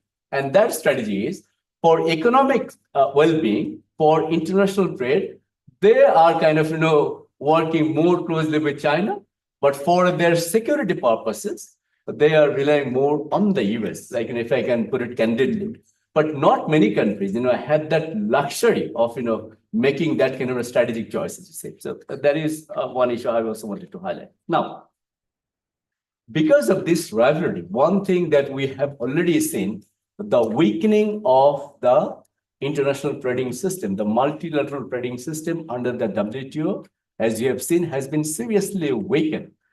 We used to say the dispute settlement mechanism within the WTO was then dubbed as the jewel in the crown of the multilateral trading system. And we know that perhaps we have lost this because the WTO dispute settlements appellate body is no longer in function. There is no serving judge at this moment. So that's one issue that is. But on top of that, for African countries, but also many of the Asian and Latin American countries, the problem is that we are seeing the rise of industrial policies and trade policies undertaken by the heavyweights in the geopolitical powers. They are all investing heavily, providing subsidies, and not caring about the rules, and the WTO rules and the settlement procedure have gone. As a result of this, you think about how difficult it is going to be for countries like us who can compete in the global world and where they're going to export their products. That's a big challenge for them. Now, in the morning session, I know one of the panelists did mention about the opportunities that the countries can also find within this geopolitical competition. Yes, I also tend to think it that way. Think about my own country, Bangladesh, how wonderfully it is geographically located close to India and China. Both are growth centers, and we would like to benefit from both these growth centers. But when they fight, they also make sure that you are not being friend with the other guy that they don't like to say. And that is causing a lot of tension.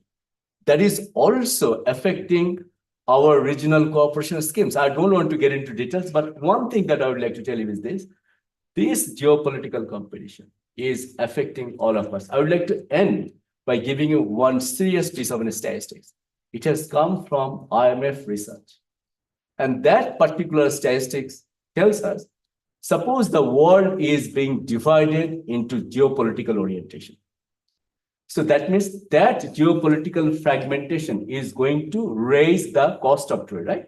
You will find doing trade will be more expensive because of many kind of policy issues that you can think of. And also tension, uncertainties. And that increased cost mean global trade is going to fall, and that will also affect income. I wish that finding would stop there. But the next line of finding is this. Who is going to lose out of this more? It is the developing countries. And here is the statistics for African colleagues. They're saying that emerging economies and developing market economies, they will see their loss will be 80% more than the global median. How much? 80% more than global. How much for African middle income and developing countries? 120%. So that's the question that we need to ask. We are also paying for the geopolitical tension and the disorder that big people are doing. Thank you. Thank you so much for hearing out. Thank you very much, Dr. Razak. Commander? Thank you, Chair. Good afternoon, everyone. I'm really quite honored and quite happy to be sitting among such knowledgeable and distinguished speakers. I'd also like to say a special thank you to Mistra for bringing me over all the way from small part of the country, Stellenbosch. So it's great to be here. And I must say, you know, as an international relations researcher, scholar, lecturer, also focusing on global political economy, I think for a lot of like-minded individuals and individuals especially in the global South, especially in Africa, who are in similar fields, political science, IR, economics, I think these are quite exciting, challenging, but exciting times for us. What I'm going to do, or what I'm going to talk about, is my current research related to the book project that was mentioned earlier. I'll be focusing on the re-emergence of the importance of technopolitics, and I'm going to couch it in what my chapter refers to as the 21st century tech Thucydides trap. So I'm looking at Africa and the 21st century tech Thucydides trap. So first, let me chat a bit about technopolitics, right? So I'm not going to go into a lot of hectic detail or get too technical, but I think what we need to understand is that technopolitics can be used to explain the politics within the politics within a state related to major tech initiatives that can bolster a state's economic and military strength. And when we look at it in terms of global affairs, here we're looking at technology and its intersection with geopolitics, foreign policy, and geostrategic calculations. So in this case, the term, what we often find coming around, or what we've seen in the last decade or so, is the frequent use of this term, global technopolitics or techno-geopolitics. And it's commonly used to focus or zone in on how political decisions and actions are shaped and influenced by technological innovations, and in turn how tech is shaped and influenced by political decisions. Now, just keep that brief description in mind when I'm now going to introduce the tech Thucydides trap, and specifically the 21st century tech Thucydides trap. But before I do that, I just need you to indulge me or just play along with me a little bit. How many of you have any form of Chinese-made tech, be that cars, tablets, phones? Just raise your hands. Chinese-made tech, use it every day, almost every day, smartwatches. Okay. Dr. Manda, just to interrupt you, I think you also need to qualify Chinese-made tech, but also could be Western-made tech that's manufactured in China. True story. Okay, how many of you use Western brands of tech? Apple, Microsoft, operating systems, search engines, Google. Okay. So just keep that in mind. Keep what you saw along in this room, and we'll get to it when I start bringing in Africa, right? So looking at the phrase, the 21st tech Thucydides trap. First, let's go back to the Peloponnesian War and the famous tech Thucydides trap. So when we go back to this war, right, we see there's a rising power, also an emerging tech power, which was Athens, challenging Sparta, which became somewhat technologically complacent. It didn't really prioritize tech advancement and innovation. But the Athenians, from my reading of Thucydides, was that, you know, they really were driving innovation in naval and siege developments. And this gave them an early advantage in the kind of early stages of the war. And then Sparta woke up and realized it needed to innovate its naval tech and its siege tech. So it needed to do this to match or exceed the Athenians' kind of naval advancements and technological developments, with the end goal of ultimately defeating Athens. So it managed to do this ultimately with the support of the Persians. Now, fast forward centuries, and we come to the 21st tech Thucydides trap, where we have the rising tech power, such as China, challenging an established or dominant tech power, the US, right? So what this phrase does is it essentially places emphasis on the role of technology to enable a rising power to mount a significant challenge against an established hegemon. And Graham Allison speaks to this, and he argues that basically technology is a valuable currency of power.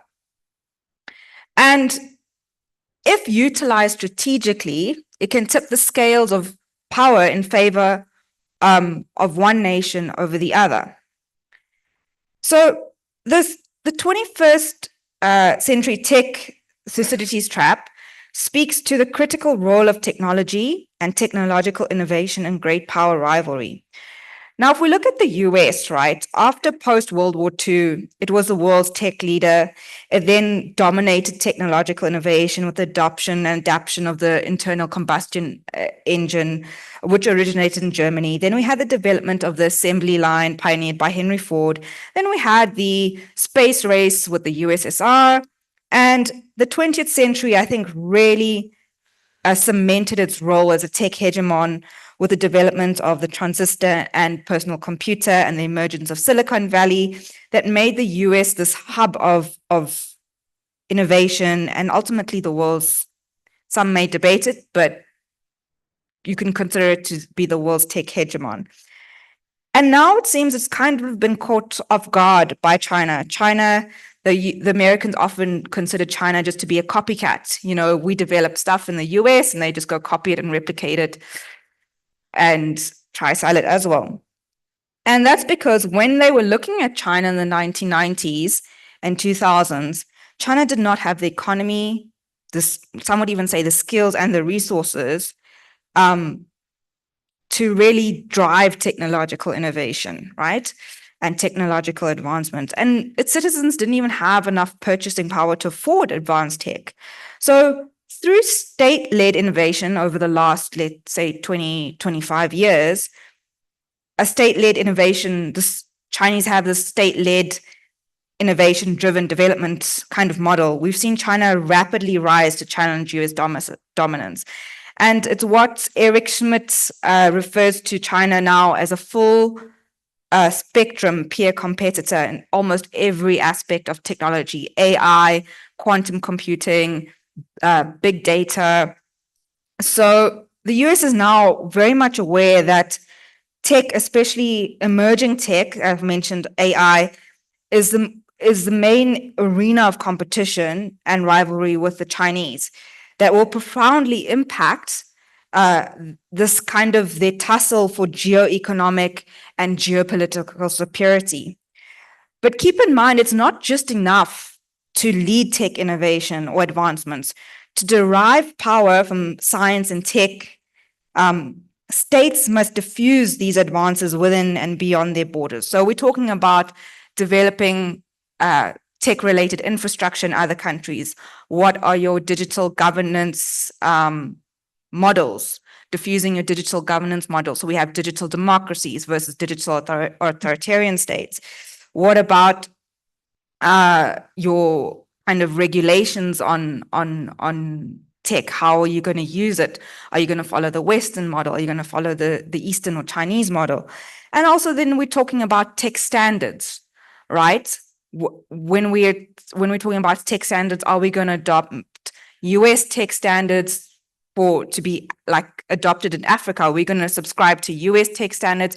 Are we going to subscribe to Chinese tech standards?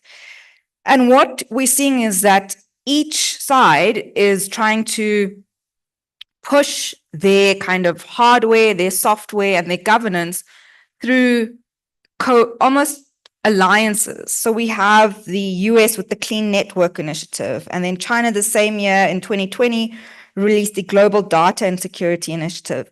And what we're basically seeing here is the centrality of technology in this geoeconomic tussle.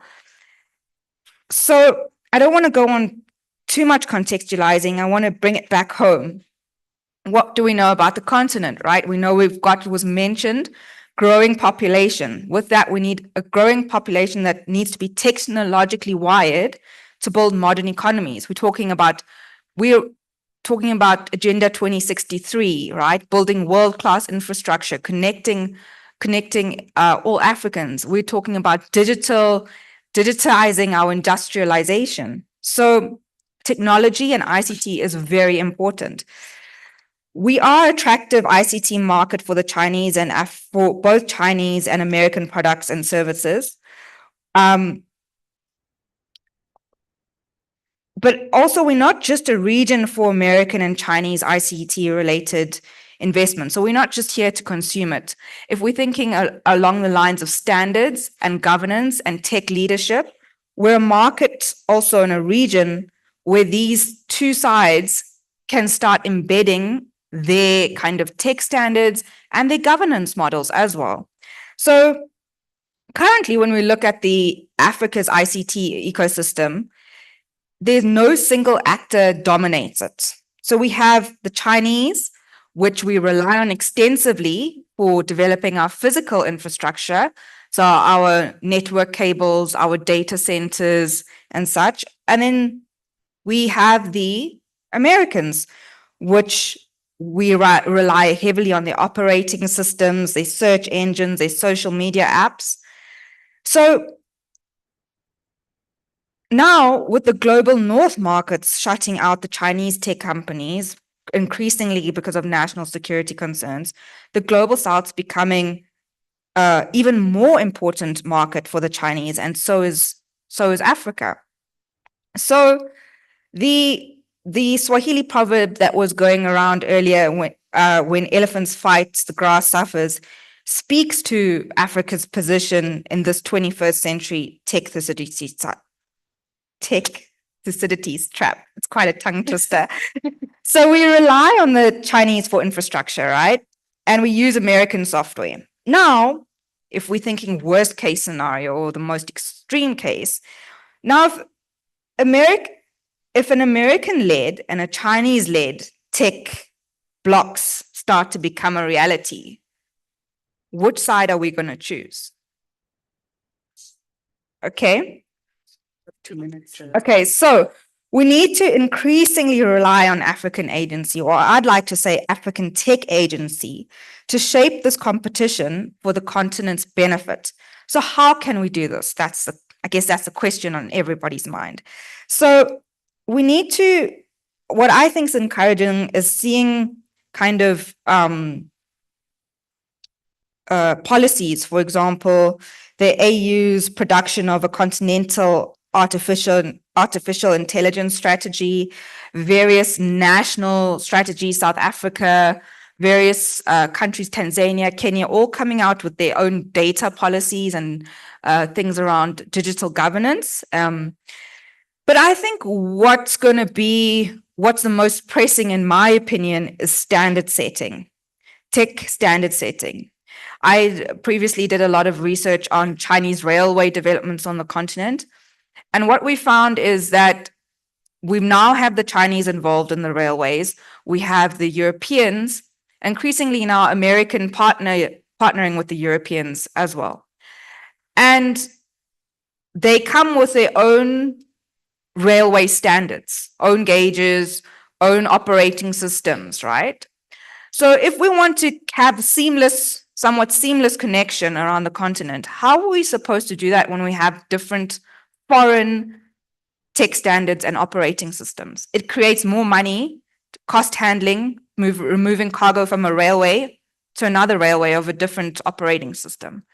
So we really need to prioritize developing African tech standards that foreign companies must adhere to when operating or investing in our region. So this, my opinion is, this is crucial and will help us to avoid technological colonization where foreign standards dictate local technological practices and could hinder comparative advantages in international technology markets. Thank you. Thank you very much. Give you grace of the minute so that you can wrap up your thoughts, but I think your intervention is well received. So thank you for that, Ambassador Dlumi. Chairperson, thank you very much. Good afternoon, everyone. Let me start by restating some commonly accepted assumptions. First, I still believe that the most important actor in international relations is the state. But the state is not acting alone. There are emerging very influential actors, such as big corporations, civil society organizations, amongst others.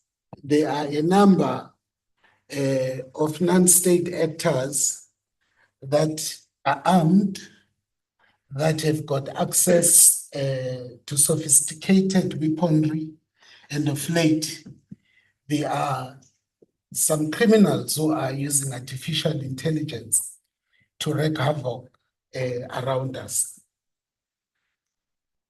The second point, which is going to be something I will state, the biggest part of the economy remains in private hands and not controlled by states.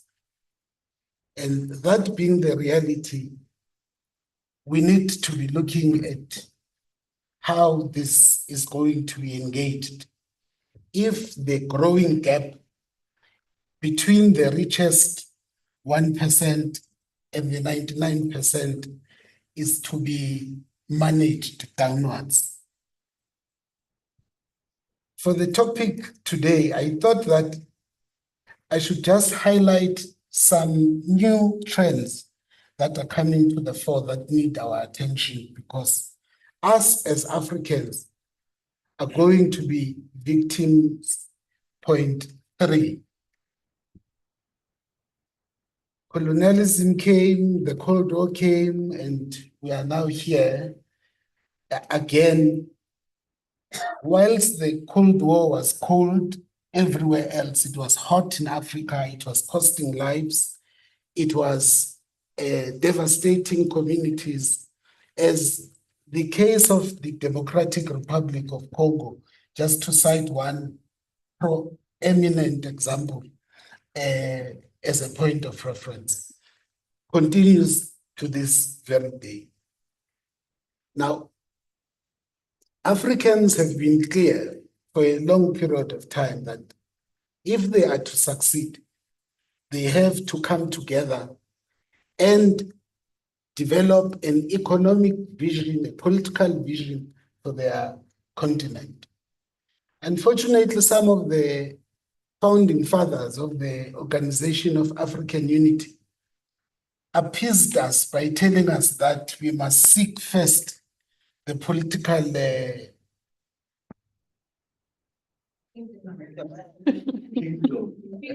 I'm not sure whether it's a queendom or a kingdom, but they told us to seek that dome, to seek that dome, and that everything else was going to follow from there. The reality is that post-colonial Africa has not seen the democracy dividend which was promised by liberation movements. In actual fact, in some instances, we've seen very serious reversals. Yeah.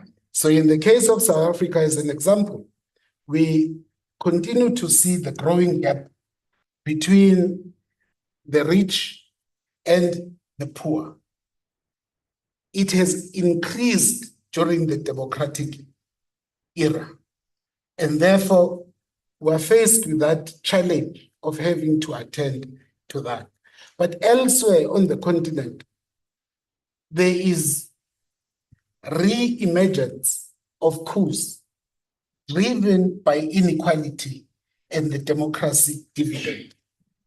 And I don't know how people who are my age in the room would feel, because there was a time where people in uniform, when they take over, we would look the other way and would not really be interested in that. But I see that Gen X and Gen Z are actually urinating in the streets because they can see the difference that military people are bringing in those countries, especially in West Africa of late, have brought in terms of service delivery, in terms of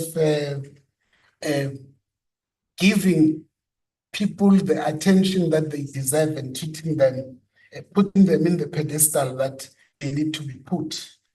Because things have been, politicians who are supposed to work for the people have become more important than the people themselves.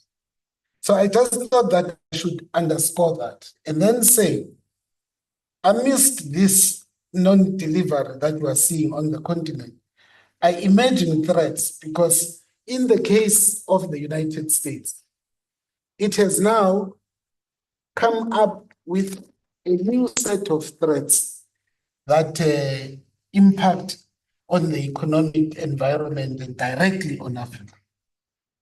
They've come up with the concept of national economic security threats. National economic security threats.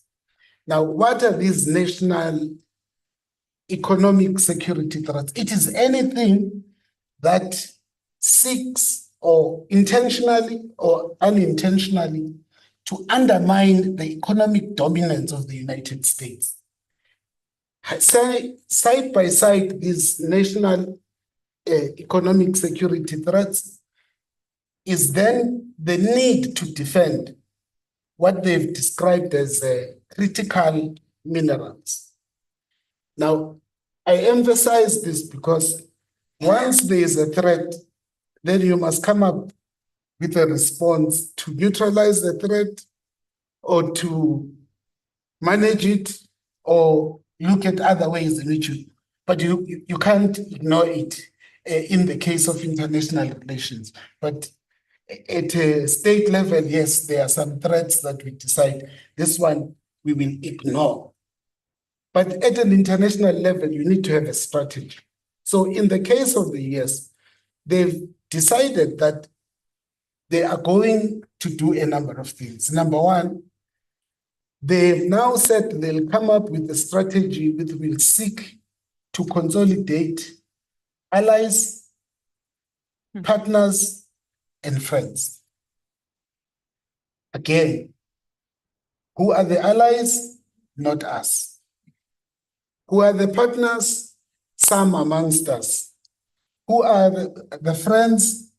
Those who are convenient for tactical needs that they have at a given moment. This is the reality that we face as the South, and these are the threats that we face as a continent. Now,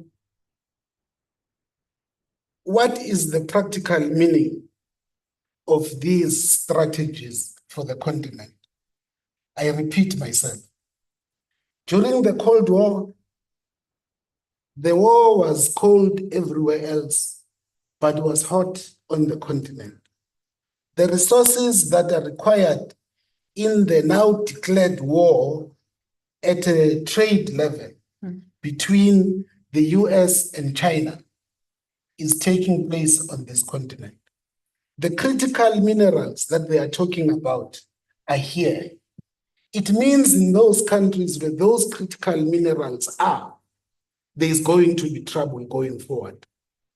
Already, the US in its strategy acknowledges that it is a bit late Because number one, when it comes to battery technology, China has done a lot of research and is a little bit ahead of them.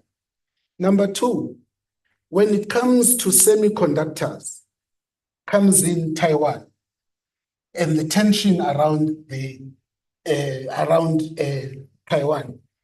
It's this fight around semiconductors, the majority of whom are actually produced by Taiwan. The third is the tech thing, which maybe now because of time I should not get into because my fellow panelists talked a bit to that issue of technology.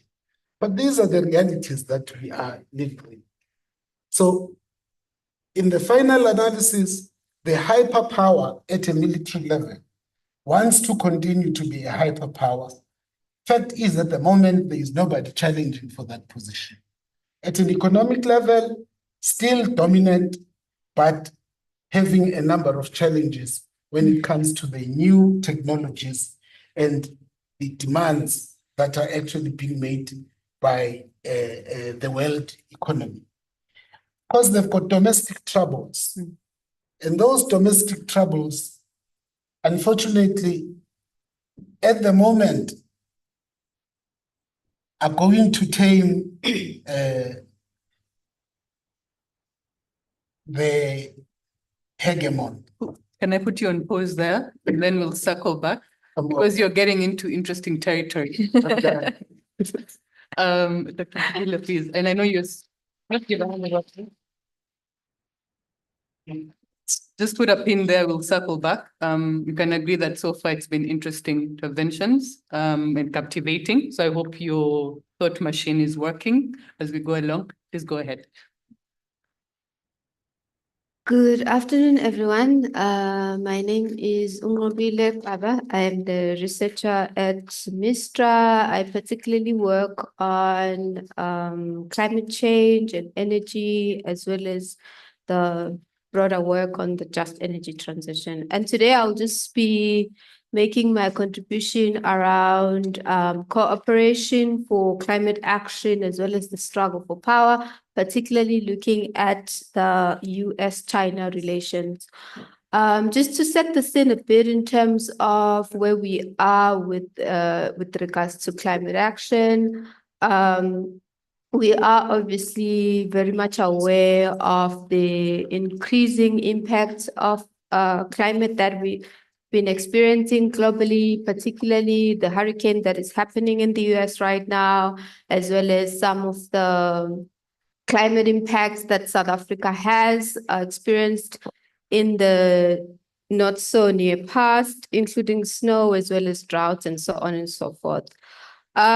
So what has been found and reported by the Intergovernmental Panel on Climate Change report for 2022 is that we are currently not going to meet the 1.5 degree global warming, global temperature warming.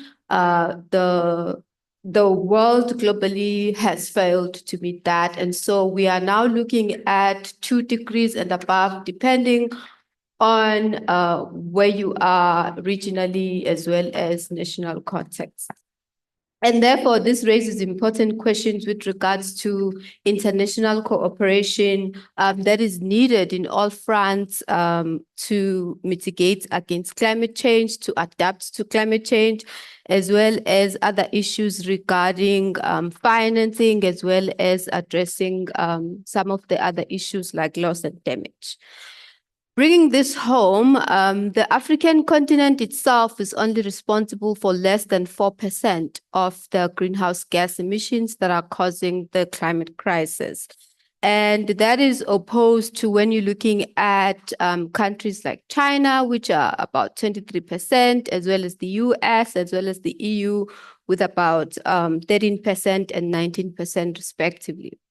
So when you're looking at the US as well as China, those are the 2 biggest emitters globally of greenhouse gas emission. And then when it comes to the impacts of climate change, the report from the IPCC also shows, the report for Africa also shows that the continent is disproportionately affected by the impacts of climate change as opposed to the other continents. And this is also compounded by the socio-economic challenges that the continent grapples with, such as, we have one of the highest unemployment rates in the world. We have very high levels of poverty in the continent, as well as the highest inequality in South Africa globally. And so these are making the transition that is underway very, very complex. And broadly bringing this globally, under the Paris Agreement, of which 198 countries are a party to, we have agreed to a fair and equitable just transition. And the Paris Agreement also asserts the principle of common but differentiated responsibility. And this means that there is shared moral responsibility between different groups of countries to address the global climate change between developed and developing countries. While the Paris Agreement is binding, it is not enforceable, as we have seen, and there are no ramifications, particularly for not adhering to it. So developing countries, developed countries under the Paris Agreement that have historically contributed to the climate crisis, as well as the carbon emissions, are obligated to provide financial support as well as technology to assist developing countries to reduce their own emissions. And that is one of the assertions of the Paris Agreement. However, we have seen that this has not been the case.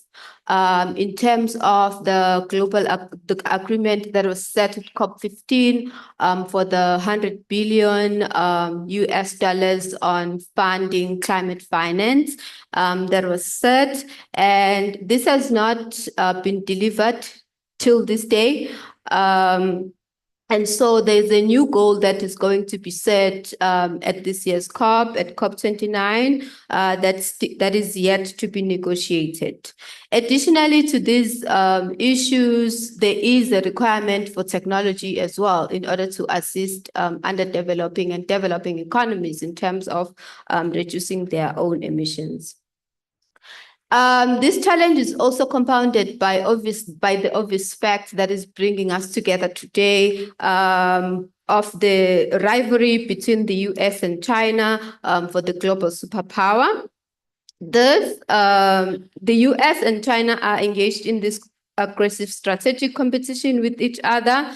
And obviously, this will have an impact on delivering the required climate action. And therefore, it is very, very important, even more so now, that there is global cooperation on these two issues, particularly between the two biggest emitting countries, the US as well as China. Because if they can reduce their emissions, it will make the biggest impact in everyone addressing the climate action. I mean, Africa only has less than 4%. We are really contributing much less in comparison to that. So since the US as well as China are the biggest emitters of greenhouse gas emissions, them reducing their emissions is likely to have the biggest impact as well as progress on climate action. And so I'll just provide 3 points that will highlight how the US and China can cooperate or not cooperate or partially cooperate, and what that impact and what the impact will that have on climate action. So in the first instance, we have where we have full cooperation from the US on climate mitigation.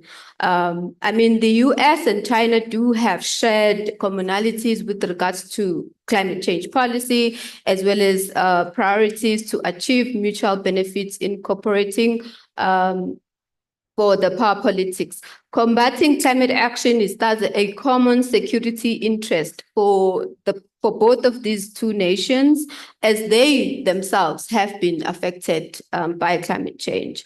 And we are very much aware that at COP26, the US and China specifically did commit to effectively implement actions that are to hold the global average temperature to below 2 degrees at that point. However, there needs to be agreement between the two parties on what issues are they really going to cooperate on. But this will only work if these two countries are prioritizing climate change as a threat to their national security. The second option that we have is where there is competition between the United States and China, which is also a scenario that is acceptable and that is most likely inevitable in this current context. I mean, China has already started the mass production of low carbon energy technologies, such as renewable energy, as well as battery technologies. They are very dominant in that sector. And recently, the latest IRENA report has reported that China is now the biggest renewable energy producer globally, and they are 6 years ahead of everyone in terms of of meeting their renewable energy targets. So China is very much in the sort of lead when it comes to energy transition technologies, and as well as looking at and also what has been spoken about in terms of electric vehicles. They are the largest producer of electric vehicles. So China has rapidly progressed over the years in terms of supporting energy as well as their industrial policies. The third scenario is where we have partial cooperation as well as partial competition between the two. And this will still be a reasonable compromise or a reasonable option that both countries can choose if comprehensive cooperation between the two countries on climate change proves to be not attainable. The United States and China can compete in providing better solutions, for example, on innovation, as well as production on technologies that are needed for the energy transition, such as solar, electric vehicles, as well as improvements in energy efficiency. And this competition will be also very beneficial to everyone because it will accelerate the development of the much needed technologies to be able to progress climate action. And overall, this would benefit other countries as well, as we will be able to take advantage of this situation. I mean, looking ahead, obviously the global climate crisis does not have any borders. It affects everyone. And it is a complex challenge that requires all our collective efforts in terms of communities, governments, institutions, as well as countries collectively. So in a world where we have the US and China engaged in aggressive strategic competition with each other, this competition will either accelerate climate action or hamper it in some of the ways that I've tried to explain. So one more important area of promise where it can accelerate is by advancing technologies that are needed to make a dent in cutting emissions. I think I'll just end there for now.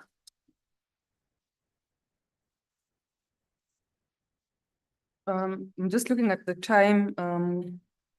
We have about, I'd say, 15 minutes for Q&A. So I'd urge questions from the floor. Please keep it brief and brilliant. And I think just as you think and as the microphones indicated, so if you do have a question, please raise your hand. And then the microphones will be given to you. But just as we're getting into that process, let me use my position as chair to get the thinking cups going. So to each of my panelists, maybe something that I would like to hear your commentary on. Dr. Razak, I appreciate your inputs about how we're beginning to see a clamor for strategic autonomy. The appeal of what is now known in most circles as a multi-vector foreign policy is really coming to the fore. And given how complex the interdependency is within the global trading system, what do you see as the trends going forward for just some of these nations, of course, with different capabilities, are going to have to navigate this interdependency? And of course, keeping in mind that this week we are seeing US Secretary of State Blinken traveling to ASEAN, and arguably top of mind will be the questions around the South China Sea, for instance, the Myanmar question. And of course, we can't escape the elephant in the room, China and the Taiwan issue. So hearing some of your questions about navigation. For Dr. Mandira, the question for you would be, you've really highlighted how we are likely to get into an interesting hellscape, if I can call it, of a continued trap within the context of technopolitics. But I am interested in hearing, because you delve deep into Chinese investment on the continent, for instance. What would you say is the Chinese advantage in Africa? Some of the policy tools or structural incentives that some have argued have really caused a lot of discomfort in some Western capitals, because for the life of them, they can't fathom the kind of inroads that the Chinese have made. There is a winning formula that the Chinese are using that perhaps the others haven't caught on to or they're uncomfortable about. For Ambassador Dlomo, interesting that you privilege the state in some of our discourses, right? I hear where you're coming from, but I want to push back on this question. When you look at sort of formulations like the Pact of the Future, when you look at some of the developments happening on a global scale, where you see the populations, the citizens, a restive population really pushing back for some control against a totalitarian agenda, right? This means that, are we not playing a game of smoke and mirrors? I call it smoke and mirrors because behind the shroud of state control, perhaps the ones who are actually pulling the levers of power are big pharma and big finance. So we cycle right back to private capitalism, and hence where's the state in that?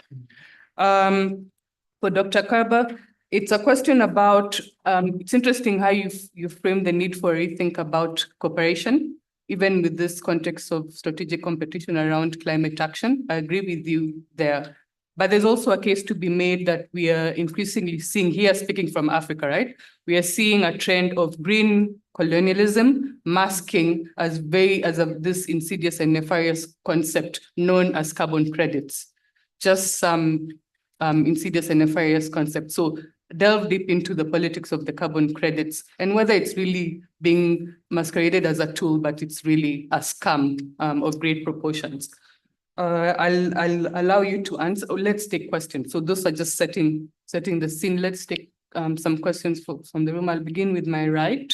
The lady in the yellow jacket, this gentleman here in the middle, the lady at the back, and I think, yeah, that's who I have. So remember, and the gentleman here, brief and brilliant is what you need to remember as you're asking. Oh, okay. My name is Kama Madi. I'm a law graduate from the University of South Africa. Mine is mainly a question, and I want to give a bit of a background about what people are saying, what is on the literature and the street right now. After colonialism came neocolonialism. And in the neocolonialism, there's a perception that globalists are benefiting more from Africa than Africa itself. And so my question to Dr. Ngobile Xaba is, what is your perception that the West benefits more from Africa than Africa itself in terms of international trade? Thank you. Thank you very much for that.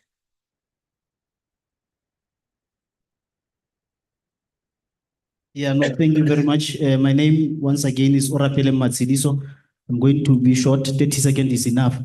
What I want to comment on, particularly to former Ambassador Dlomo and Dr. Mandira, I think my comment and questions are actually directed to you. One, looking at Africa as the emerging significant role player within the space activities, what do you think should be done, or why African countries are not actually adhering to the African Union's African space policy and strategy in terms of integrating their approach towards that particular space, more so that it poses a threat to the state security? That is number one. The last point, I think it's on the, particularly Dr. Ambassador Domo, with respect to the issue raised about the state being underscoring, of course, the role of the state within this particular economic development. What do you think should be done in terms of the proposed regulation and policy model with respect to manufacturing of artificial intelligence and application? More so that recently, I think, Secretary General Secretary General, of course, of UN raised that particular issue, and IMF with respect to artificial intelligence perpetuating inequality. So I want you to look at it from the notion that you raised of the national economic security threats. What do you think will be included there, more so that we know that international organizations, even if we are saying we're in the multipolar world, but the alliance of the allegiance of this international organization is still with the US. Thank you very much. I think it's 30 seconds, Chairperson. You were pushing it there, but I gave you a bit of grace. There was there was somebody. Oh yeah, the lady at the back. Good afternoon. My question is directed to Professor Mandira. You mentioned that we need to rely on African agency to promote or advance the African technological standard. And just for, let's say, the African cynical layman, pragmatically speaking, what does agency look like for Africa in this context? What is the African agenda? Who shapes it? Because from that layman's view, Africa seems in this context to be fodder for the technological superpower of the day. So please, could you give us a practical example of what agency in this tussle, as it were, looks like?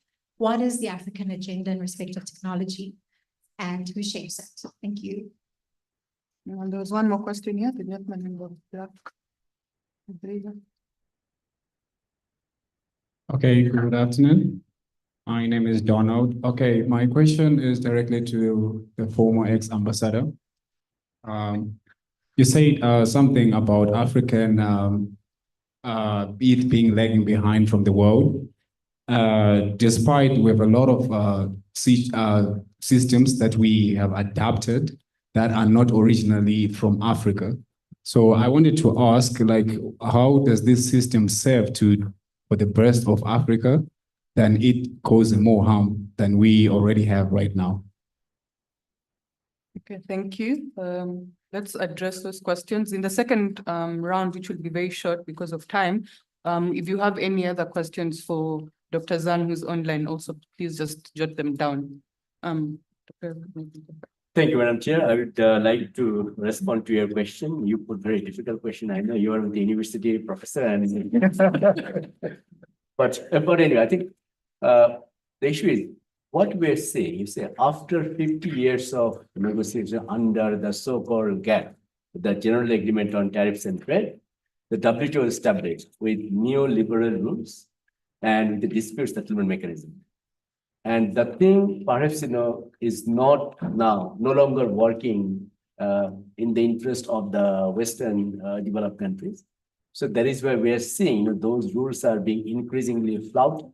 And currently the WTO dispute settlement system is gone. The appellate division. And now the countries are kind of practicing their trade policy more, I would say, in an arbitrary manner. The problem is, the way I see this, the United States, I do not think is going to get into new kind of free trade agreements. That's my hunch. I may be wrong, But my reading is that probably they will avoid having any kind of free trade agreement processing. But they walked away from TPP, they walked away from the transatlantic one. And with NAFTA, they renegotiated the deals. So extremely unlikely that they will be getting into the FTA route.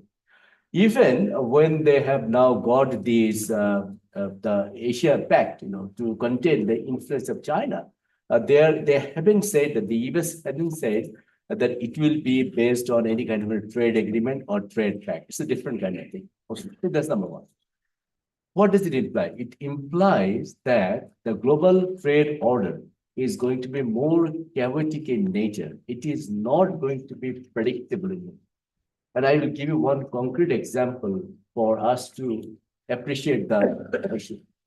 If you think, if Chinese investment is going into Mexico's automobile industry, and still the US is going to impose tariffs on the potential manufactured goods out of the Chinese investment in Mexico going into the US, why do you think the same thing won't happen if Chinese investment is coming to AGUA countries and would like to take advantage of the kind of trading arrangement that you have? So I think I don't see that is happening, like the liberalized trade rules.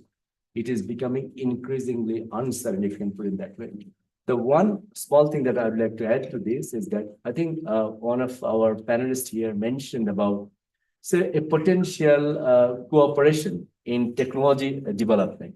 And that can have some, win-win situation for the China, US, and also for the rest of the world. I accept it.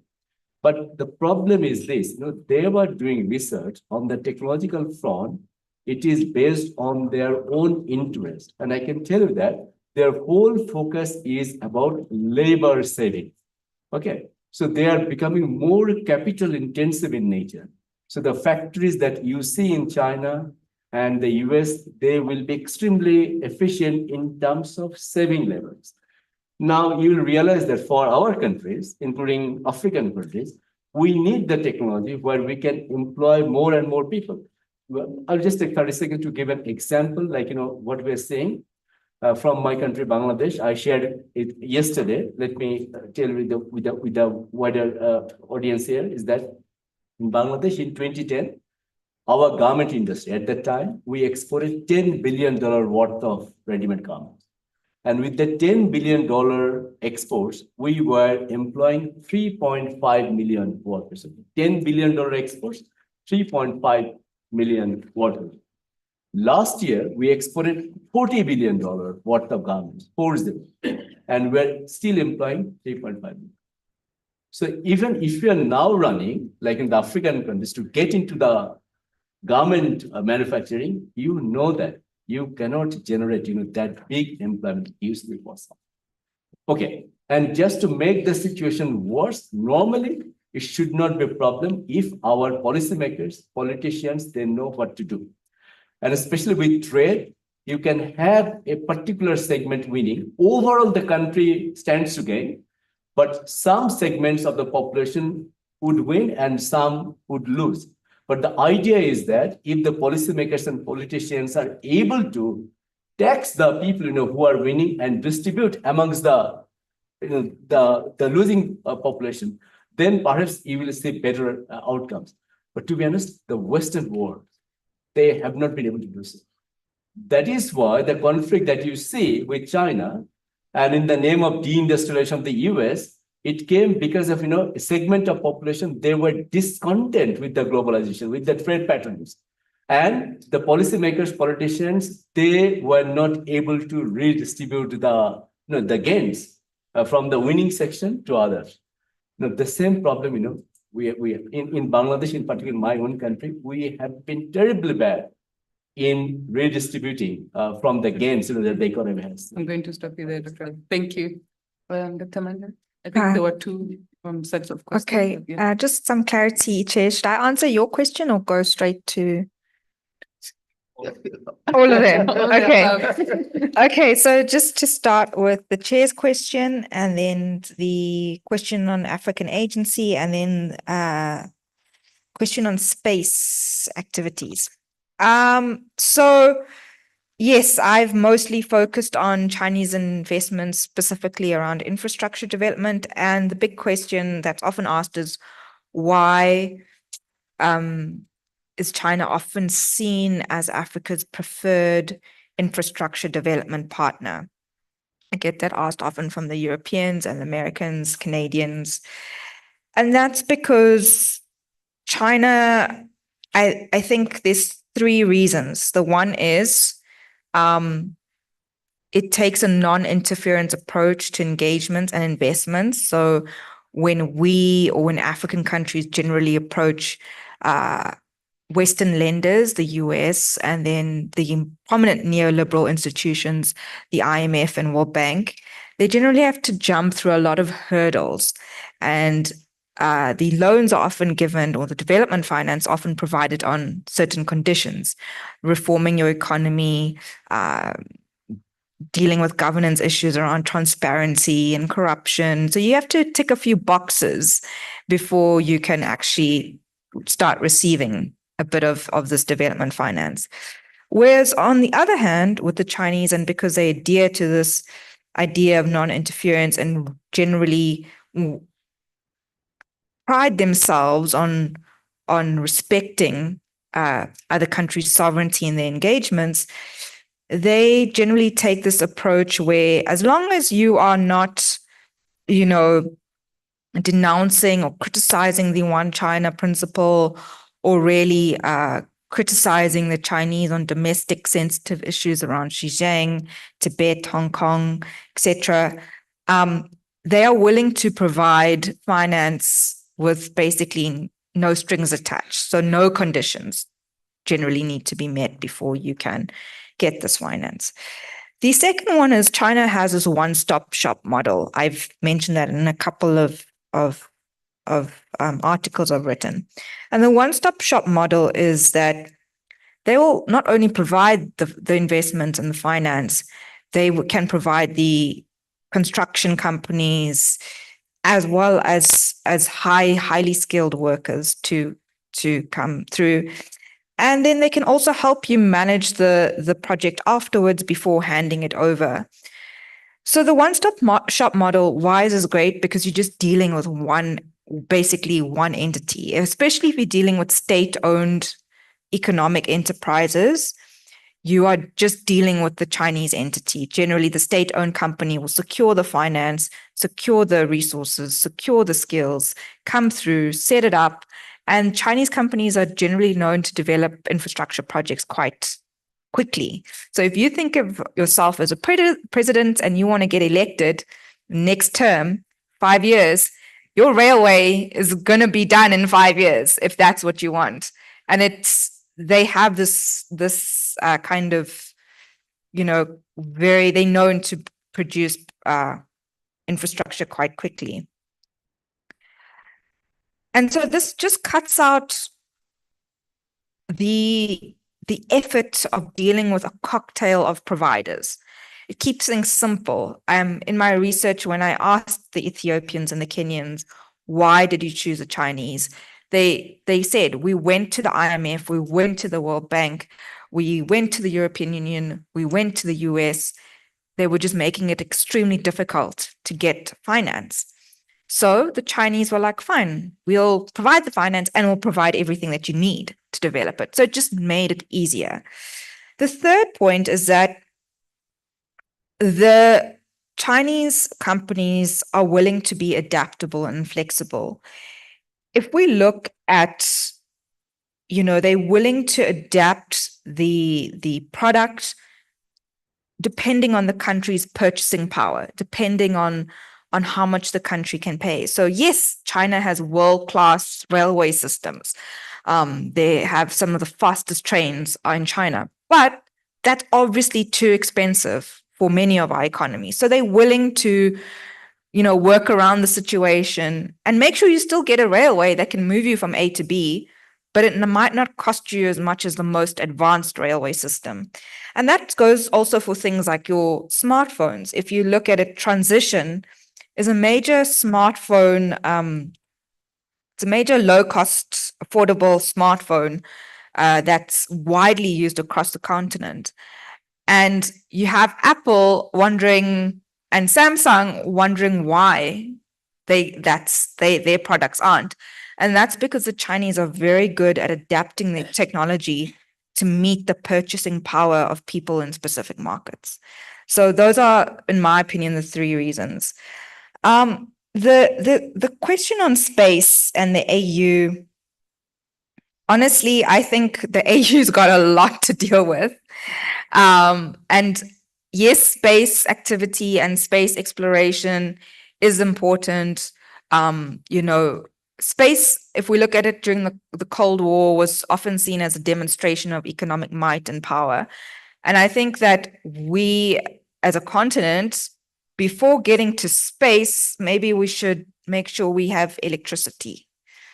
So let's prioritize, if we want to really reap the benefits of the fourth industrial revolution, we really want to have digital industrialization. I mean, Zambia is going through, we had really bad blackouts and load shedding. Zambia currently is going through hectic load shedding. So how can we be talking about reaping all these benefits? I mean, to build a spacecraft, we're going to need electricity, right? So how can we, be speaking about these things when we're still dealing with massive amounts of poverty?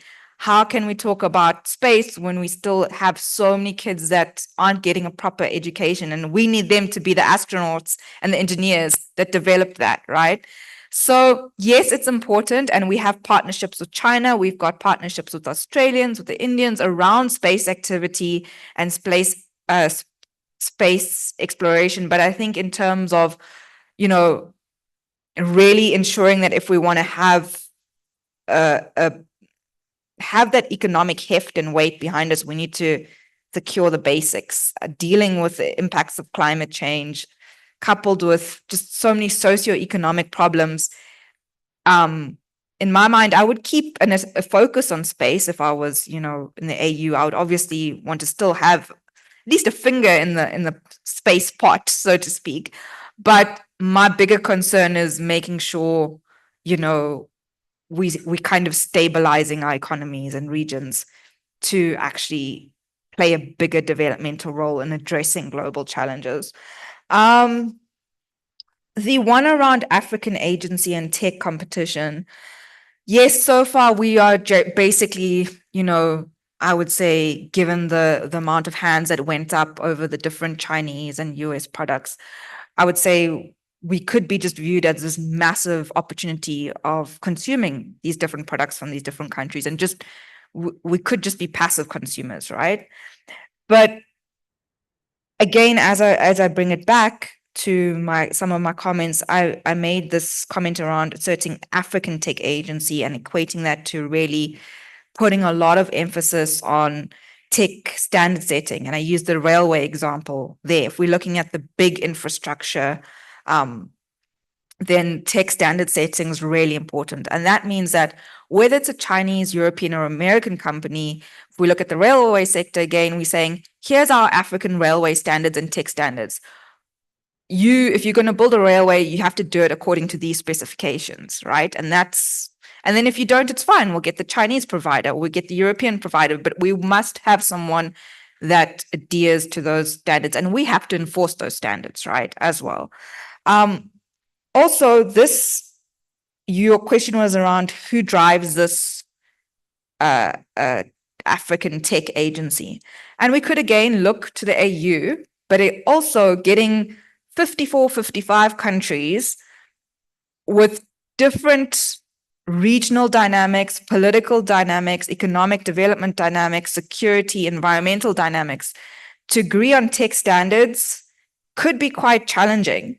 I'm of the opinion that let's break it down regionally and rely more on the regional economic communities, because they would be you'd be developing tech standards that are suitable for that specific region, right? Instead of trying to have a complete kind of blueprint for tech standards across the continent.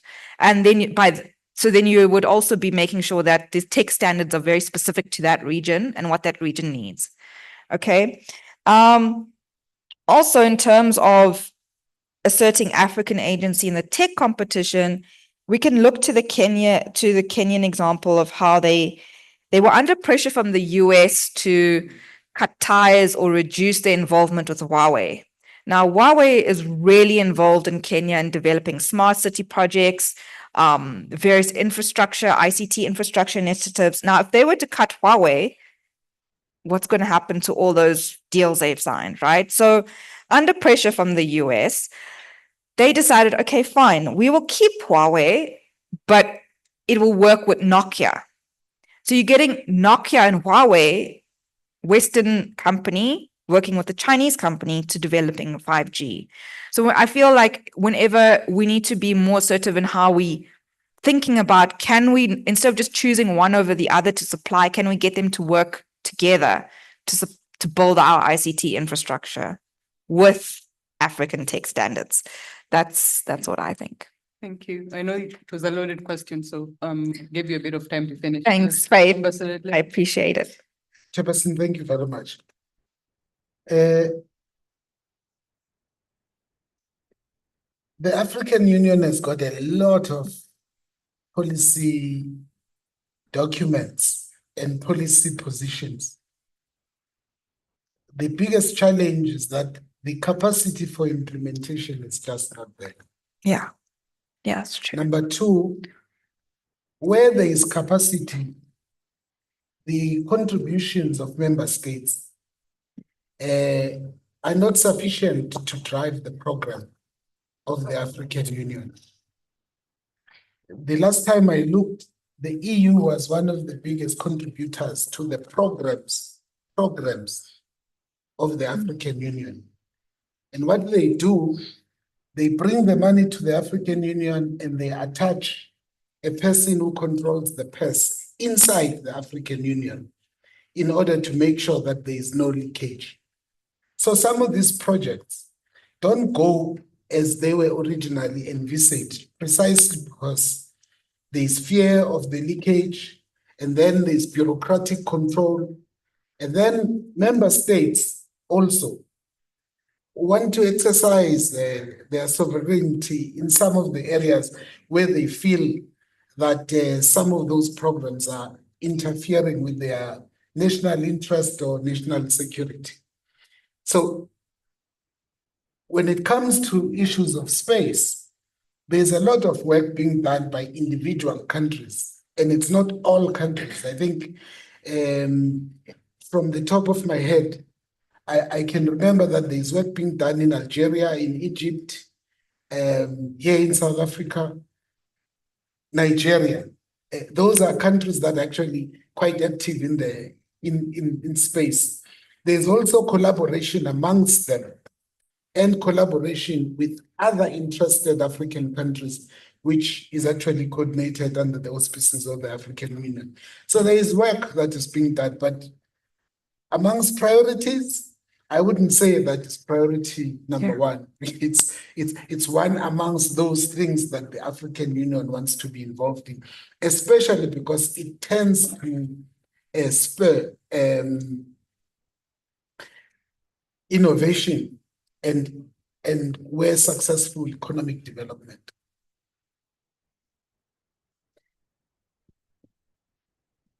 Chairperson, about 2 weeks ago, I was at the South African Association of Public Administration and Management conference. In that conference, the biggest debate, the dominant issues for discussion revolved around the building of ethical, developmental, and capable states, and explaining the rationale of the need for the building of that state. So the work being done aimed at building the state is precisely because corporations have become so powerful that in some countries, including the United States actually, they have ceased to follow established national policies. They write their own. They sponsor, and they no longer lobby. They sponsor laws that are actually geared towards meeting their interests.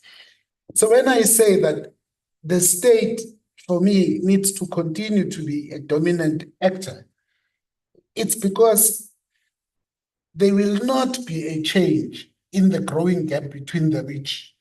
In fact, if you look now at the debate that is taking place in the US, in the elections that will be taking place in less than 20 days' time, maybe a little bit more, at the heart of it is who is going to cut the taxes that are being paid by big business. That's what the debate is about. It's not how can we increase the taxation of those big companies in order to ensure distribution. That's what people are competing for, to get power in order to serve the interest of the corporate. So it's a serious issue that we need to be all engaged with. Linked to that is lack of agency that I see. I think when we talked about active citizenry, this is one space where there is a big gap. Engaging those corporates, they will come up with all sorts of social responsibility programs, but they don't go far enough. And therefore, we all need to remain vigilant and know that the price of freedom is perpetual vigilance. On the issue of AI, I think when talking about technology, I think I address that issue. But the long and short of it is there are winners and losers in the rollout of AI. There are winners and losers, and Africa and the global south have space in contesting for AI to be utilized for addressing the challenges that face us, including in the space of climate change. Thank you very much, Ambassador. Dr. Kaba. Yeah, so let me just start with the question of the West benefiting, does the West benefit more from international trade than Africa? I think yes, they do, because of our colonial past. I mean, our economy was set up to be an extractive one where our resources are extracted and then beneficiated or value addition is added elsewhere, particularly in Europe and other countries.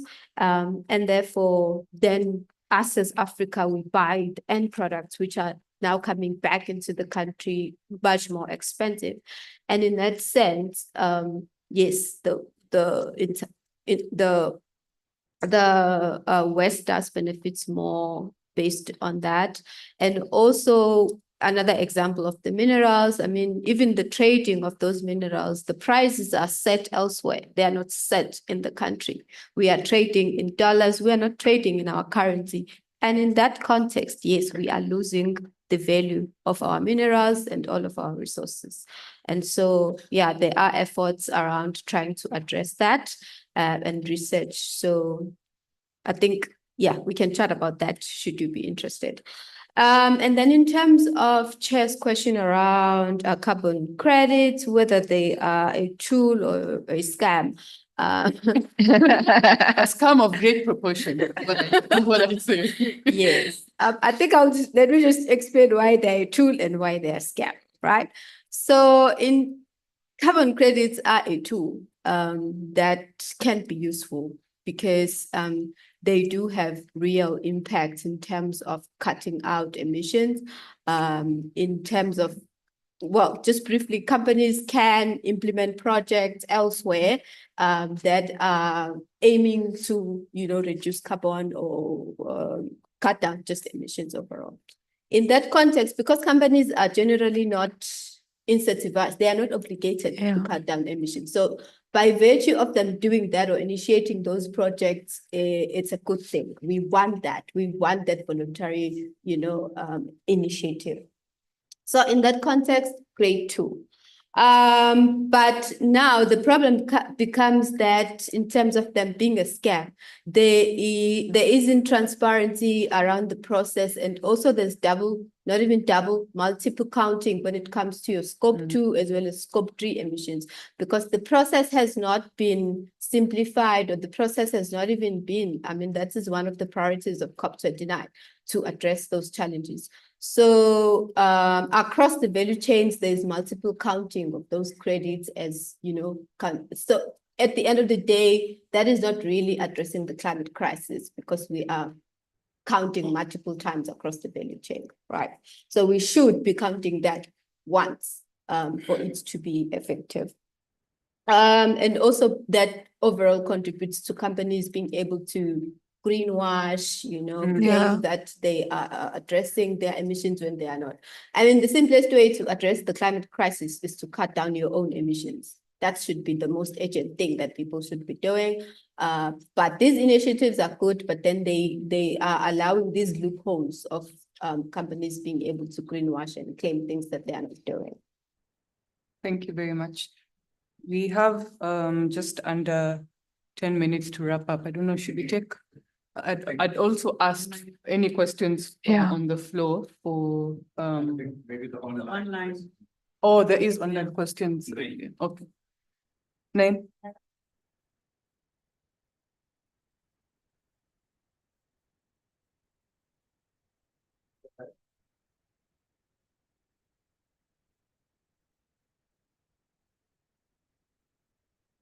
Okay, I have 3 online questions. The first is from Saeed Muhammad, who's a banker and social entrepreneur. He says the question around the African agenda and China's economic engagement with Africa. The African agenda is intended to restore African pride, forestall conflicts, and enhance the continental dream. My question is, Chinese access to Africa is worrying, as China seems to be outbidding local African companies, with Chinese companies being subsidized while African companies are not. Second question from Azwin Peleli Langa. He says, at the core of geoeconomics is the control of critical raw materials, critical supply chains, and the use of industrial policy to secure local production. South Africa has the critical minerals, is relatively plugged into global value chains, and has a sizable industrial base. Is it fair to say, in spite of all these factors, that South Africa and Africa more generally have resigned themselves to be rule takers? Relatedly, could this be the result of the fact that geoeconomics in its nature is informed by a realist approach to foreign policy, which is absent in South Africa and Africa in general? And the last question, a question I want to remain anonymous. Listen to the question, you'll know why. I'm kidding. Dr. Abdul Razak and Oscar Zomo spent time in the shadow of hegemons. What strategies have Bangladesh or Mexico followed to assert their sovereignty? Okay. So from what I gather, there's a question that Amanda, I don't know if you want to address it, because I also didn't get the. I think there was a question around, if we are to realize Agenda 2063, how do we deal with Chinese companies outbidding African companies? Yes. I think I would have. Okay. Yeah. Oh. Why don't we give a chance? Dr. Zan? Was it directed to how it was to all the entire panel? I don't know. Okay. Okay.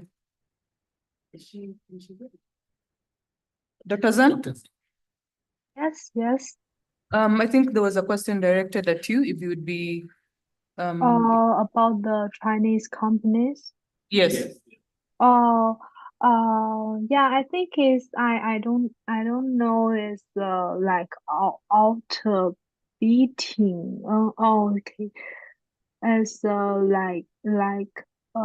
Chinese company has like extra support. I don't know it's happened or not, but maybe if there is a problem exist, I think the South African local government should notice that, and as the also is the problem happened before, like large number of Chinese product import in South Africa, and it has serious strict to the local industry. So I saw some government documents that the South African and Chinese government negotiated about this issue, and like they adjusted the text to protect the South African local industry. So I think if Chinese government, Chinese companies has a problem in the local market, so I think the government should control and adjust the policy to protect the local companies and negotiate with Chinese government. Yes. Thank you, Dr. Zan. I don't know, Mandre, if you wanted to add anything? Yeah, I think I think if we're looking at it, so we're looking at how I understood the question was that in achieving Agenda 2063, and if we want to own it and make sure it's an African kind of driven initiative, how is it that some countries, or I think, are allowing Chinese companies to outbid African companies? So I would have liked the person asking the question to qualify it a bit, maybe referring to a specific case study or specific situation.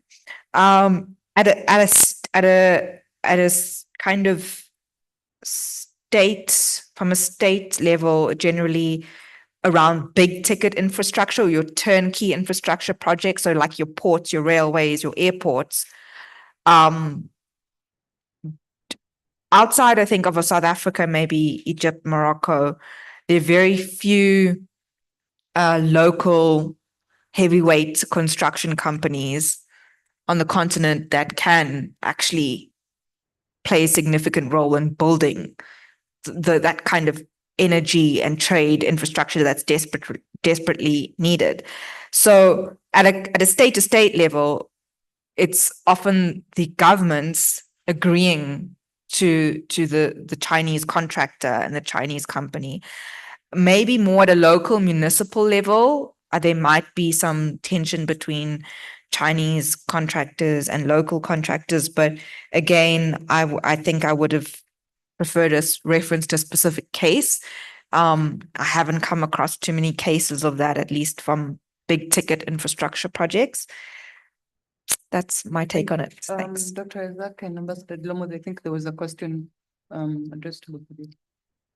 If I may, Yes, briefly, I think the way I would like to interpret the question, I think in a palatable manner, is that what policies are there to navigate through the geopolitical minefields? I think that will be a right way of interpreting the question. Now, I think, to be honest, I think developing countries like Bangladesh, they can do quite a few things, in order to mitigate the problem. Number one is to make sure that we are not falling into the orbit of any geopolitical power. I think that is the first thing for us to make sure. We want to benefit from all the countries in the world. We want to benefit from all geopolitical rivals and also from the global south. So let's take it number one. That is why I think focusing on multilateralism, whenever possible, it is the best possible option. It might be considered as a bit of ironical that when we're seeing multilateral institutions are under pressure, but still, I think that is still the best strategy to have if anyway it's possible to strengthen multilateralism. Because bilaterally, if we're going to deal with China or US, it will be extremely difficult. If there is a regional angle, multilateral angle, probably it can be a relatively easy task. So that's number one.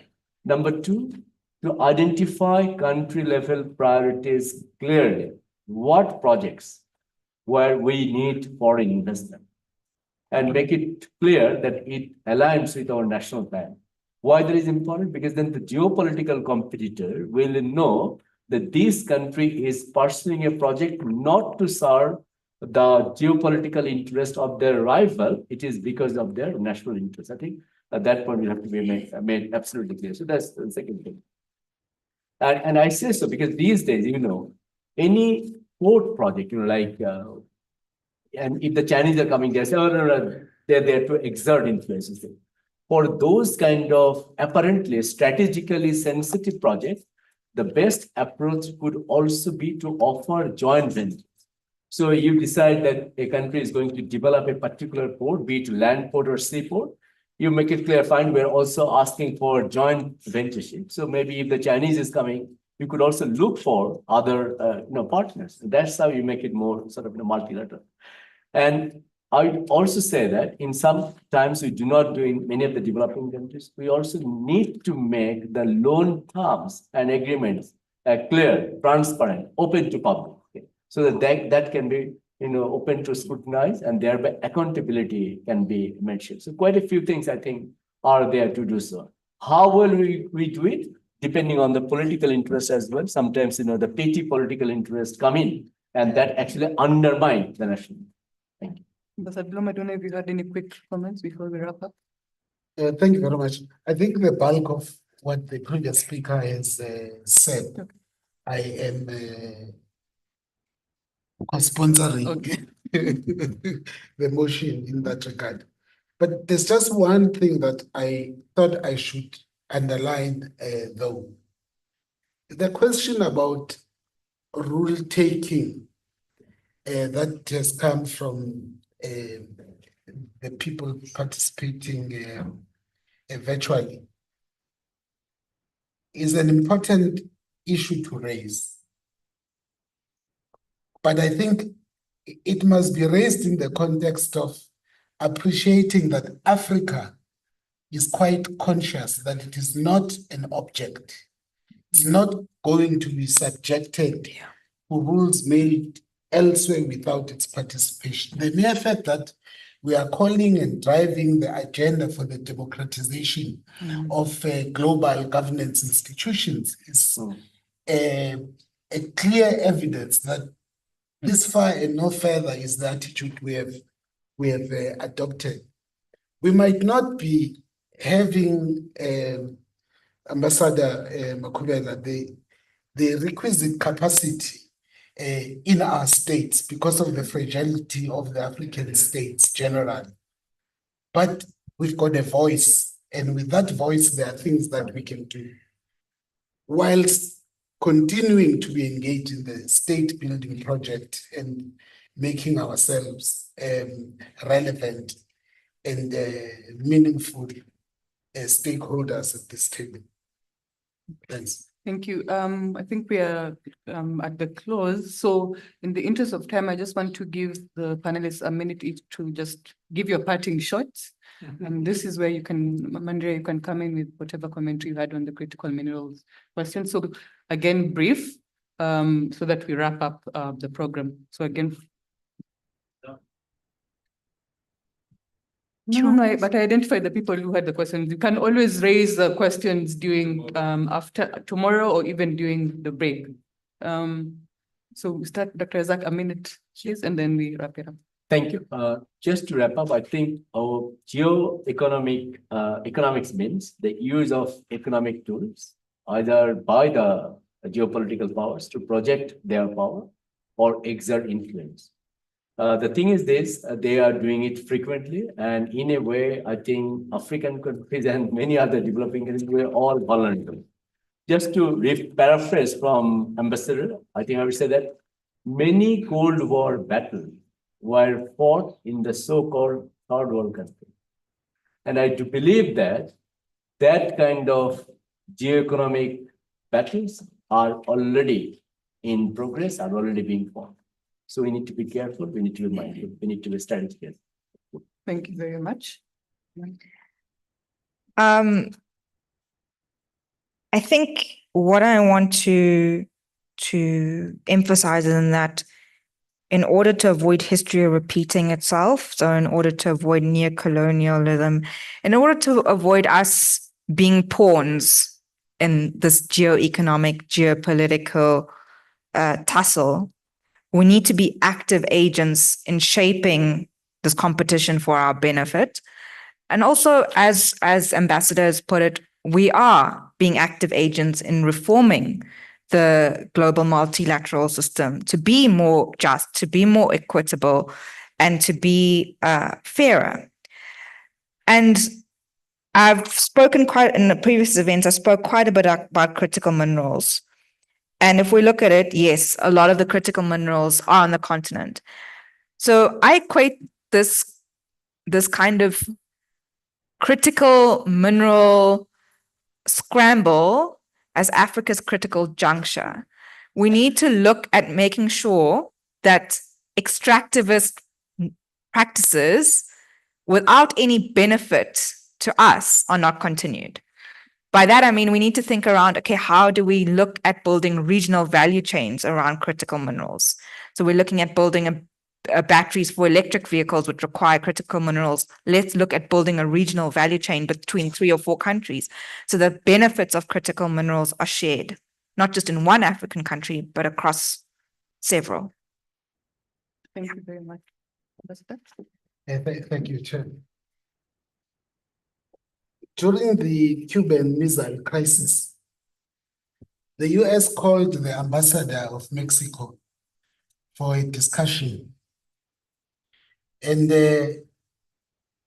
they gave him a brief that he must go to Mexico and tell the Mexicans that Cuba was a threat. The ambassador of Mexico replied by saying that if I were to go and tell Mexicans that Cuba was a threat, they will 40 million Mexicans were going to laugh to death. Now, I think there is a lesson in that as we perceive the world, for some, there is a lot of fear, and that fear is real for them, but it doesn't have to be so for us.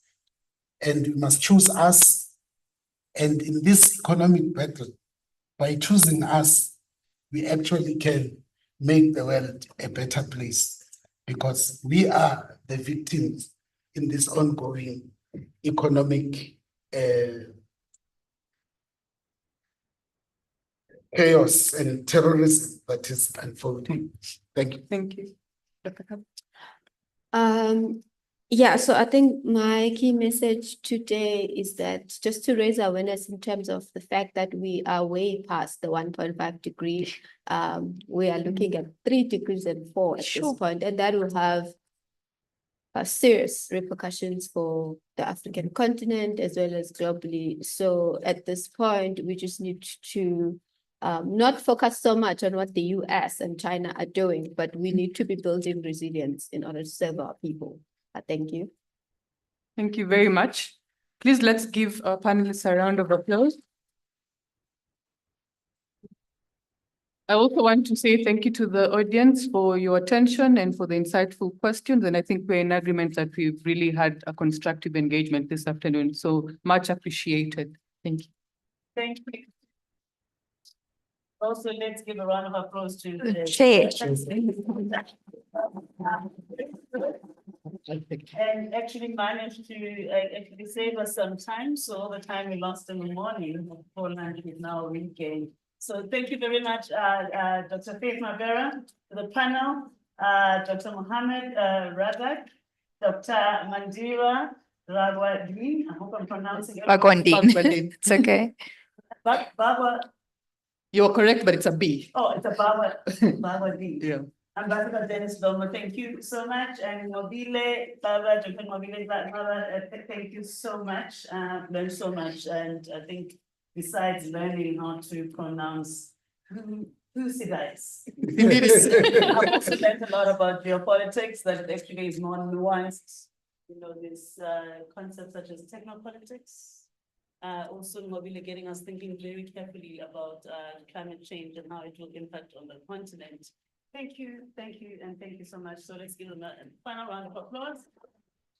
I just wanted to remind everyone that when you leave, please don't forget to collect your parking tickets, but also these tags, please bring them back tomorrow. Don't leave them at home. And those who didn't sign the register, please sign the register.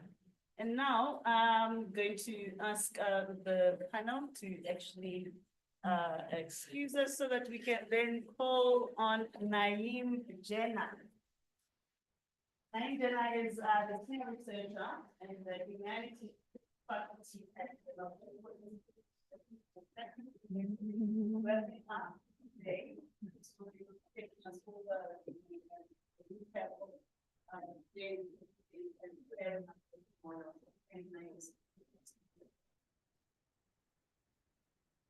thank you. Congratulations to you.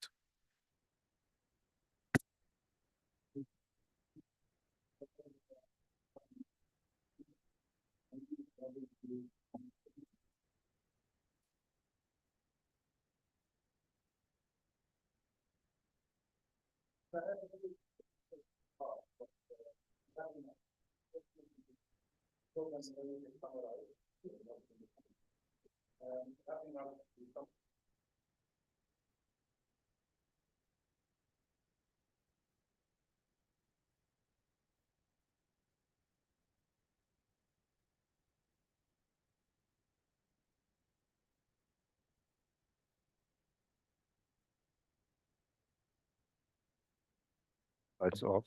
And yes, that's better. Okay, so this is a quote of someone from actually 40 years ago, 1984, the 4th of October. We refuse simple survival. We want to ease the pressures to free our countryside from medieval stagnation or repression or regression. We want to democratize our society, to open up our minds to a universe of collective responsibility so that we may be bold enough to invent the future.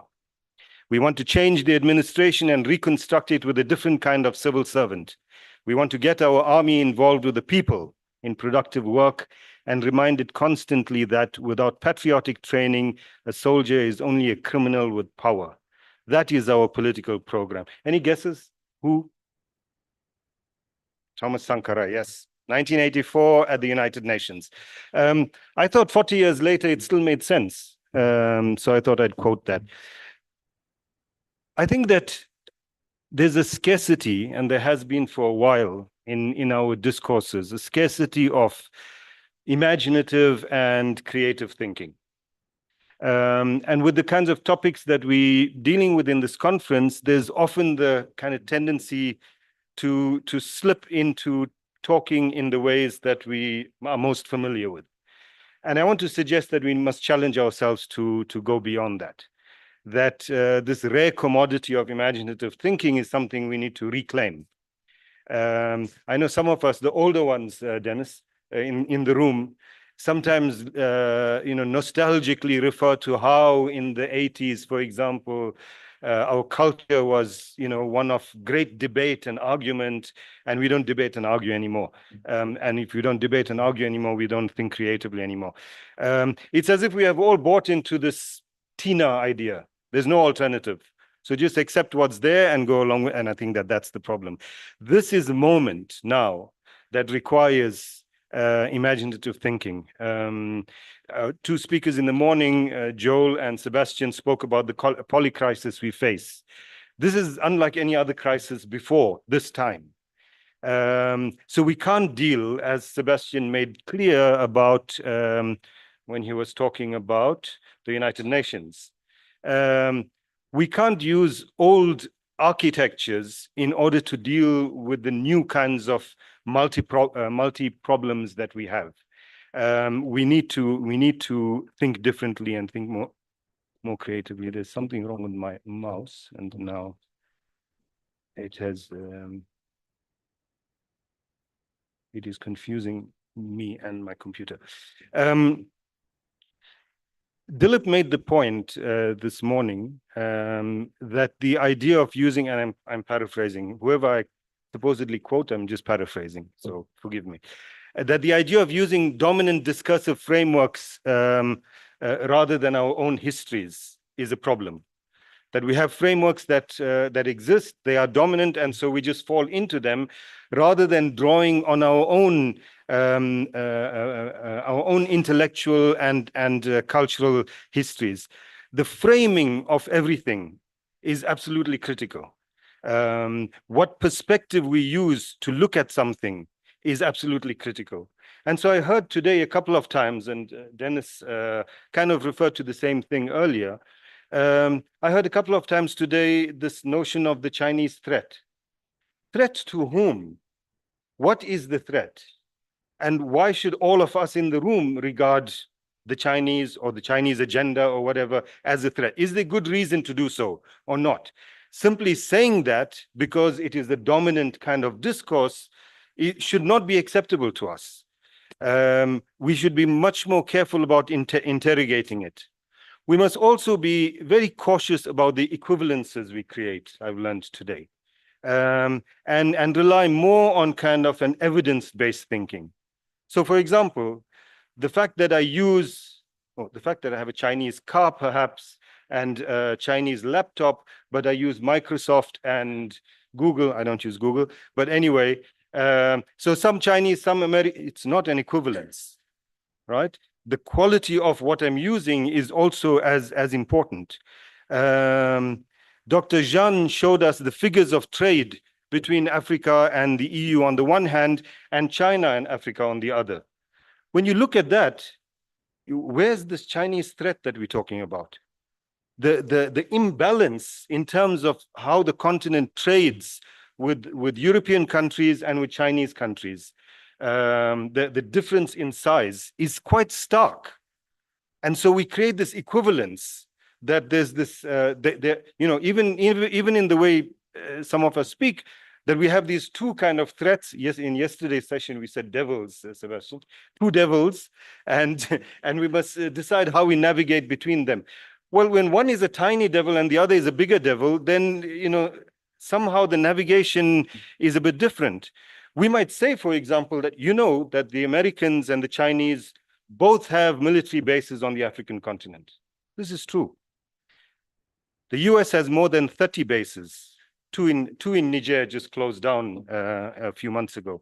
France has bases in at least 5 countries. It withdrew recently from Gabon and Niger. China has 1 base in Djibouti. So you can't just say Americans and Chinese both have military bases, and yes, it is a problem, but we need to interrogate it. And I think that part of what we saw in today's 2 panels in particular is from many of the speakers this attempt to granularize the debate, give us the details of it. And I think this is extremely important so that we get down to dealing with these things beyond the rhetoric. And these false equivalences, we don't fall into that trap. You can't say, for example, that people killed in an anti-colonial struggle for liberation, 900 civilians there, is the same as 30,000 civilians, 16,000 of whom are children. There's no equivalence between the two. One killed in an anti-colonial struggle, and the second killed by the colonial power to suppress that anti-colonial struggle. It's not an equivalent. So let's be careful about these kinds of equivalences that we create. There was a lot of talk about norms, and I think that this is important. The question, and I think it actually came first from one of the online members of the online audience, about whether we as Africans can start setting the norms. And it really takes us into a new dimension of how we look, how we view our role, especially considering the polycrisis that we face as a globe. That presents huge challenges, but perhaps it also presents some opportunities for us as Africans and us in the global South. I liked, for example, the idea that on the tech front, on the technology front, that we can start creating norms as Africans. Joel, for example, warned us, and if I misquote you, Joel, you'll forgive me. I have to say that he's my boss. I don't want to get fired. Joel warned us about the military-industrial intelligence complex and the danger of it exerting control over our economies and over our states, etc. In this kind of context, what should be our aspirations as Africans, and how do we set the norms in this regard? The norms in terms of how states should be dealing with this kind of a complex, starting with our own states, and dealing with our own those complexes, and then the foreign ones as well. Further, I mean, the International Court of Justice case that South Africa launched last year, at the end of last year, norm setting. South Africa is challenging the world, in fact, and challenging the whole notion of international law, challenging the world in terms of what international law means, what humanitarian law means, what does genocide mean, all of these instruments that were created by a certain group of people, by Europe essentially, for them, and trying to reclaim it, setting new global norms from an African and global South perspective. The whole notion of institutional reform of multilateral organizations, starting with the UN Security Council, etc. How far do we take this norm setting from an African perspective? And then not just norms, but also standards. I mean, Mandira made the point about technology, and I think it's a broader point, that we shouldn't simply be accepting competing standards from those outside the continent, when we can be setting our own standards and get them to adhere to those standards if they want to work on our continent. Now, certainly we can understand how that makes sense on the technological front, but it's a much broader issue than that. Africa, though, in all of this, I think it was Stembile who reminded us, is not helpless. Even though Sebastian said, he said the US, but the UN, more importantly, seems helpless to stem war and a global humanitarian crisis, Stembile reminds us that Africa is not helpless. And so how far do we take our not helplessness? How then do we have a global role in terms of norm and standard setting in a context of polycrisis, but also in a context of war, humanitarian standards, climate change? What do we have to contribute in that regard at a global level on something that is a global challenge? The UN reform and outdated architecture, as we were reminded, what role do we have to be able to change that and not just accept what is pushed down on us? Of course, all of this reflects that while we're talking a lot about, and we spoke a whole day today, about Africa, about Africa's role in the context of and vis-a-vis these other powers, etc., what is clear is that we're not talking about an Africa that is isolationist, because that is also impossible. I mean, Joel made the point just about China and the US, that these two massive economies, the notion that they can make a clean break in relations from each other is impossible in the medium term, he said. And just to extend that the notion that Africa can become isolationist and make a break in any form, whether economically, technologically, whatever, from others is also a silly idea, and not necessarily even desirable.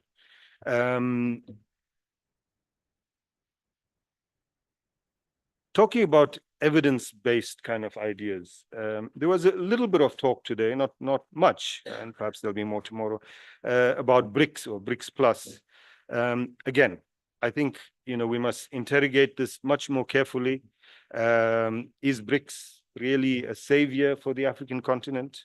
This BRICS that has its own issues between its members and its own agendas, and its own individual members have their own alliances.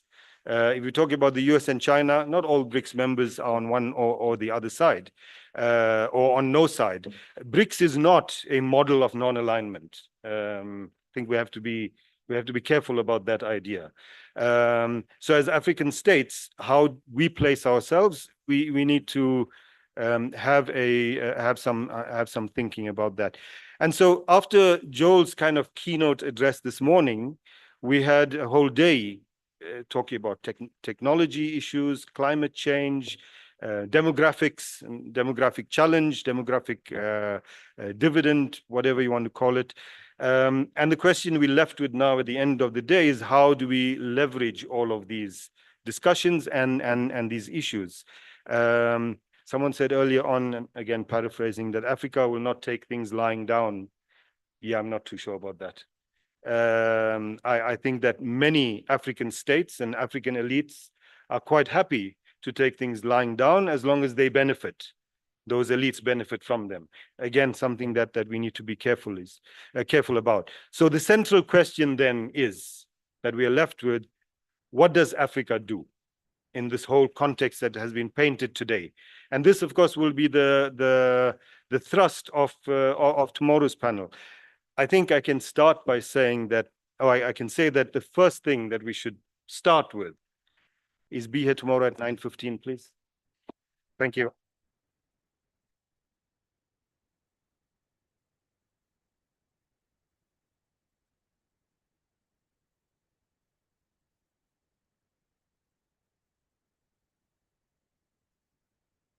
Well, that brings us to the end of today's session.